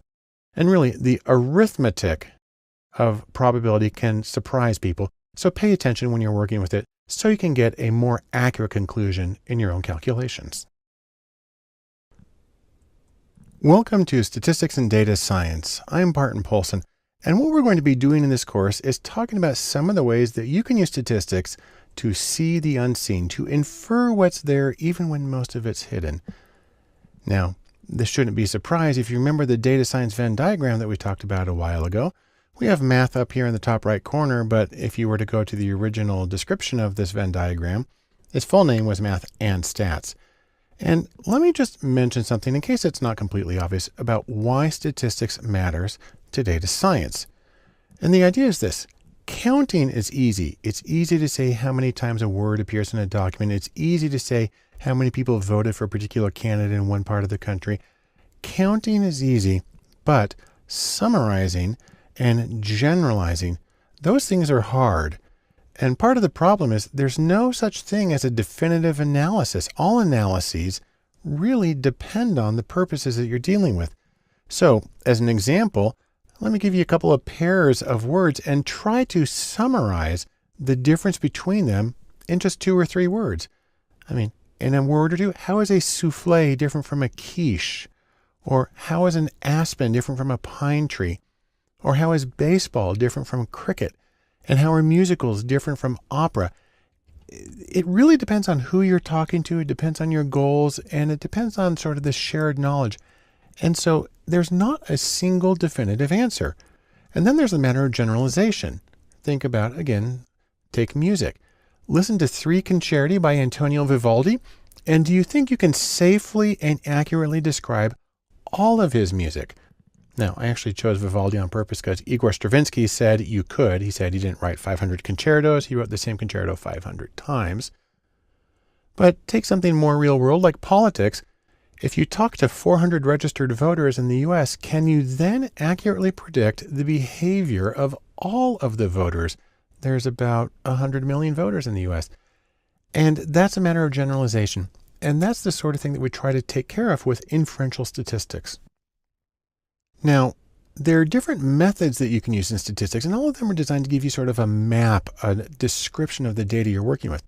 There are descriptive statistics, there are inferential statistics, there's the inferential procedure, hypothesis testing, and there's also estimation. And I'll talk about each of those in more depth. There are a lot of choices that have to be made, and some of the things I'm going to discuss in detail are, for instance, the choice of estimators, that's different from estimation, different measures of fit, feature selection for knowing which variables are the most important in predicting your outcome, also common problems that arise when trying to model data, and the principles of model validation. But through this all, the most important thing to remember is that analysis is functional. It's designed to serve a particular purpose.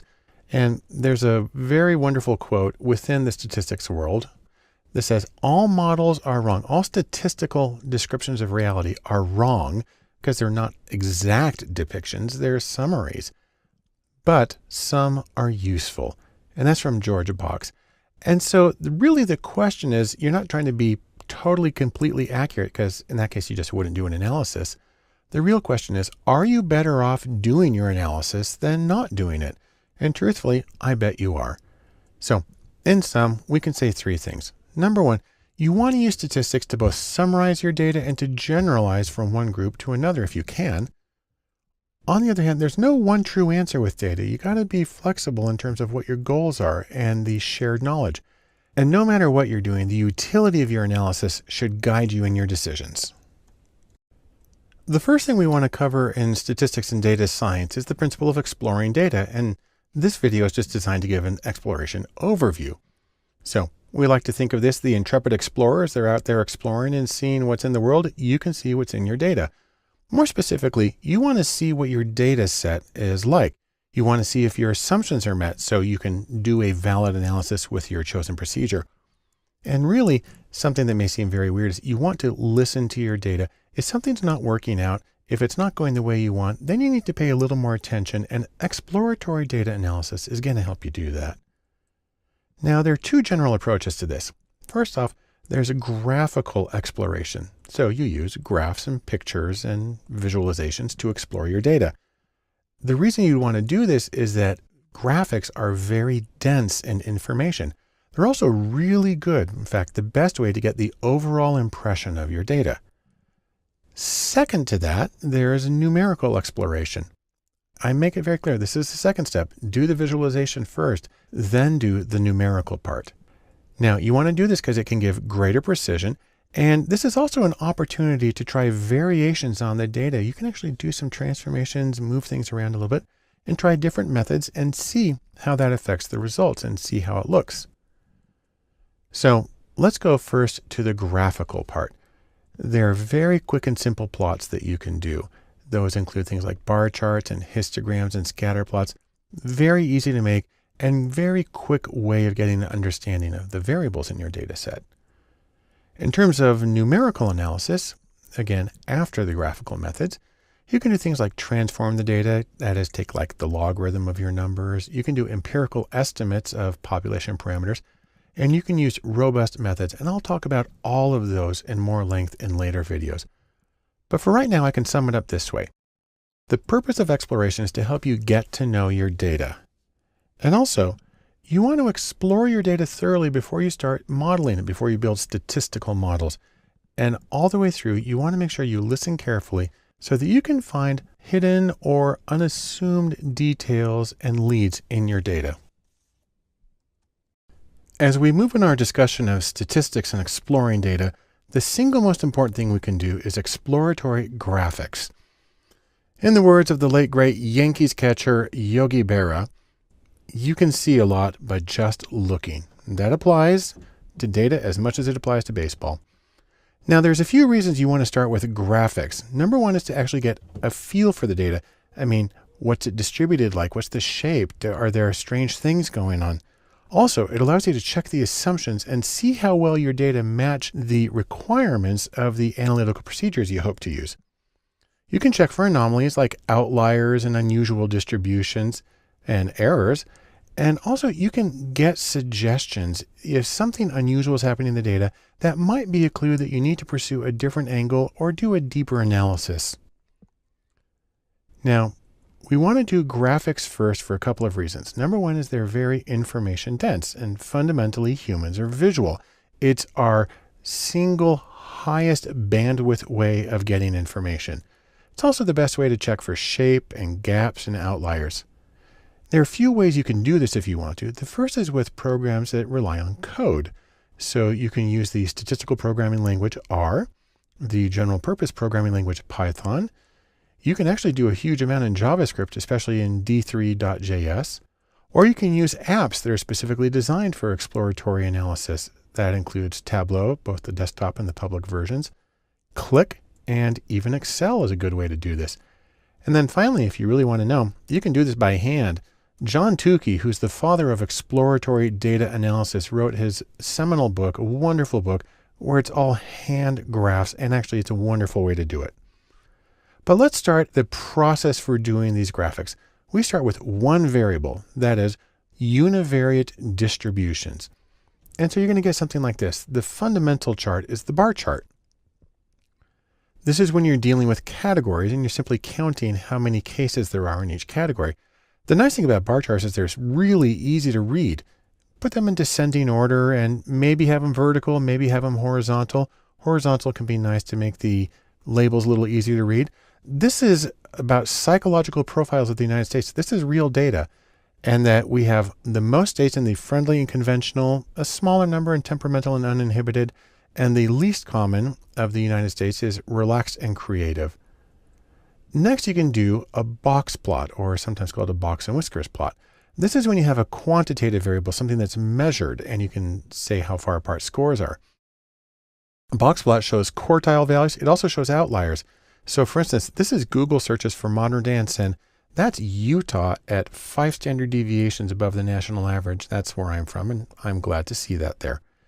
Also, it's a nice way to show many variables side by side if they're on approximately similar scales.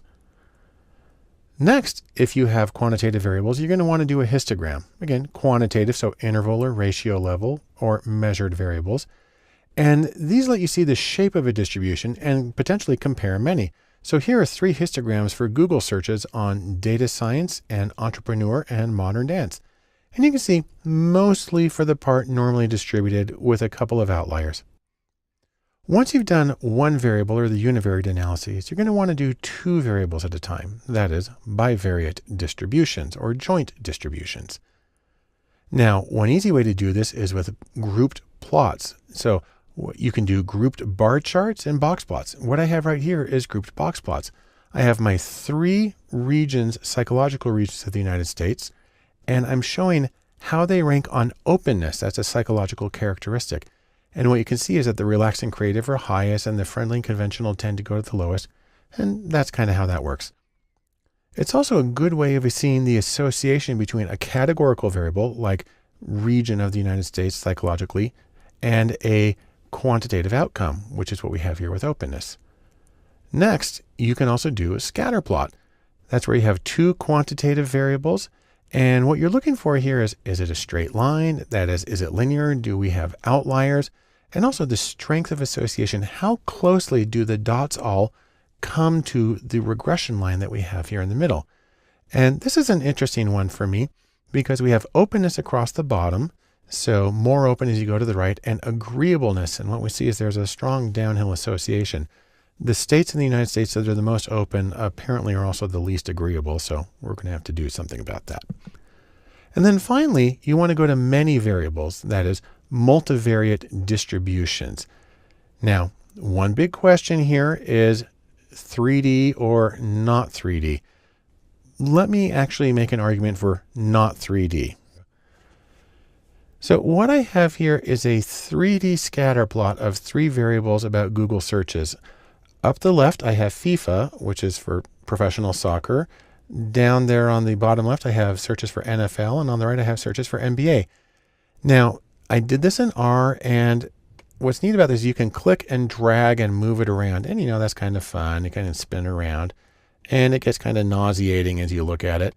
And this particular version, I'm using Plotly in R. It allows you to actually click on a point and see, let me see if I can get the floor in the right place. You got to click on a point and see where it ranks on each of these characteristics. You can see, however, this thing's hard to control. And once it stops moving, it's not much fun. And truthfully, most 3D plots I've worked with are just kind of nightmares. They seem like they're a good idea, but not really. So here's the deal. 3D graphics, like the one I just showed you, because they're actually being shown in 2D, they have to be in motion for you to tell what's going on at all. And fundamentally, they're hard to read and confusing. Now, it's true they might be useful for finding clusters in 3 dimensions. We didn't see that in the data we had. But generally, I just avoid them like the plague. What you want to do, however, is see the connection between several variables. You might want to use a matrix of plots. This is where you have, for instance, many quantitative variables. You can use markers for group membership if you want. And I find it to be much clearer than 3D. So here I have the relationship between 4 search terms: NBA, NFL, MLB for Major League Baseball, and FIFA. You can see the individual distributions. You can see the scatter plots. You can get the correlation. Truthfully, this for me is a much easier kind of chart to read and get the richness that we need from a multidimensional display. So the questions you're trying to answer overall are, number 1, do you have what you need? Do you have the variables you need? Do you have the variability that you need? Are there clumps or gaps in the distributions? Are there exceptional cases, anomalies that are really far out from everybody else, or spikes in the scores? And are there errors in data? Were there mistakes in coding? Did people forget to answer questions? Are there impossible combinations? And these kinds of things are easiest to see with a visualization that'll really just kind of puts it right there in front of you. And so in sum, I can say this about graphical exploration of data. It's a critical first step. This is basically where you always want to start. And you want to use the quick and easy methods. Again, bar charts, scatter plots are really easy to make, and they're very easy to understand. And once you're done with the graphical exploration, then you can go to the second step, which is exploring the data through numbers. The next step in statistics and exploring data is exploratory statistics, or numerical exploration of data. I like to think of this as go in order. First you do visualization, then you do the numerical part. And a couple of things to remember here. Number one is you're still exploring the data. You're not modeling yet, but you are doing a quantitative exploration. This might be an opportunity to get empirical estimates, that is, of population parameters as opposed to theoretically based ones. It's a good time to manipulate the data and explore the effects of manipulating the data, looking at subgroups, looking at transforming variables. Also, it's an opportunity to check the sensitivity of your results. Do you get the same general results if you test under different circumstances? So we're going to talk about things like robust statistics and resampling data and transforming data. So we'll start with robust statistics. This, by the way, is Hercules, a robust mythical character. And the idea with a robust statistics is that they are stable, is that even when the data varies in sort of unpredictable ways, you still get the same general impression. This is a class of statistics, it's an entire category, that's less affected by outliers and by skewness and kurtosis and other abnormalities in the data. So let's take a quick look. This is a very skewed distribution I created. The median, which is the dark line there in the box, is right around 1. And I'm going to look at two different kinds of robust statistics, the trimmed mean and the Windsorized mean. With the trimmed mean, you take a certain percentage of the data from the top and the bottom, you just throw it away and you compute the mean for the rest. With the Windsorized, you take those and then you move those scores into the highest non-outlying score. Now, the 0% is exactly the same as the regular mean, and here it's 1.24. But as we trim off 5% or move in 5%, you can see that the mean shifts a little bit. Then 10%, it comes in a little bit more to 25%. Now we're throwing away 50% of the data, 25% on the top, 25% on the bottom. And we get a mean here of 1.03, that's the trimmed mean, and a Windsorized of 1.07. When we throw away 50%, when we trim 50%, that actually means that we're leaving just the median.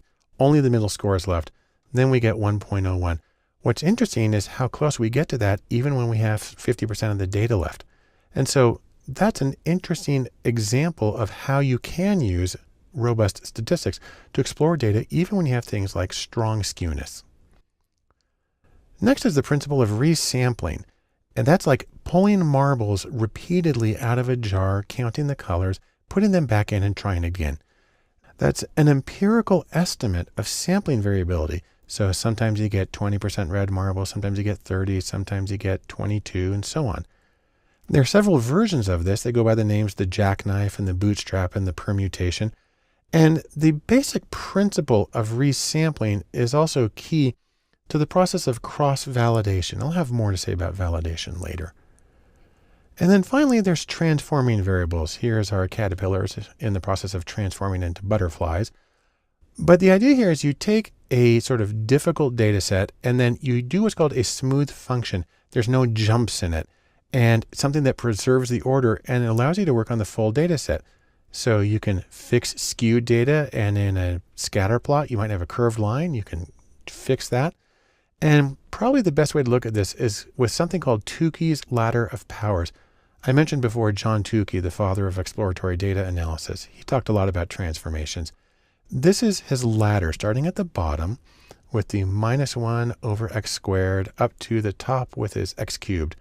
And here's how it works. This distribution over here is a symmetrical, normally distributed variable. And as you start to move in one direction, and you apply the transformation, you take the square root, you see how it moves the distribution over to one end. Then the logarithm, and you get to the end, you get this -1 over the square of the score. And that pushes it way, way, way over. If you go the other direction, for instance, you square the scores, it pushes it down in the one direction, you cube it, and then you see how it can move it around in ways that allow you to, you can actually undo the skewness to get back to a more centrally distributed distribution. And so these are some of the approaches that you can use in the numerical exploration of data. In sum, let's say this. Statistical or numerical exploration allows you to get multiple perspectives on your data. It also allows you to check the stability, see how it works with outliers and skewness and mixed distributions and so on. And perhaps most importantly, it sets the stage for the statistical modeling of your data. As a final step of statistics and exploring data, I'm going to talk about something that's not usually considered exploring, but is basic descriptive statistics. I like to think of it this way. You've got some data and you are trying to tell a story. More specifically, you're trying to tell your data's story. And with descriptive statistics, you can think of it as trying to use a little data to stand in for a lot of data, using a few numbers to stand in for a large collection of numbers. And this is consistent with the advice that we get from good old Henry David Thoreau, who told us, simplify, simplify. If you can tell your story with more carefully chosen and more informative data, go for it. So there's a few different procedures for doing this. Number one, you want to describe the center of your distribution of data. That's if you're going to pick a single number, use that. Two, if you can give a second number, give something about the spread or the dispersion or the variability. And three, it's also nice to be able to describe the shape of the distribution. Let me say more about each of these in turn. First, let's talk about center. We have the center of our rings here. Now, there are a few very common measures of center or location or central tendency of a distribution. There's the mode, and there's the median, and there's the mean. Now, there are many, many others, but those are the ones that are going to get you most of the way. Let's talk about the mode first. Now, I'm going to create a little data set here on a scale from 1 to 11, and I'm going to put individual scores. There is a 1 and another 1 and another 1 and another 1. Then we have a 2, 2. Then we have a score way over at 9 and another score over at 11. So we have 8 scores, and this is the distribution. This is actually a histogram of the data set. The mode is the most commonly occurring score or the most frequent score. Well, if you look at how tall each of these go, we've got more 1s than anything else. And so 1 is the mode because it occurs 4 times and nothing else comes close to that. The median is a little different. The median is looking for the score that is at the center if you split it into 2 equal groups. We have 8 scores, so we want to get one group of 4, that's down here, and then the other group of 4 is this really big one because it ranges way out. And the median is going to be the place on the number line that splits those into 2 groups. That's going to be right here at 1.5. Now the mean's a little more complicated, even though people understand means in general. It's the first one we have here that actually has a formula where m for the mean is equal to the sum of x, that's our scores on the variable, divided by n, the number of scores. You can also write it out with Greek notation if you want, like this, where that's sigma, a capital sigma is the summation sign, sum of x divided by n. And with our little data set, that works out to this, 1 plus 1 plus 1 plus 1 plus 2 plus 2 plus 9 plus 11. Add those all up and divide by 8, because that's how many scores there are. Well, that reduces to 28 divided by 8, which is equal to 3.5. If you go back to our little chart here, 3.5 is right over here. You'll notice there aren't any scores really exactly right there. That's because the mean tends to get very distorted by outliers. It follows the extreme scores. But a really nice, I say it's more than just a visual analogy, is that if this number line were a seesaw, then the mean is exactly where the balance point or the fulcrum would be for these to be equal. People understand that. If somebody weighs more, they got to sit in closer to balance somebody who weighs less, who has to sit further out. And that's how the mean works. Now, let me give a little bit of the pros and cons of each of these. For the mode's really easy to do. You just count how common it is. On the other hand, it may not be close to what appears to be the center of the data. The median, it splits the data into 2 same-sized groups, the same number of scores in each. And that's pretty easy to deal with, but unfortunately, it's hard to use that information in many statistics after that. And then finally, the mean. Of these 3, it's the least intuitive, it's the most effective by outliers and skewness, and that may really strike against it, but it is, however, the most useful statistically, and so it's the one that gets used the most often. Next, there's the issue of spread your tail feathers. And we have a few measures here that are very common also. There's the range, there are percentiles and interquartile range, and there's the variance and the standard deviation. I'll talk about each of those. First, the range. The range is simply the maximum score minus the minimum score. And in our case, that's just 11 minus 1, which is equal to 10. So we have a range of 10. And I can show you that here on our chart. It's just that line there at the bottom from the 11 down to the 1. That's a range of 10. The interquartile range, which actually is usually referred to simply as the IQR, is the distance between Q3, which is the third quartile score, and Q1, which is the first quartile score. If you're not familiar with quartiles, it's the same as the 75th percentile score and the 25th percentile score. Really what it is you're going to throw away some of the data. So let's go to our distribution here. First thing we're going to do is we're going to throw away the two highest scores. There they are. They're grayed out now. And then we're going to throw away two of the lowest scores. They're out there. And then we're going to get the range for the remaining ones. Now, this is complicated by the fact that I've got this big gap in between 2 and 9. And different methods of calculating quartiles do something with that gap. So if you use a spreadsheet, it's actually going to do an interpolation process, and it'll give you a value of 3.75, I believe, and then down to 1 for the first quartile. So not so intuitive with this graph, but that is how it works usually. If you want to write it out, you can do it like this. The interquartile range is equal to Q3 minus Q1. And in our particular case, that's 3.75 minus 1. And that, of course, is equal to just 2.75. And there you have it. Now, our final measure of spread or variability or dispersion is two related measures, the variance and the standard deviation. These are a little harder to explain and a little harder to show. But the variance, which is at least the easiest formula, is this. The variance is equal to, that's the sum, the capital sigma is the sum of x minus m. That's how far each individual score is from the mean. And then you take that deviation there and you square it, you add up all the deviations, and then you divide by the number. So the variance is the average squared deviation from the mean. I'll try to show you that graphically. So here's our data set, and there's our mean right there at 3.5. Let's go to one of these 2's. We got a deviation there of 1.5. And if we make a square that's 1.5 points on each side, well, there it is. We can do a similar square for the other score at 2. If we're going down to 1, then it's going to be 2.5 squared, and it's going to be that much bigger. And we can draw one of these squares for each of our 8 points. The squares for the scores at 9 and 11 are going to be huge and go off the page, so I'm not going to show them. But once you have all those squares, you add up the area and you get the variance. So this is the formula for the variance, but now let me show the standard deviation, which is also a very common measure, is closely related to this. Specifically, it's just the square root of the variance. Now, there's a catch here. The formulas for the variance and the standard deviation are slightly different for populations and samples in that they use different denominators. But they give similar answers, not identical, but similar if the sample is reasonably large, say over 30 or 50, then it's going to be really just a negligible difference. So let's do a little pro and con of these three things. First, the range. It's very easy to do. It only uses two numbers, the high and the low, but it's determined entirely by those two numbers. And if they're outliers, you've got really a bad situation.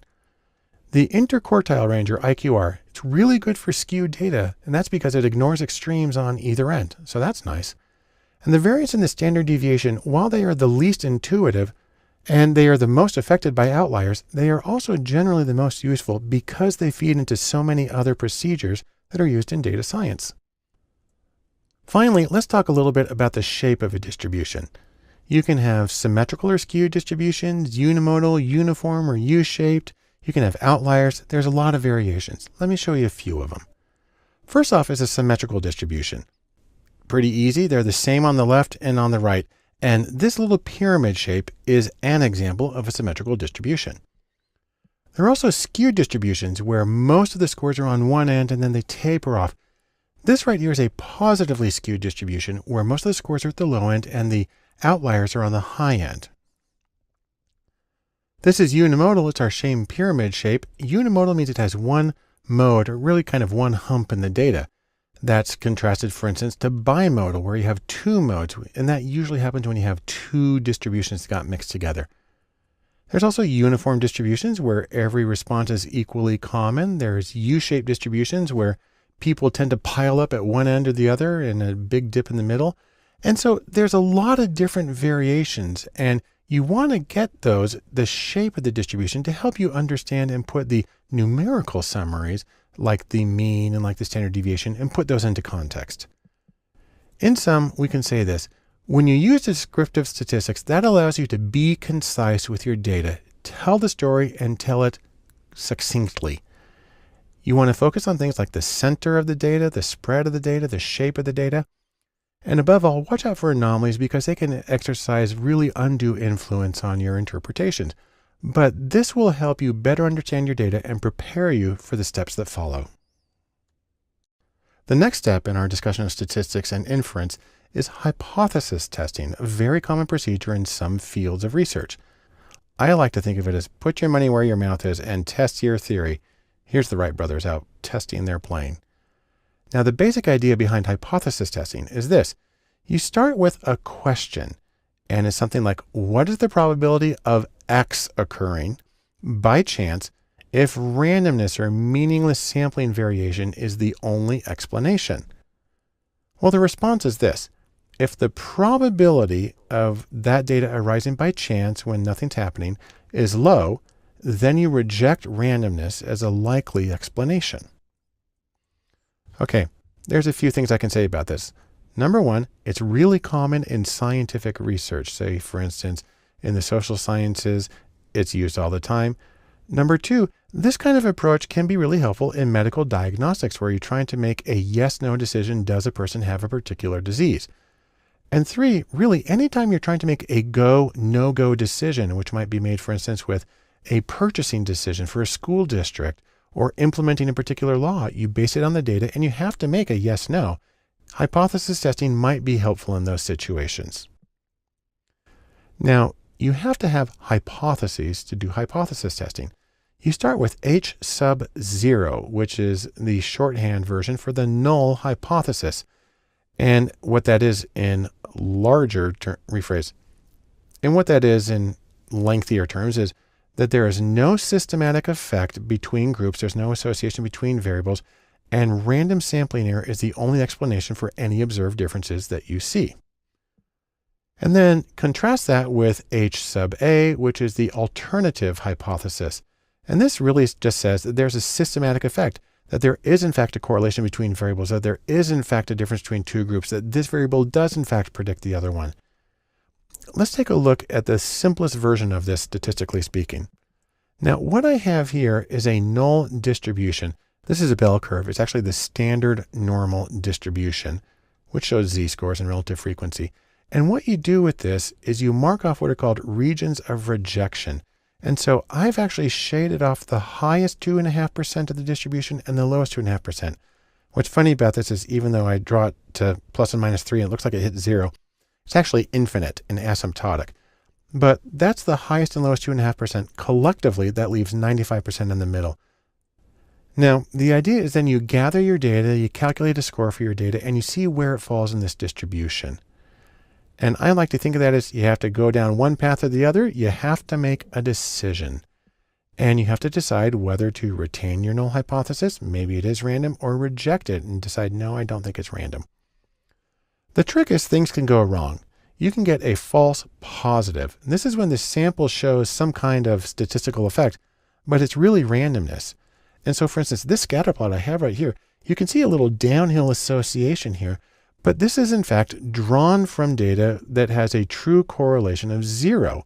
And I just kind of randomly sampled from it until I got this. It took about 20 rounds, but it looks negative, but there's really nothing happening. The trick about false positives is that's conditional on rejecting the null. The only way you can get a false positive is if you actually conclude that there's a positive result. It goes by the highly descriptive name of a type 1 error, but you get to pick a value for it, and 0.05 or 5% risk if you reject the null hypothesis, that's the most common value. Then there's a false negative. This is when the data looks random, but in fact it is systematic or there's a relationship. So for instance, this scatter plot, it looks like it's pretty much a 0 relationship, but in fact this came from two variables that were correlated at 0.25. That's a pretty strong association. Again, I randomly sampled from the data until I got a set that happened to look pretty flat. And a false negative is conditional on not rejecting the null. You can only get a false negative if you get a negative. You say there's nothing there. It's also called a type 2 error. And this is a value that you have to calculate based on several elements of your testing framework. So it's something to be thoughtful of. Now, I do have to mention one thing, big security notice, but wait. The problem with hypothesis testing, there's a few. Number one, it's really easy to misinterpret it. A lot of people say, well, if you get a statistically significant result, it means that it's something big and meaningful.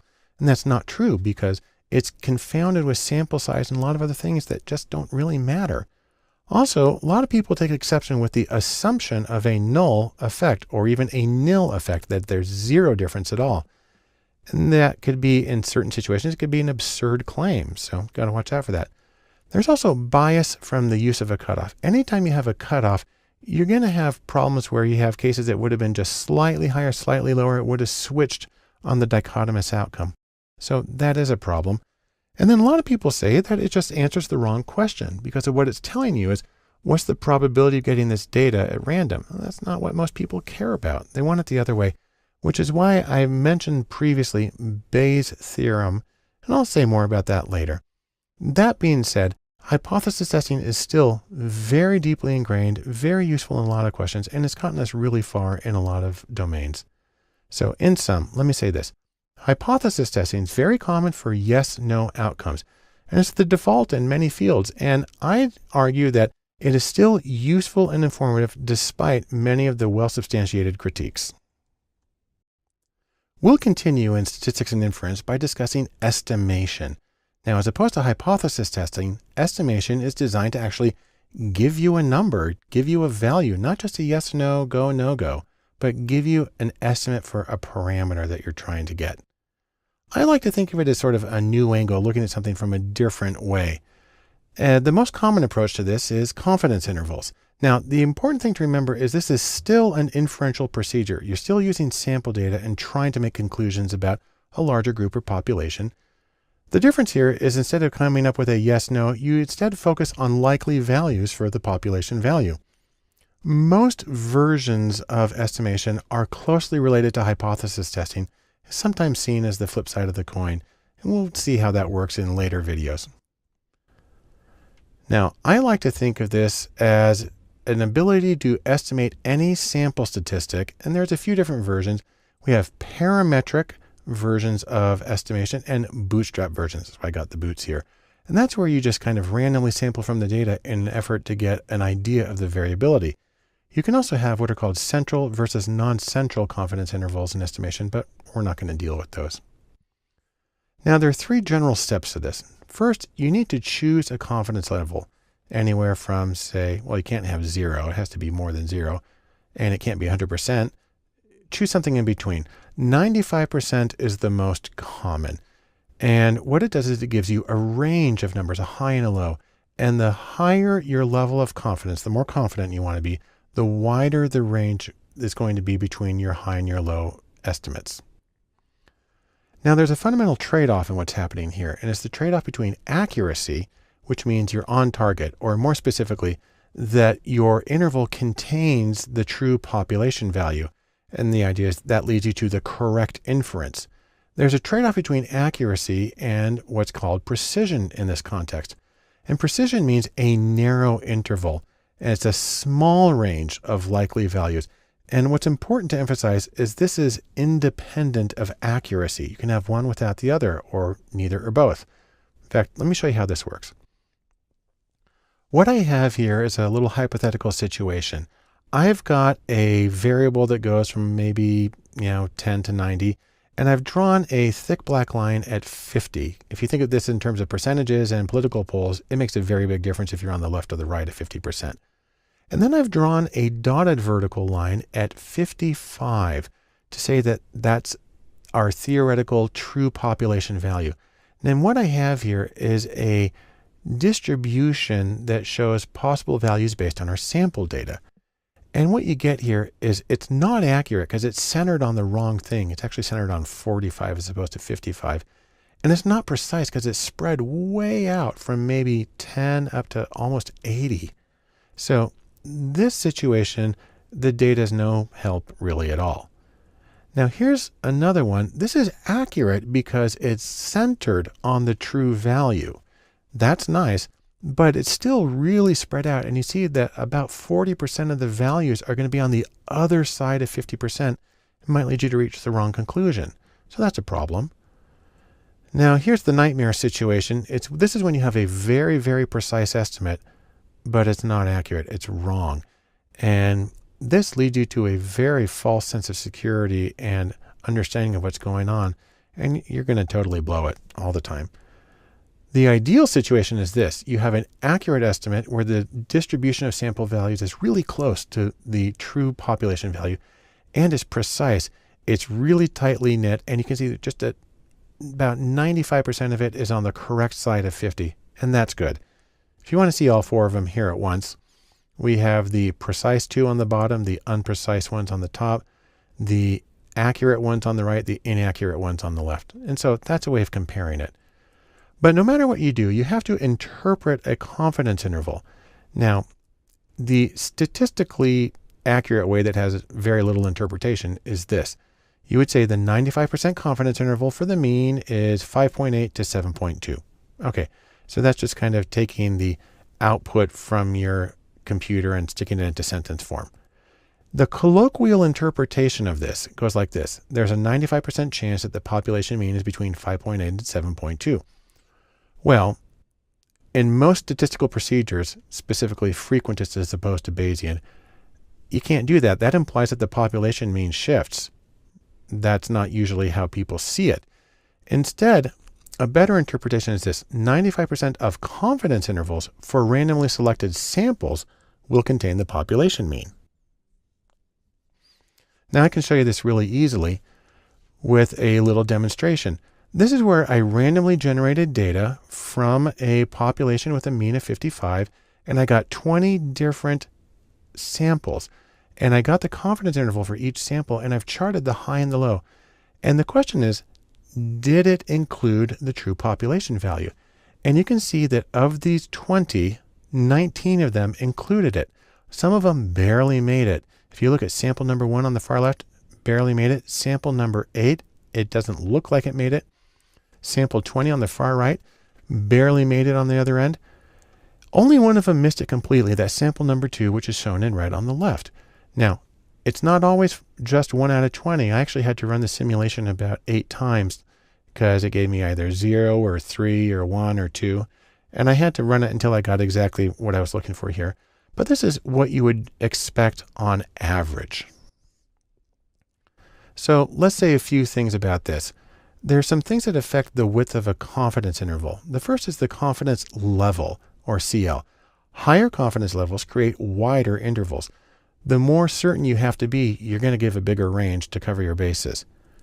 Second, the standard deviation, where larger standard deviations create wider intervals.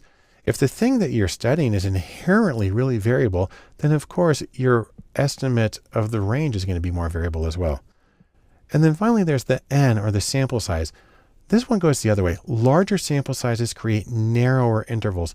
The more observations you have, the more precise and the more reliable things tend to be. I can show you each of these things graphically.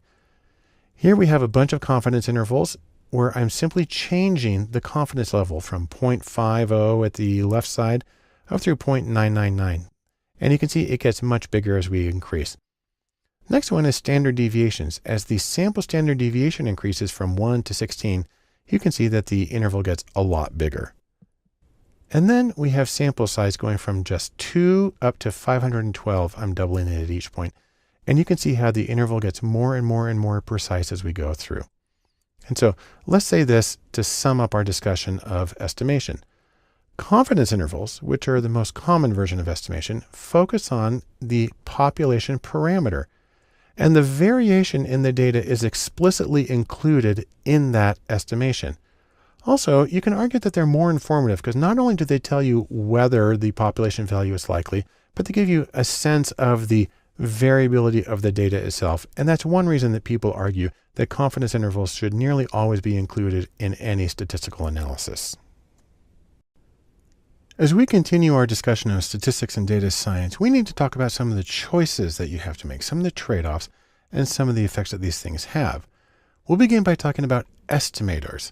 And that is different methods for estimating parameters. I like to think of this as what kind of measuring stick or standard are you going to be using? Now, we'll begin with the most common. This is actually called OLS, which is short for ordinary least squares. This is a very common approach. It's used in a lot of statistics, and it's based on what's called the sum of squared errors. And it's characterized by an acronym called BLUE, which stands for Best Linear Unbiased Estimator. Let me show you how that works. Let's take a scatter plot here of an association between two variables. This is actually the speed of a car and the distance to stop from about the 20s, I think. We have a scatter plot here, and we can draw a straight regression line through it. Now, the line that I've used is in fact the best linear unbiased estimate, but the way that you can tell that is by getting what are called the residuals. If you take each data point and draw a perfectly vertical line up or down to the regression line, because the regression line predicts what the value would be for that value on the x-axis, those are the residuals. Each of those individual vertical lines is a residual. You square those and you add them up, and this regression line, the gray angled line here, will have the smallest sum of squared residuals of any possible straight line that you can run through it. Now, another approach is ML, which stands for maximum likelihood. And this is when you choose parameters that make the observed data most likely. It sounds kind of weird, but I can demonstrate it. And it's based on a kind of local search. It doesn't always find the best. I like to think of it like a person here with binoculars, looking around them, trying hard to find something, but you could theoretically miss something. Let me give a very simple example of how this works. Let's assume that we're trying to find parameters that maximize the likelihood of this dotted vertical line here at 55. And I've got three possibilities. I've got my red distribution, which is off to the left, the blue, which is a little more center, and the green, which is far to the right.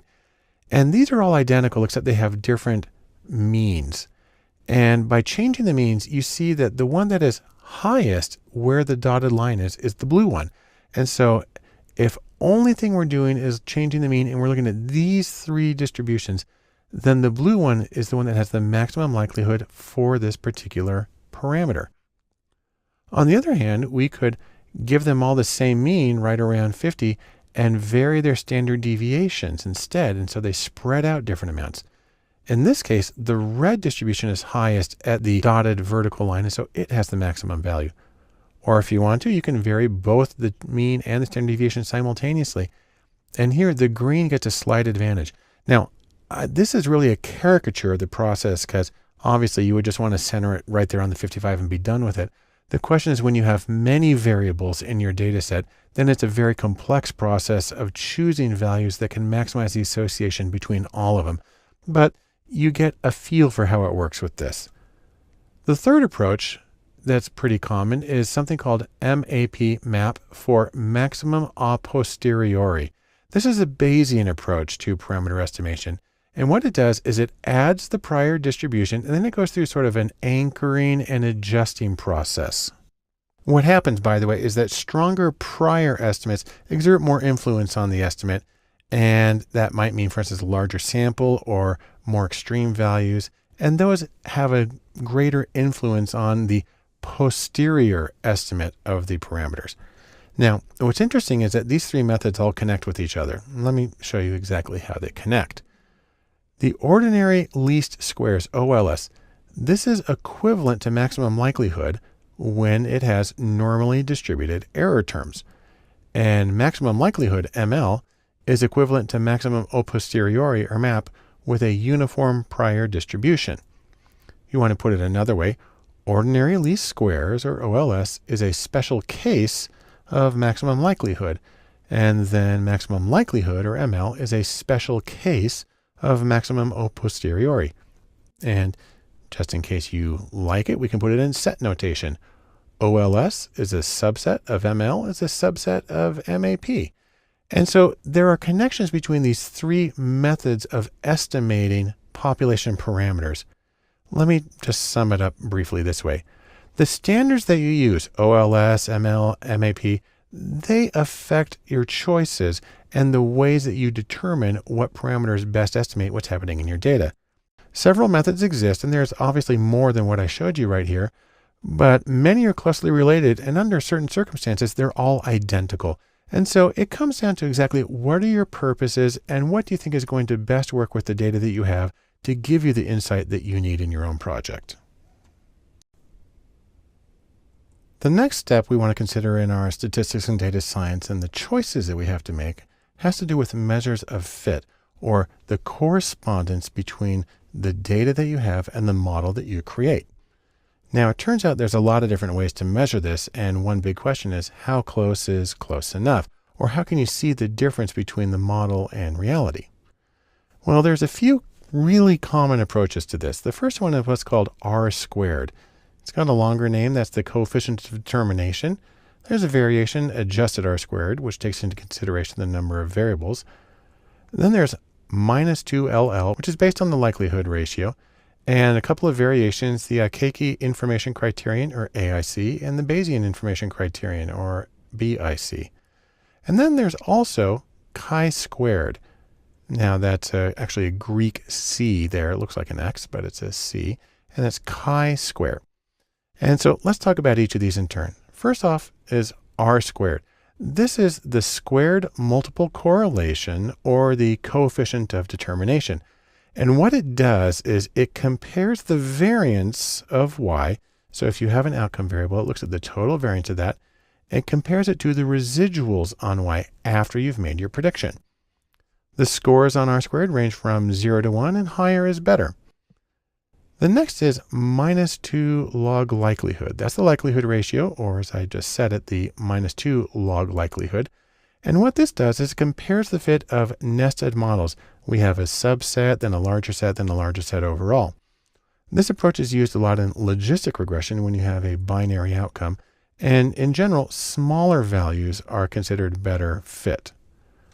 Now, as I mentioned, there are some variations of this. I like to think of variations of chocolate. The minus 2 log likelihood, there's the Akaike information criterion, the AIC, and the Bayesian information criterion, BIC. And what both of these do is they adjust for the number of predictors. Because obviously, if you have a huge number of predictors, you're going to get a really good fit, but you're probably going to have what's called overfitting, where your model is tailored too specifically to the data you currently have and doesn't generalize well. These both attempt to reduce the effect of overfitting. And then there's chi-squared again. It's actually a lowercase Greek c, looks like an X. And chi-square is used for examining the deviations between two data sets, specifically between the observed data set and the expected values, or a model you create of we expect this many frequencies in each category. Now, I'll just mention, like going to the store, there's a lot of other choices, but these are some of the most common standards, particularly the R squared. And I just want to say, in sum, there are many different ways to assess the fit, the correspondence between a model and your data. And the choices affect the model, especially are you going to penalize for throwing in too many variables relative to your number of cases? Are you dealing with a quantitative or a binary outcome? Those things all matter. And so the most important thing, as always, my standing advice is keep your goals in mind and choose a method that seems to fit best with your analytical strategy and the insight you're trying to get from your data. The statistics and data science offers a lot of different choices. One of the most important is going to be feature selection, or the choice of variables to include in your model. It's sort of like confronting this enormous range of information and trying to choose what matters most, trying to get the needle out of the haystack. The goal of feature selection is to select the best features or variables and get rid of uninformative and noisy variables and simplify the statistical model that you're creating, because that helps avoid overfitting or getting a model that works too well with the current data and works less well with other data. The major problem here is multicollinearity, a very long word that has to do with the relationship between the predictors and the model. I can show it to you graphically here. Imagine, for instance, we've got a big circle here to represent the variability in our outcome variable. We're trying to predict it. And we've got a few predictors. So we've got predictor number 1 over here, and you see it's got a lot of overlap. That's nice. Then we've got predictor number 2 here. It also has some overlap with the outcome, but it also overlaps with predictor 1. And then finally down here, we've got predictor 3, which overlaps with both of them. And the problem arises the overlap between the predictors and the outcome variable. Now, there's a few ways of dealing with this. Some of these are pretty common. So for instance, there's the practice of looking at probability values in regression equations. There are standardized coefficients, and there's variations on sequential regression. There are also newer procedures for dealing with the disentanglement of the association between the predictors. There's something called commonality analysis.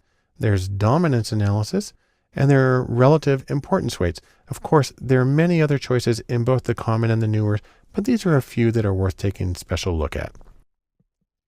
First is p-values or probability values.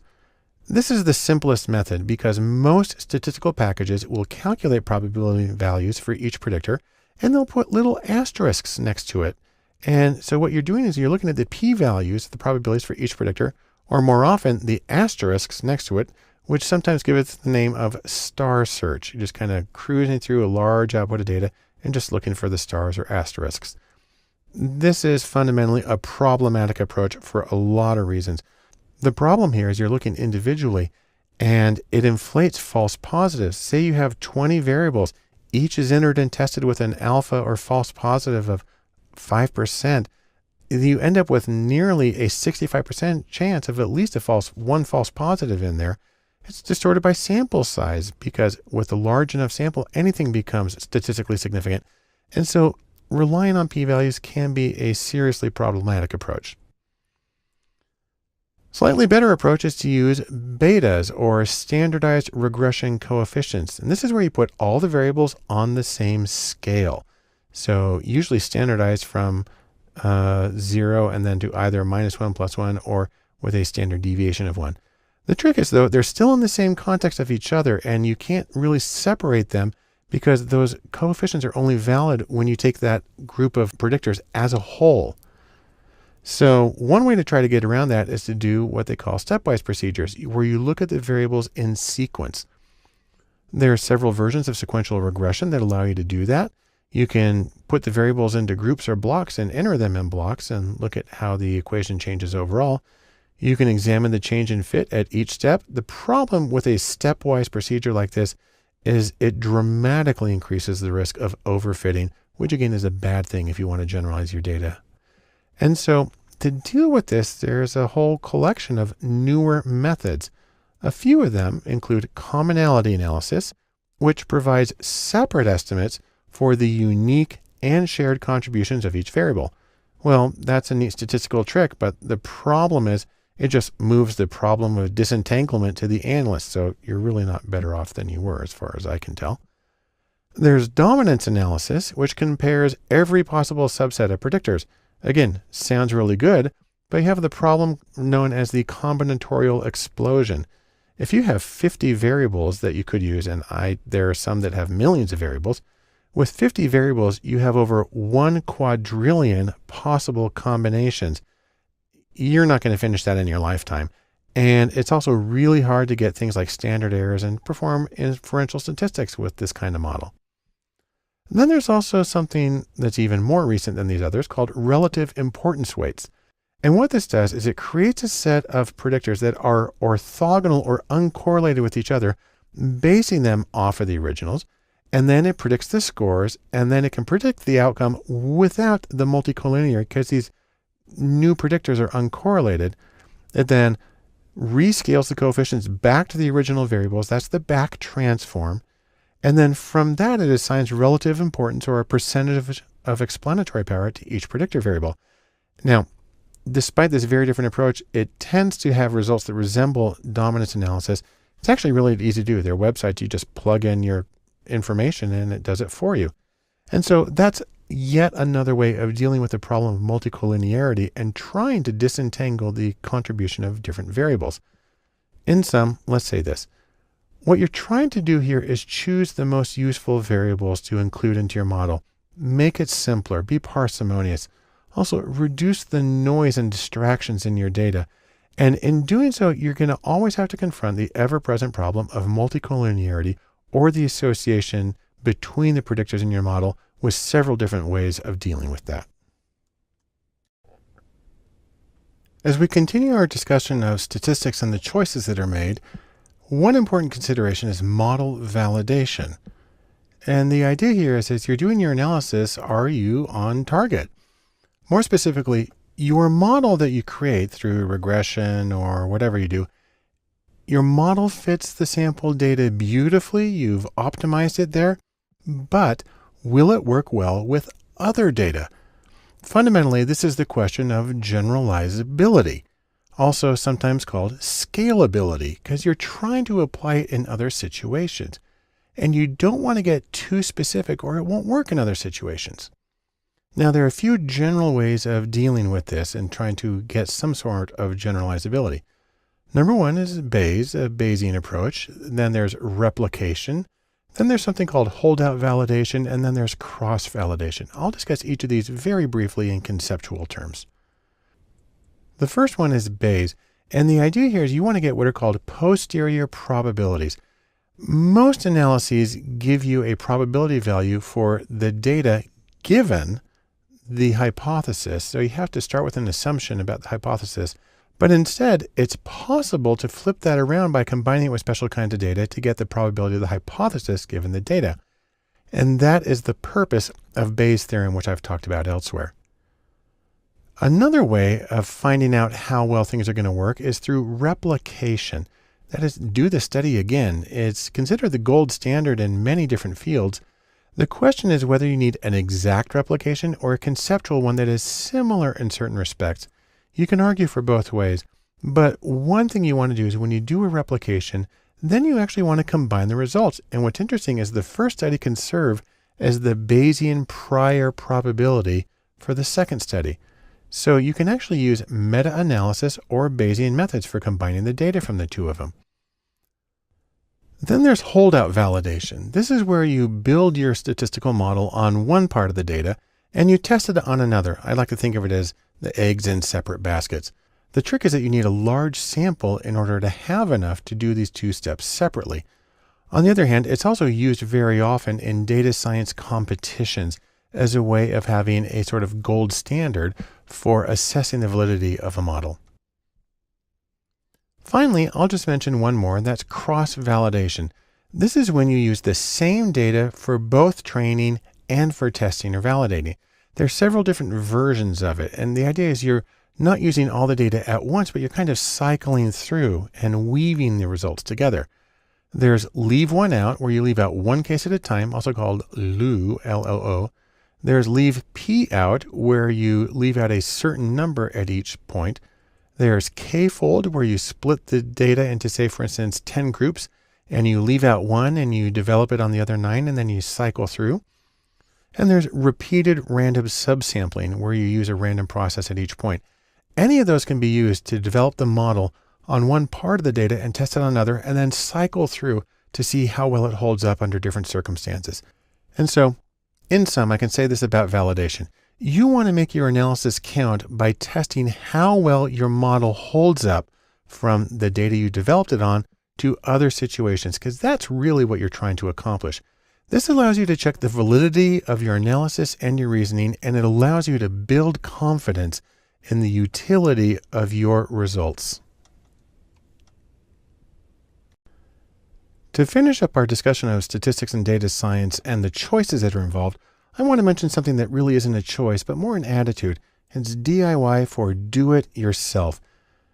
The idea here is, really, you just need to get started. Remember, data is democratic. It's there for everyone. Everybody has data. Everybody works with data, either explicitly or implicitly. So data is democratic. So is data science. And really, my overall message is you can do it. A lot of people think you have to be at this totally cutting edge virtual reality sort of thing. And it's true. There's a lot of active development going on in data science. There's always new stuff. The trick, however, is the software that you can use to implement those things often lags. It'll show up first in programs like R and Python, but as far as it showing up in a point and click program, that could be years.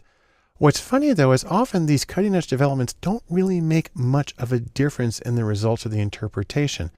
They may in certain edge cases, but usually not a huge difference. And so I'm just going to say, analysts beware. You don't necessarily have to do it. It's pretty easy to do them wrong. And so you don't have to wait for the cutting edge. Now, that being said, I do want you to pay attention to what you're doing. A couple of things I've said repeatedly is know your goal. Why are you doing this study? Why are you analyzing the data? What are you hoping to get out of it? Try to match your methods to your goal. Be goal directed. Focus on the usability. Will you get something out of this that people can actually do something with? And then, as I've mentioned several times with the Bayesian thing, don't get confused with probabilities. Remember that priors and posteriors are different things, just so you can interpret things accurately. Now, I want to mention something that's really important to me personally, and that is beware the trolls. You will encounter critics, people who are very vocal and who can be harsh and grumpy and really just intimidating. And they can really make you feel like you shouldn't do stuff because you're going to do it wrong. But the important thing to remember is the critics can be wrong. Yes, you'll make mistakes. Everybody does. I can't tell you how many times I have to write my code more than once to get it to do what I want it to do. But in analysis, nothing is completely wasted if you pay close attention. I've mentioned this before. Everything signifies, or in other words, everything has meaning. The trick is that the meaning might not be what you expected it to be. So you're going to have to listen carefully. And I just want to reemphasize, all data has value, so make sure you're listening carefully. In sum, let's say this, no analysis is perfect. The real question is not, is your analysis perfect, but can you add value? And I'm sure that you can. And fundamentally, data is democratic. So I'm going to finish with one more picture here. And that is, just jump right in and get started. You'll be glad you did. To wrap up our course, Statistics and Data Science, I want to give you a short conclusion and some next steps. Mostly, I want to take a little piece of advice I learned from a professional saxophonist, Kirk Whalum. And he says, there's always something to work on. There's always something you can do to try things differently, to get better. It works when practicing music. It also works when you're dealing with data. Now, there are additional courses here at datalab.cc that you might want to look at.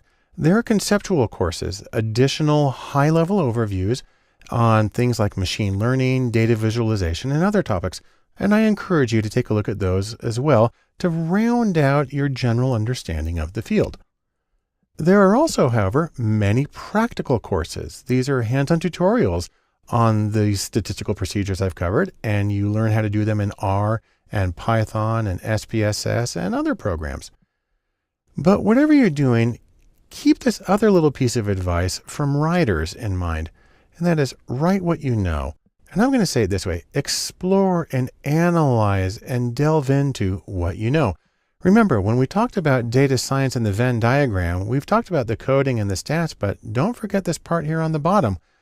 Domain expertise is just as important to good data science as the ability to work with computer coding and the ability to work with the numbers and quantitative skills. But all through it, remember this, you don't have to know everything. Your work doesn't have to be perfect. The most important thing is just get started. You'll be glad you did. Thanks for joining me and good luck.